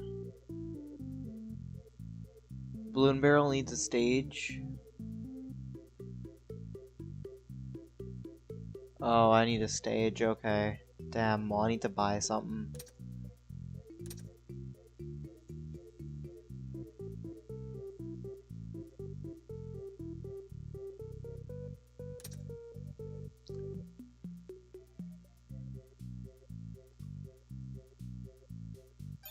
Let's finish. Your restaurant is now officially open. Awesome! That doesn't mean your job is finished, however. You have a lot of work to do while patrons eat their pizza in the other room. From your terminal, you have supplies to buy, papers to print, and repairs to make. Once you've taken care of all the items on your to-do list, you can log off for the day and get out of there. Money for supplies and repairs comes out of petty cash, so don't worry about it coming out of your pocket. We've got you covered. The only money you have to worry about is if you choose to upgrade any of the equipment in your office. Now, onto other matters. Something to be aware of is that the ventilation system and your terminal are pretty loud and may prevent you from hearing things in adjoining air vents. That won't be a problem if there is nothing in the vents. However, if you feel that something might be in the vents, you have a few tools at your disposal to protect yourself. You can shut off your terminal and the ventilation system at any time to decrease the amount of attention you are drawing to yourself.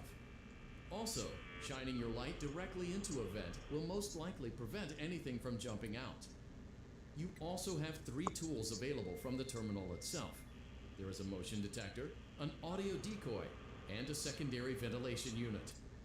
Yay, Keep in mind, sponsor however, that you pop-ups. can only have one of these active at any given time. Now get to it. Simply log off when you've completed your tasks for the day, and you can go get some coffee.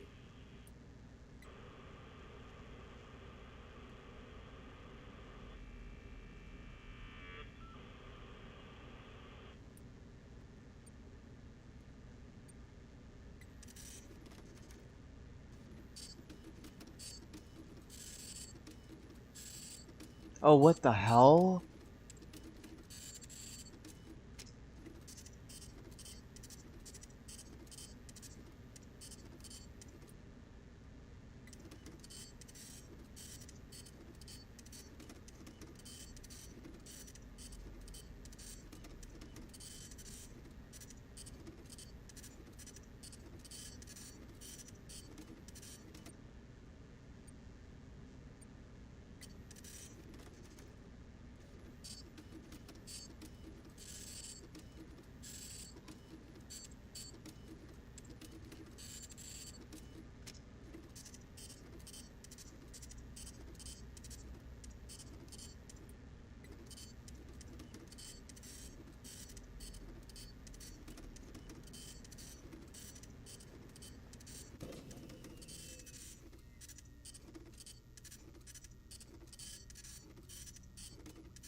I don't know what I just did.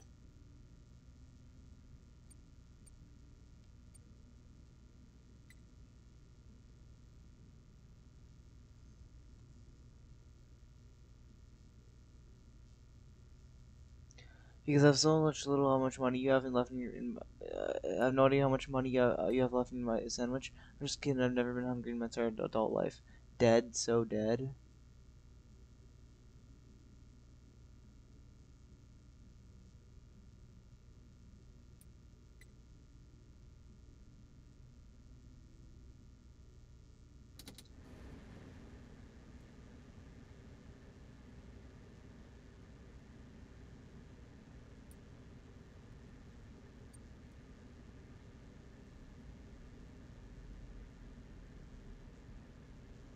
Great job. It looks like you're getting the hang of this.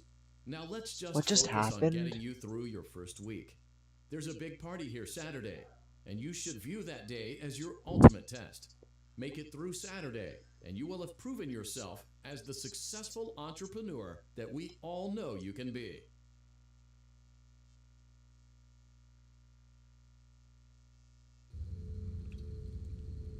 Congratulations on completing your first day. However, your job isn't over just yet. There is another aspect to your end-of-day routine, and that is inspecting and salvaging any animatronics found in the alley outside the back door. Things are found here quite often, and while we aren't sure why, what we do know is that they can be used for parts, which can mean a much-needed revenue boost. Nothing was before there to starting kill the next him? day. Okay. Of course, as with everything else in this line of work, those benefits come with risk. The safest thing to do is to throw it back outside, but then you get no money for the salvage. Choose to keep it, and you run the risk of certain negative consequences, namely death, should the item in question not be as docile as it first appeared. If you do decide to try to salvage it, then you must complete the maintenance checklist. During this testing phase, check on the animatronic frequently. If you feel that it is becoming unstable, use the taser provided to you. You can use it 3 times without damaging the hardware. Every use over 3, however, will decrease the item's salvage value. Before you is an animatronic found in the back alley. We are unsure of its origins. It is your job to complete the maintenance checklist before claiming it as salvage. Or, if you choose to, you can throw it back into the alley where you found it and forfeit payment. Please make your choice now. Chat, what should I do? What should I do? What should I do? What should I do? Yeah, there's nothing on the first night that I can remember about this game, that and how to survive.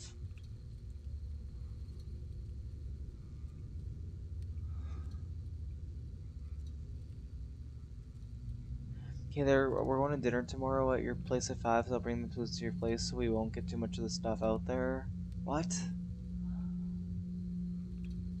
Chat, I don't know what to do. I'm so fucking confused.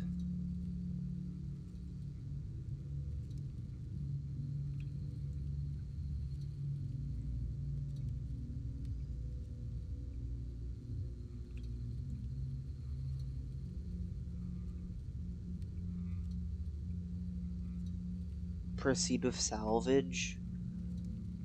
This guy's no big deal. Okay. You have chosen to proceed with the maintenance checklist. Remember, use your company issued taser Oh wait, to return no. the animatronic to a neutral state if you feel that it's becoming unstable or aggressive. You can only use it 3 times before it begins to damage the animatronic and decrease its value. Begin audio prompt in 3, 2, 1.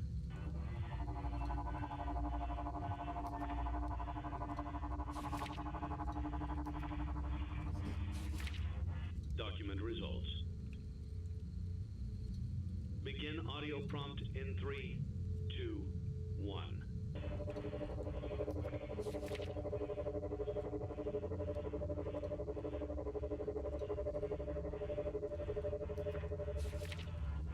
Document results. Begin audio prompt in 3, 2, 1.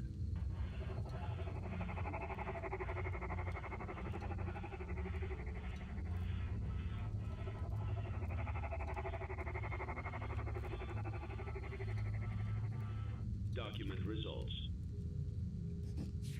Begin audio prompt in 3, 2, 1. Oh shit. I accidentally clicked that.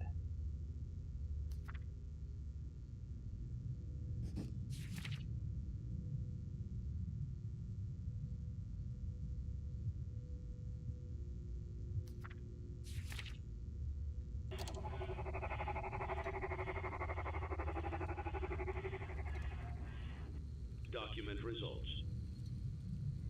Begin audio prompt in 3, 2, 1.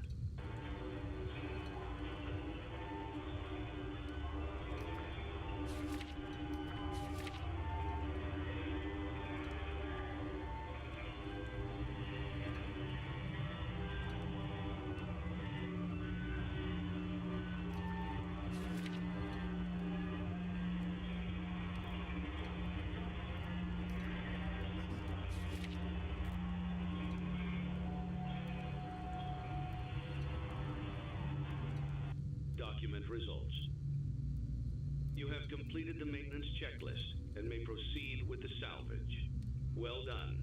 End tape. Thanks for letting me join the party. I'll try not to disappoint.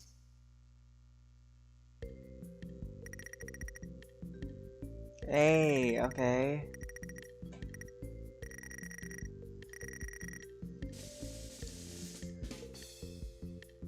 No lawsuits, okay.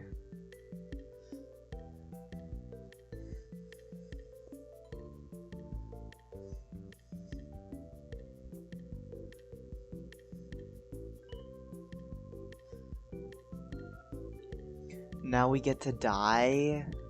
What? He definitely moved?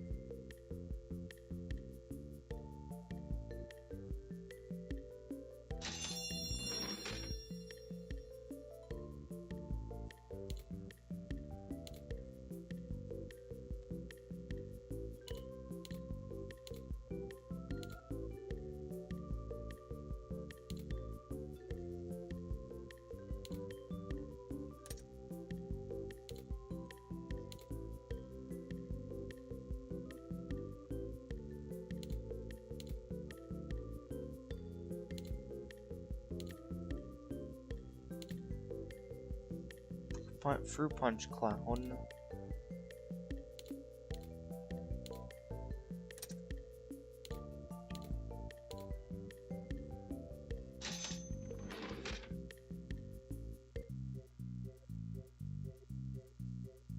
Sponsorship. Accept.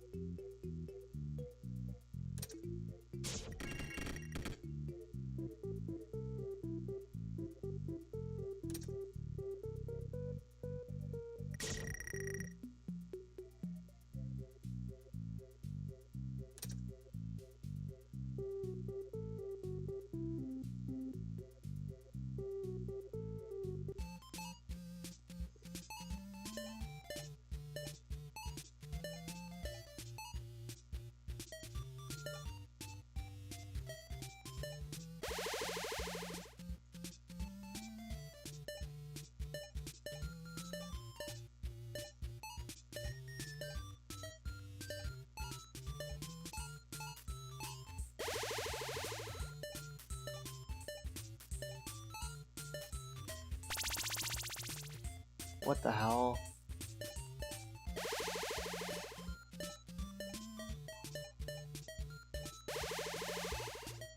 Yo, this is actually kind of sick.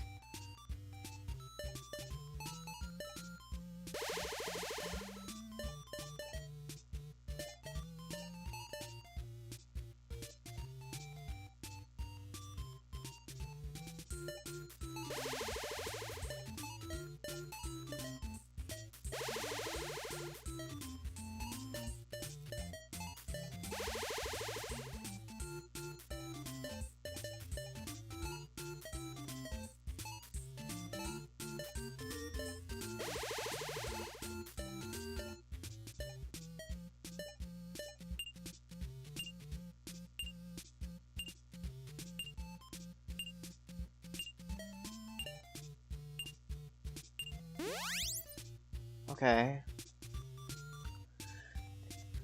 Please try FNAF World another day, not right now.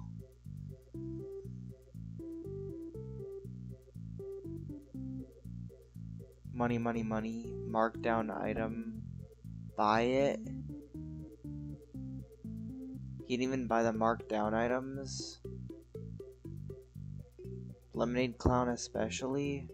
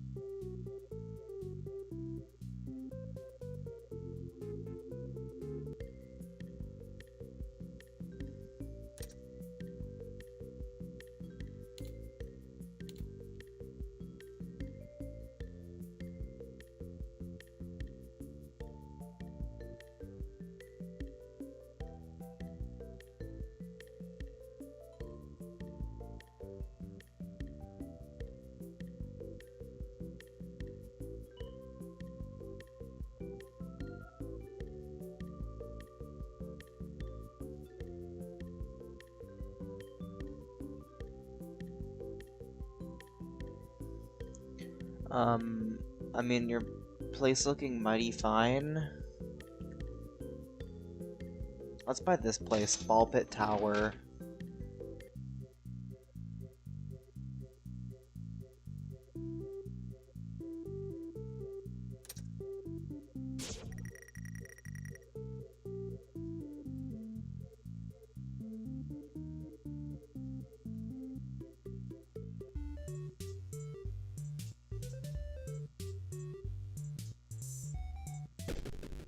Damn.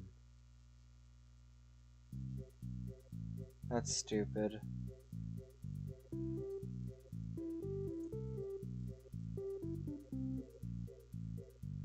I want to play this one because I'm really good at getting the points, like the ratings. Dan asked you multiple times to play FNAF. Well, we already told you no, don't against again. Exactly.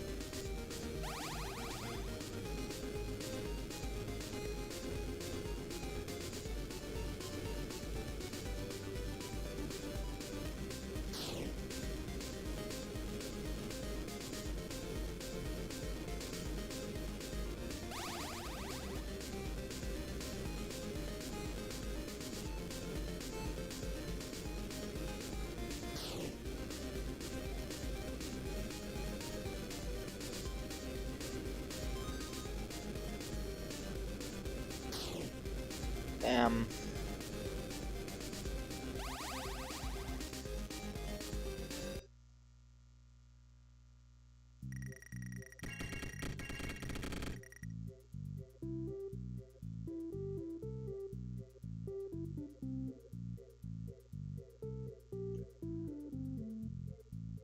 Angel, leave me alone.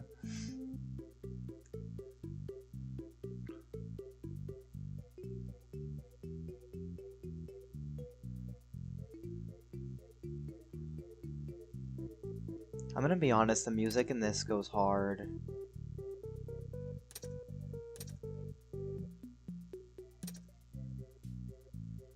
Safety straps.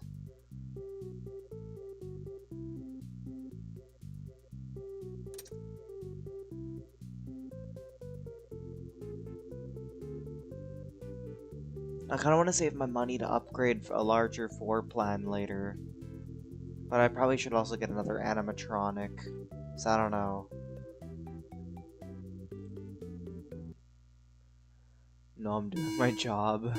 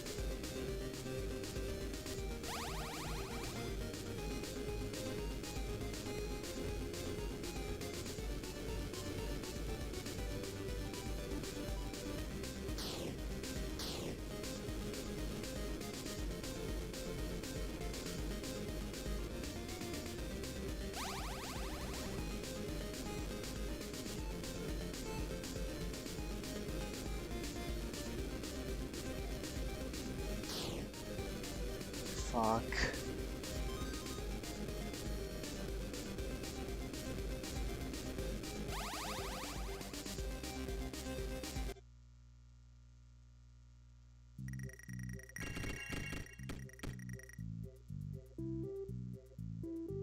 So chat, should I use all my play tokens? Wait, Angel's name is Angel, but she has horns. How is that logically logical? Devil in disguise.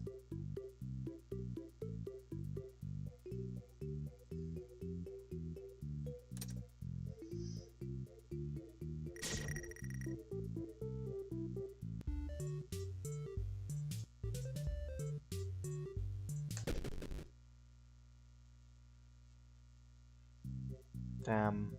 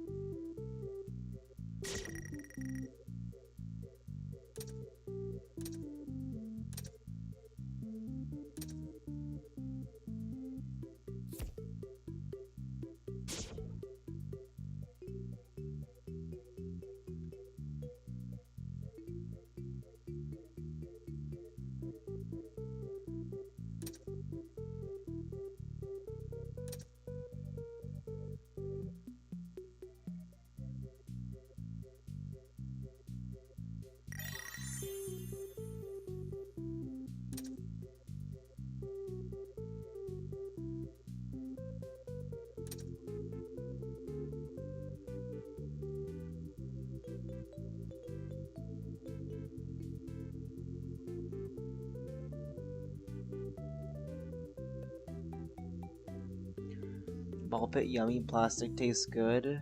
Go in the hole on the bottom at the end.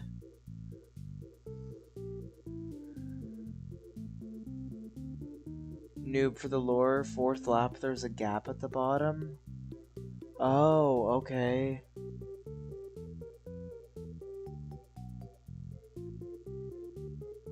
FNAF World has every character in FNAF. Dan, fuck off, please. I apologize that I shouldn't have said that, but... Alright, let's do this again.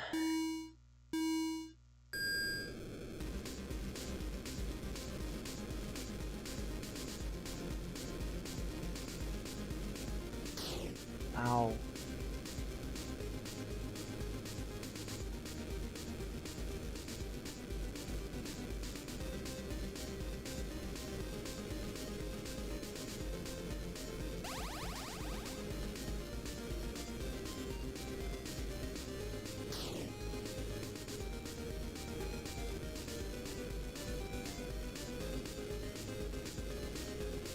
Oh, so there's a hole at the bottom. Okay.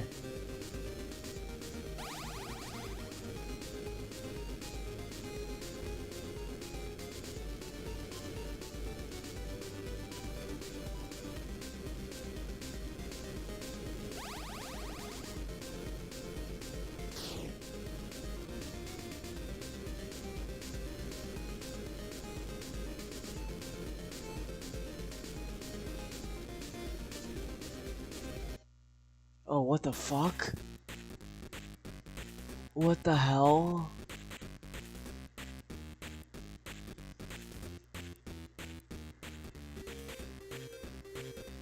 Yo, this is sick!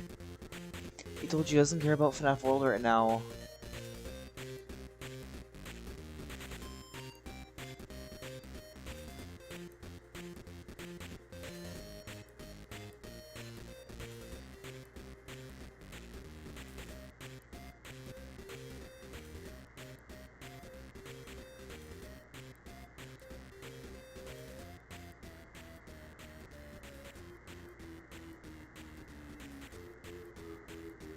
Yo, what?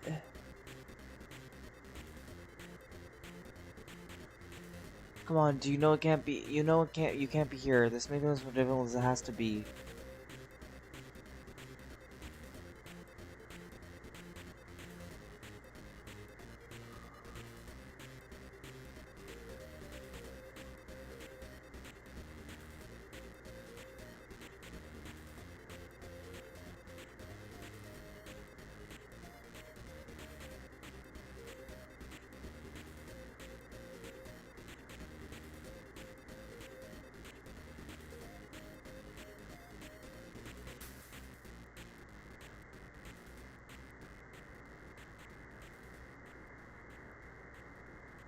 What the fuck?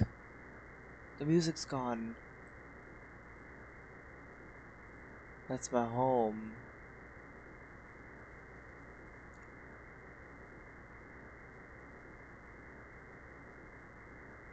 What the hell?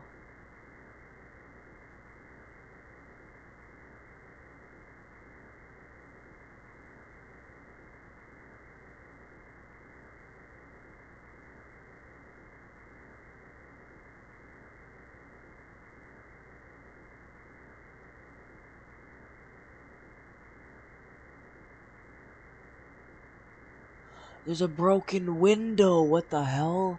There's footsteps. I need to follow the footsteps. That's an animatronic. That's an animatronic. Those footsteps? That's definitely an animatronic, and it...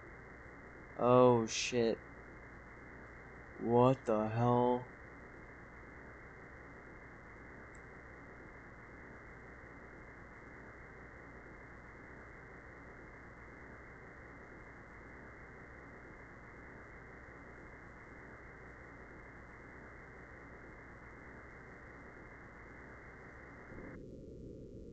Leave him alone tonight. He had a rough day.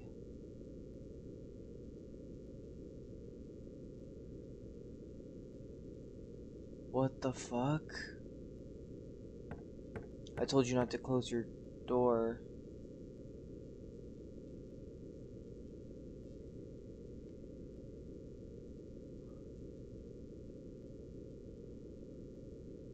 This is my house.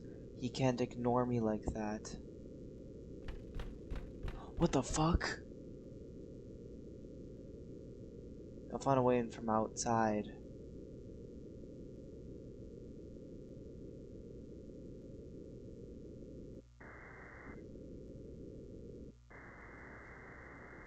The broken window! He's gonna get into the broken window!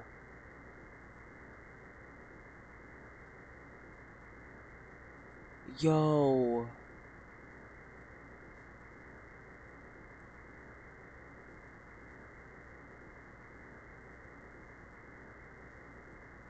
Oh shit.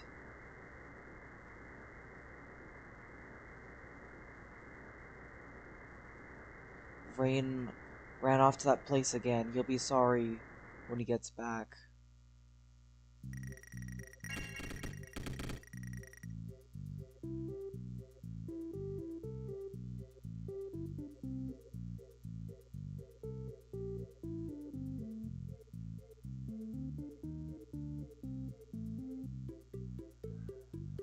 Huh, interesting.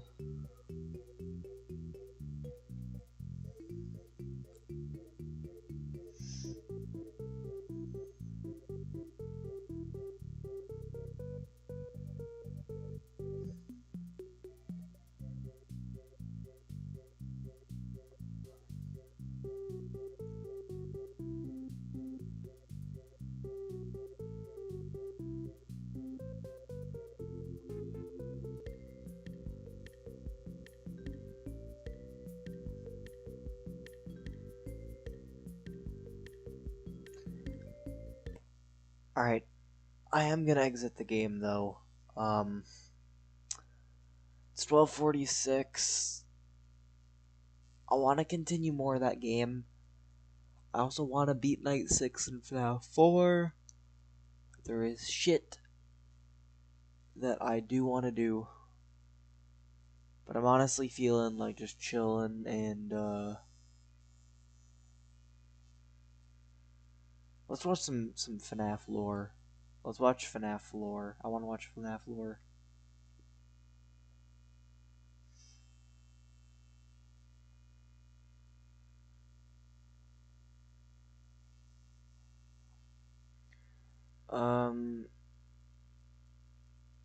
FNAF lore. Why is my caps lock? Okay.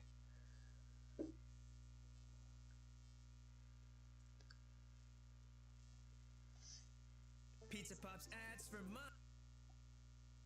Okay, so I didn't finish this. I want to watch this and then I'll have to watch that one.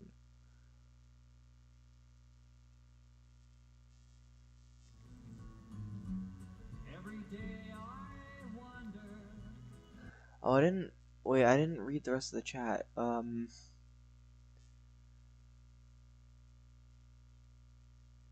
Angel's not a phase. Leave him be.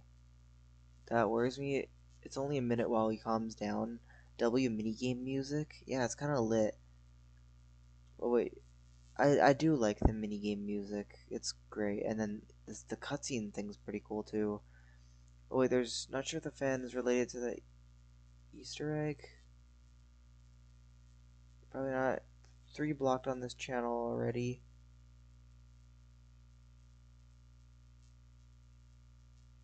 Jeez, I just want to be left alone. I think that's where the name might come from. Love this. Wait, if Mr. Noob finishes the FNAF series, what if he tries fan games? I could. This game is depressing as depressing as FNAF 4, but at least it brings the humor back. Yeah. That's what's Junior's DLC called? That's annoying. Welcome to Game Theory. Yep. And I dream of it every night. If someday I'll wander. A&W is a W. You can't spell A&W without the W.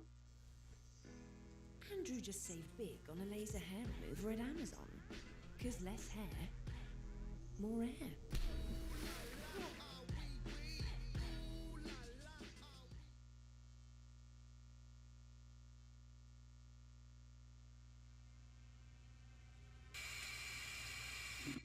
Knowing that purple guy appearance is more paranormal and why they can't possess them as well as the children can, resulting in the animatronics being restricted to moving around only.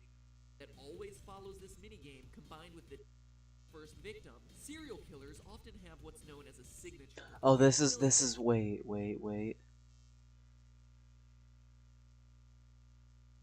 Oh, yeah, this is where I stopped watching the video last time. Of a Fazbear building, which implies that this is likely his first victim. Serial killers often have what's known as a signature, a way of killing that's unique to him and him alone.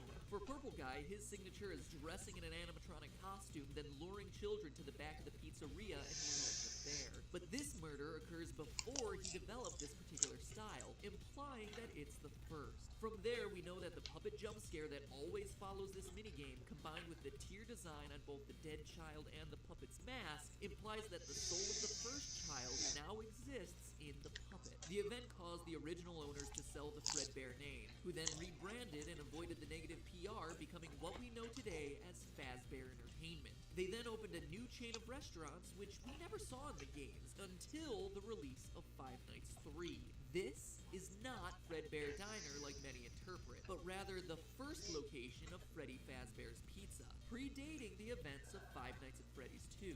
How do we know? Well, by paying close attention to the old recordings of Phone Guy dug up in FNAF 3, he introduces us to Freddy Fazbear's Pizza, not Diner, before explaining the functionality of the special spring lock suits.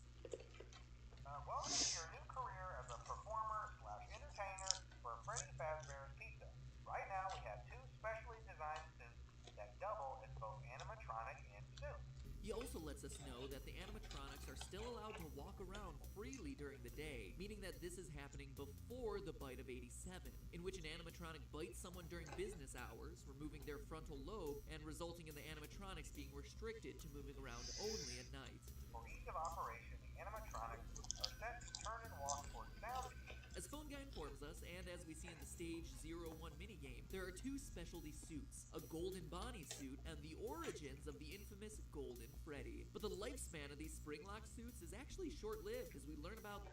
Noob check Discord on phone. It's private? Okay.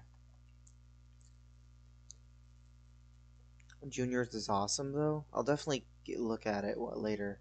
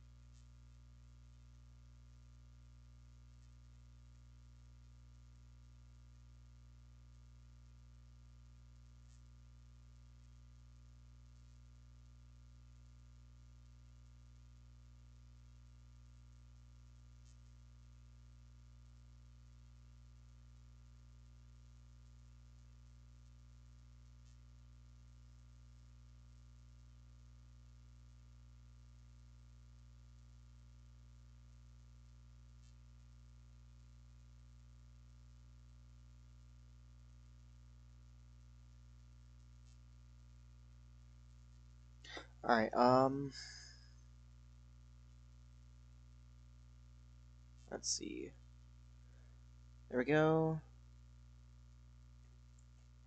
Their one fatal flaw. After learning of an unfortunate incident at a signature location involving multiple and simultaneous spring lock failures, the company has deemed the suits temporarily unfit for employees. The classic suits are being retired to an appropriate location. Now, let's pause here. Two employees are killed by the failure of a Bonnie suit and a Freddy suit. Where else in the game do we see Bonnie and Freddy sharing a unique feature that no one else in the game possesses? Shadow Freddy and Shadow Bonnie. Could this be the origin of the paranormal Shadow suits? Yes, actually. Shadow Freddy and Shadow Bonnie are tied to the ghosts of the employees who died in the spring suits. Get this, the employees' bodies were taken out of the suits, which is why their appearance is more paranormal and why they can't possess them as well as the children can.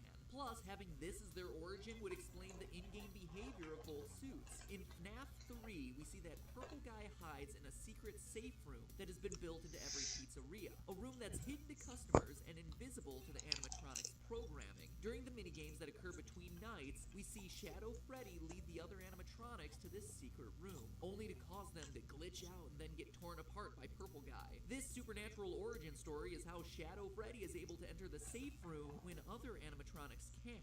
How he's able to lead you to that room in the first place when other animatronics wouldn't be able to see it based on their programming, and even why he leads you there, knowing that Purple Guy attacking you will eventually free your soul. That's also why there's no Purple Freddy suit when you do finally enter that room. It's not an alternate Purple Guy costume like many believe, it's an apparition. Suck on that, Harry Potter, I knew someone would apparate eventually. It also explains why Shadow Bonnie's minigame in FNAF 3 always starts on stage 01, the spring suits, and why it's the one animatronic we control that has the ghostly ability to glitch, fly, and teleport. As we concluded last episode, this is also the point in the timeline of the first missing children's incident, the one we learn about via newspaper clippings in Five Nights 1. So, based on the newspaper clipping evidence we have, we know that the mauve murderer dressed in one of the suits lured children to a back room and killed them. He's starting to develop his signature, but one nagging detail FNAF theorists have been wondering is what suit does he use for his disguise? The answer? Golden Bonnie. Why? Well, remember the phone guy saying the false Spring trap, but okay.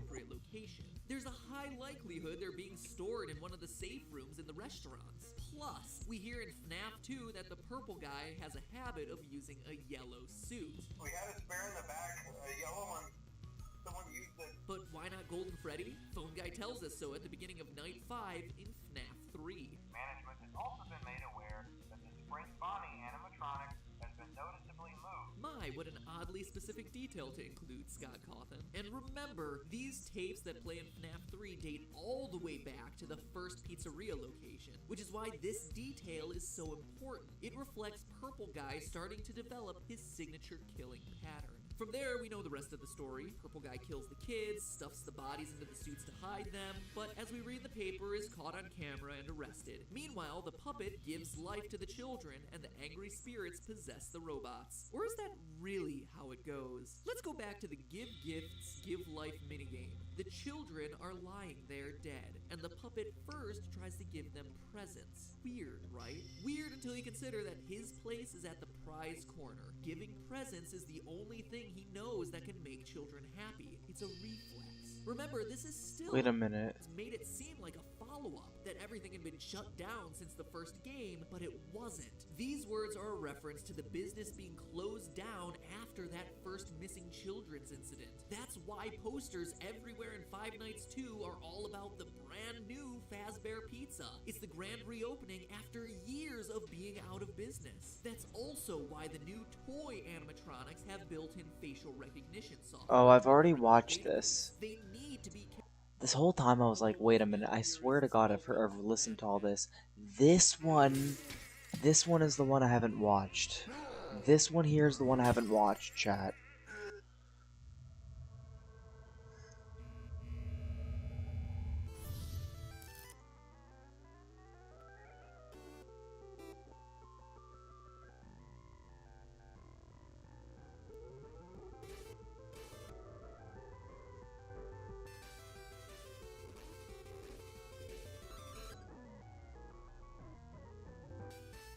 Hello, Internet!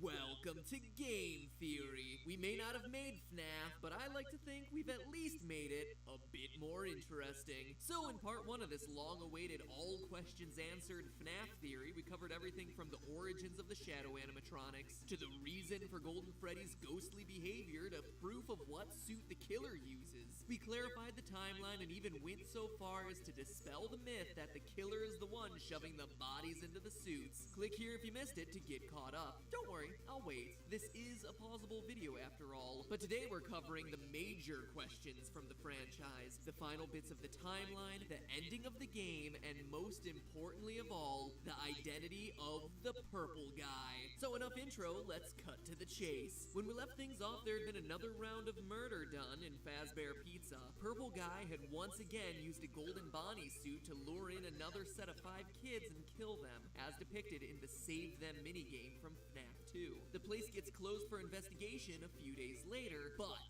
the one thing that practically everyone overlooks in this location is that it gets reopened. In FNAF 2, the Night 1 phone call welcomes you to your new summer job at Freddy Fazbear's Pizza. Hello and welcome to your new summer job at the new and improved Freddy Fazbear's Pizza.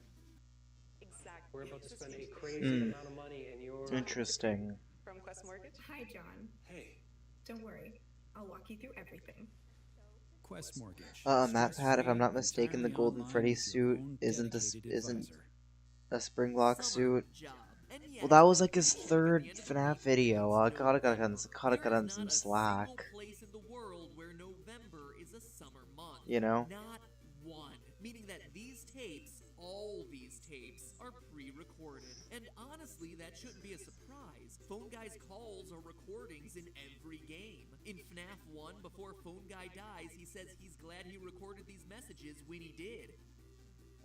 I'm kind of glad that I recorded my messages for you. And then in FNAF 3, they find the old training tapes the Phone Guy made. First of all, we found some vintage audio training cassettes. Dude, these are like prehistoric. I think they were like training tapes. In short, all of Phone Guy's messages are unstuck in time, not recorded anytime near your tenure as security guard. That includes the ones in FNAF 2 talking about children going missing. The pizzeria isn't being shut down for an investigation of some missing children the week you happen to be working there. You're listening to old tapes meant for the night security guard from months ago. Need more proof? Night 6's call references a birthday party happening as the last event before the building closes. But what decorations do we see put up throughout the building for the entirety of the week you're working there? Happy birthday banners. Confusing? You betcha. Game-changing? Absolutely. This means that both Jeremy and Fritz, the characters you play as throughout FNAF 2, aren't the killer purple guy at all. They were both working in November, after the yellow suit investigation and the killer getting charged. Which brings us to the other key point in the timeline, the bite of 87. Ever since we heard about this mysterious frontal lobe nibble on that first fateful night at Freddy's, we've wanted to know more about this bizarre attack, the one that ends up resulting in animatronics no longer Supposed to be the bite of 87, but then it was apparently the bite of 83 or something? According to what Alex said and how the lore is weird. being allowed to walk around during the day. But now, 3 games in, we do know more. We know it took place in the location of FNAF 2 based on the 1987 date on Jeremy's paycheck. And furthermore, the newspaper clipping that ends FNAF 2 gives us a clue that it's the bite which closes this version of the restaurant, not some serial killing. Quote, after being open a few short weeks, the restaurant is closing its doors, the article says, with the new animatronics being scrapped for possible malfunction. That's game designer Scott Cawthon telling us that one of the new toy animatronics bit someone during the day. Why else would the new robots be scrapped while the old ones get kept for possible reorganization? Well, outside of an obvious need to retcon why these new robots didn't appear in Five Nights 1, it's because the company considered them safer, relatively speaking. So, then who's the biter? Well, it's none other than the pile of scraps and parts, Mangle. The most obvious clue is the animatronic's unhinged jaw. The frontal lobe is the biggest part of the human brain, and the size and shape of the other toy robots' mouths just wouldn't be able to handle the size of the human head, especially when you compare it to the Mangle's narrow snout and wide open mouth. There's also Mangle's sharper teeth and potential angle of attack. As shown by its jump scare, Mangle goes for the top of the head. And who got bit? Well, there isn't enough evidence to say definitively, but your most likely candidate would be fan favorite Jeremy Fitzgerald. Jeremy passes the test, and on his paycheck at the end of the week, he's welcomed into the family, presumably getting moved to day shift. Fritz gets hired to replace him on day 7, but then promptly gets fired for tampering with the animatronics. That means he's not likely the one to get bit, and instead the person who follows him on day shift is, leaving Jeremy as the most likely frontal lobeless candidate. But regardless of whether it's Jeremy or some other customer we've never met, someone gets bit, the restaurant closes for good, and as the newspaper clippings show, the old animatronics go into storage awaiting a smaller location with a lower budget. Fast forward to the 90s and FNAF 1. We know it's the 90s based on the hourly rate of the paycheck received by Mike Schmidt, security guard Yeah, I extraordinaire remember them from the talking first about game, that. something we proved in our first Five Nights video. And now we can breathe a sigh of relief, because this was the beautiful time long ago, last August, when the games weren't so complicated, when the biggest mysteries were a game-crashing gold bear and the words, "It's me." No death minigames, no puppets, no need to shoehorn in extra overcomplicated storylines. That all would come later when the first game became a smash hit and got itself some sequels. And boy, did those sequels make things complicated, as both featured 8-bit minigames revealing more details about this location from the original game. First things first, we know that the purple guy kills 5 children here. We see it in the Foxy Go Go Go minigame from FNAF 2. Foxy runs past a grinning purple guy to see 5 dead bodies. Sorry, no fireworks this time, Foxy. And how do we know it's the FNAF 1 location? Well, it's the only time in the game when Foxy's stage, Pirate Cove, is Oh, located right. to the Pirate west of the dining Cove. area. See how he performs for the children by running to the right? That matches the map layout of the FNAF 1 pizzeria. We also know from the FNAF 3 minigames that this is where the purple guy... So you're just gonna watch the lore and then hit the hay? Yeah, probably. I'll probably go to bed soon. Yeah, if you play FNAF 4, you assume it's about 87 naturally. Right, okay. Or continue playing a different game. No, I'm gonna go to bed soon. But Scott was like, no, there was another fight before that. I'm not gonna tell you anything about it. Buy the books if you want to know about it. Give me more money, kids. Fun fact, Angel kind of told me about the books briefly. I don't remember too much about it, but I remember she was saying something about there was like different universes, that FNAF has different like timelines or something, or different universes where different things happened. I don't know if that's true. Alex, you could probably confirm that or not. Mangle, bless her heart. Mangle's gender is yes, according to what my YouTube comment section says, my YouTube community says. The Silver Eyes trilogy ain't that bad. I'm assuming that's one of the FNAF book things. dies inside a golden spring-lock Bonnie suit in a safe room near the back. One built so that it would never show up on camera.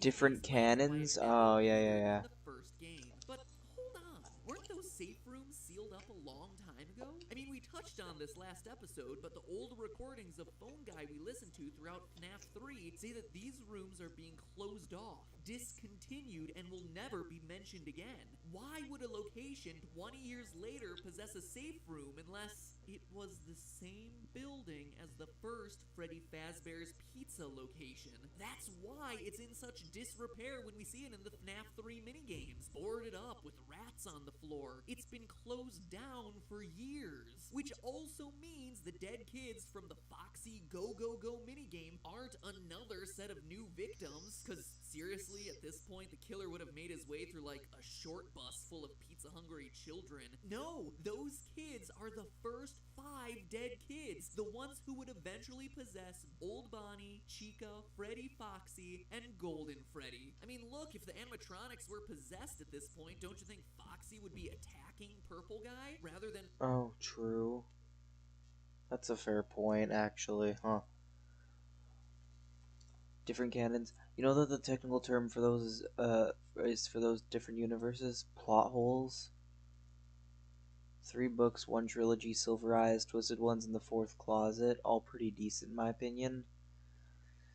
Yeah, I never read any of them, but, you know, it's definitely something I want to look into. Just running past him to perform for some dead kids? This also explains the random cutscene from FNAF 2 where the puppet's looking into Freddy. I forgot about all the cutscenes in FNAF 2 where you're like looking in the fucking like the like the cafeteria or whatever, and yet you see the animatronics on the sides, and then in the like the final night or whatever, the puppet's like looking into the fucking mask, like you know. I forgot about that. That's crazy. I don't know what the Fazbear Frights books. Freddy's eyes. You can tell by the tables in the background and the design of both Bonnie and Chica that this is the FNAF 1 location with the old animatronics on stage. But Oh. it's not a flash forward to the game's next location, but rather a flashback to the moment the puppet brought these characters, these children, to life. Okay, but that's just tying together some loose ends in the story. We're interested in how this whole thing ends, and those FNAF 3 minigames give us the conclusion we're looking for. These flashback minigames show Purple Guy dismantling the animatronics from the security of the safe room one by one. But in doing so, he's unwittingly releasing the spirits of his former victims.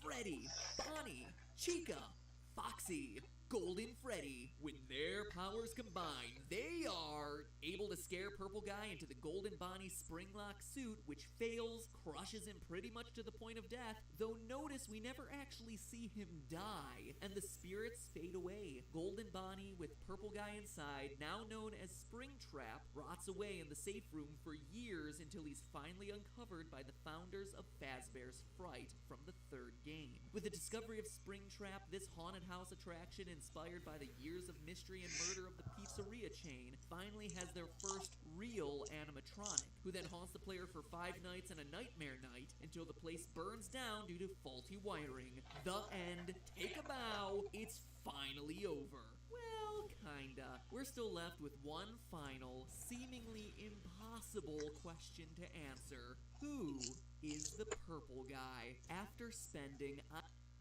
William Afton. I kid you not, full days plotting out all the details of this game franchise on whiteboards, talking it over with anyone who would stand to listen to me ramble on and on about fictional haunted robots, and just looking at it from every possible angle. All logic points to it being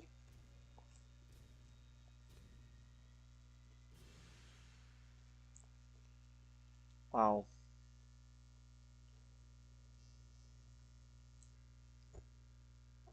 Clear here to find out now? No, I'm gonna go to bed. Fuck you, Matt Pat.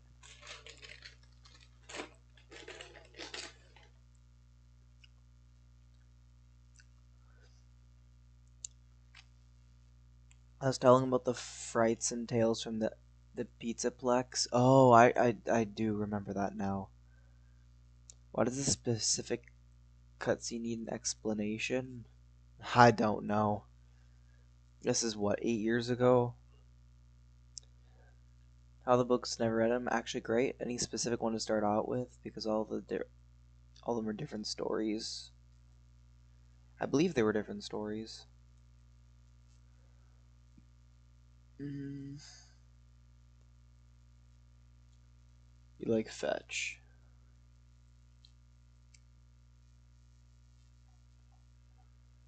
Alright. It's 1:12. How long have I been live?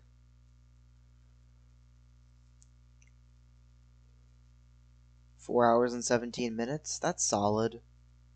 That's a solid stream. I like that. 4 hours and 17 minutes. That's probably the longest stream I've done this week. So, I'll take it. Yeah, I'm gonna hop off here. Yeah.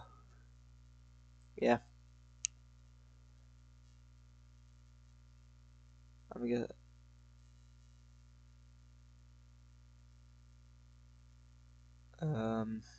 what do I say? What did we even do in this stream? We played FNAF 4, we beat Night 2, we beat Night 3, we beat Night 4, we beat Night 5. So, we beat the main portion of FNAF 4, and I do plan to beat at least Night 6 and get my second star, because apparently I'm really good at getting second stars in all the FNAF games. So I gotta get Night 6 done. And then, after Night 6, probably quit. Bedtime already? Well, I don't know. I kind of just want to go to bed. I don't know. You beat FNAF 4 in like 4 minutes, and then you watched a bunch of videos for a few hours with some pizza sim in there somewhere. Yeah, that's pretty much what happened. And then and also arguing with Angel about chips. Pretty good stream. Yeah, basically. I beat FNAF 4 really quickly, but it's crazy because if you look at all the previous streams I've done like a little bit of FNAF 4, and they're like I've mixed it in. I've always struggled. I always died. I'd always quit the game because I'd be like, nuh-uh. And then I fucking I decided to give it like a good run today, and I believe first attempt I beat Night 2. I believe I beat Night 3 first attempt. I believe Night 4 it took me maybe 2 attempts to beat Night 4, and then I believe for Night 5 it took me like maybe 4 or 5 attempts, which is fucking crazy. The fact that I did it that quickly. I didn't know FNAF 4, the main portion of the game, was that easy. Chris? Crisps.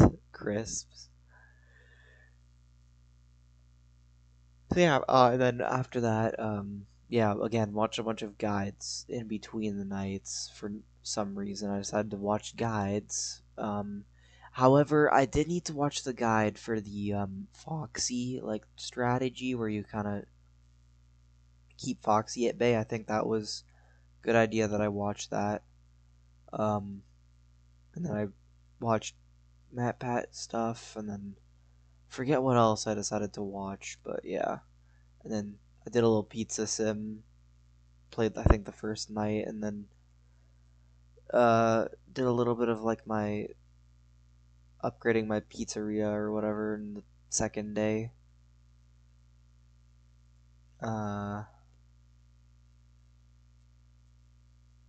Never doubted you, boss. Thank you. Now you all wrong, they're potatoes. No shit. I'm thinking of fries. Don't mind me. Well, yeah. So, I said no shit, yeah, because I saw the fries comment below, so I got confused. Yeah. Yeah. Good stream. Kind of threw a bunch of pretty much anything FNAF related in this stream. Tomorrow I will be live tomorrow. I don't think I'm gonna be live tonight. I mean tomorrow night. I think tomorrow night I'm gonna kind of chill and play Fortnite and stuff with whoever's on past 9 for once. So instead of an evening stream tomorrow night, you can expect one sometime during the day. So midday maybe. Expect like a little stream.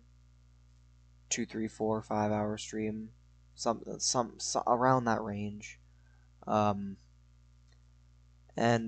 you can expect me to play FNAF 4, do Night 6, either go play more Pizza Sim or start Sister's Location. One of the three, or all of the three, or 2 out of the 3. Well, great stream as always. Great big FNAF enjoyer. Hey, if I'm on, I might be able to join you maybe. Yeah. You can, if you get on Fortnite, you can join. I'm gonna be on Fortnite all day tomorrow, pretty much, because I don't have school tomorrow. So I kind of have like a little long weekend before my birthday on Monday, and then on Monday I'm gonna do like Sunday evening I'll do like a big birthday stream to kind of like, I'll do like a countdown to my birthday stream, and then like maybe later on the Monday I'll do like an actual birthday stream. Depends if I'm busy or not. Okay. But yeah, that's basically the plan. And then obviously I'll do a stream. Wait. So yeah, stream tomorrow midday, Saturday, also probably midday. Why no school? In service. So basically, instead of us going to school and learning shit, I think the teachers, they get together, and I think it's like it happens like once a month or something, where the teachers learn shit together. It's all about like teaching styles and like how, I think it's like a regular practice that happens multiple times a school year. Um, Over here, I can't really explain exactly what goes on during the in-services, but yeah. So I got the whole house to myself. I'll be probably just playing a bunch of Fortnite. And obviously FNAF, streaming it. And then Saturday, like I said, probably another midday stream. Sunday we'll go back to the evening streams, because that'll be like my birthday countdown to my birthday kind of stream. Monday I'll do like an actual birthday stream. And then yeah, I don't know what I'd do special for honestly the countdown to the birthday stream. I'd probably just be like a normal stream, but like a countdown. Like I'll put like a countdown on the screen or something. Cause like, ooh, countdown, 3, 2, 1, yeah. Fortnite, yes, Fortnite. But yeah, hope you guys enjoy the stream again. If anyone is new, y'all should subscribe. I do streams like these every single day. Okay, see you in a few hours then. Yeah, I mean, I'm gonna be on all day. Like I said, I'll be on all day today or tomorrow, but today technically. Yeah, see you in a few hours. I'll get on, and yeah, I'll see ya. I'll see you when I see ya. Thanks for being in the stream, like almost the whole time, Angel. Thank you for being in the stream. A lot, Alex. Same with GJ. I think the three of you guys were in the stream for pretty much the whole time. I know Blueberry Muffin, Liv, and that Geometry Dash dude were in the stream for like the first 10 minutes, and I think GJ joined. I forget who I joined first, Alex or GJ. I know Angel joined when I was, I think when I was doing night 4 of FNAF 4, so I think it was like a couple nights in, but yeah. Message when you awake? Yeah, I will.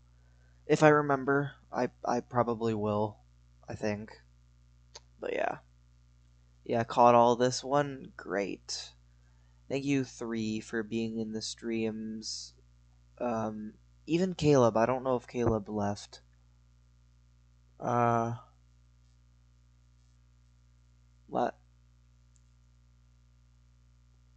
Looks like Caleb left when around the time that, from what I'm looking at the comments, the chat. Looks like he left, or last time he commented was like when I was just finishing Pizza Sim, or just opening up that game theory video. But yeah. My bad. But thank you, Caleb, for being in the stream. What the fuck? What happened to my voice? What? Anyways, thank you guys for being in the streams. You guys are amazing. Keep being amazing. And I hope you guys have great days tomorrow. And if I see you tomorrow, I see you tomorrow. With the noob, the force is strong. Yep. Bye, guys. Y'all have a good sleep. But if you live in Great Britain, then have a good day. I guess. Because I mean, unless you decide to take a little nap. Bye.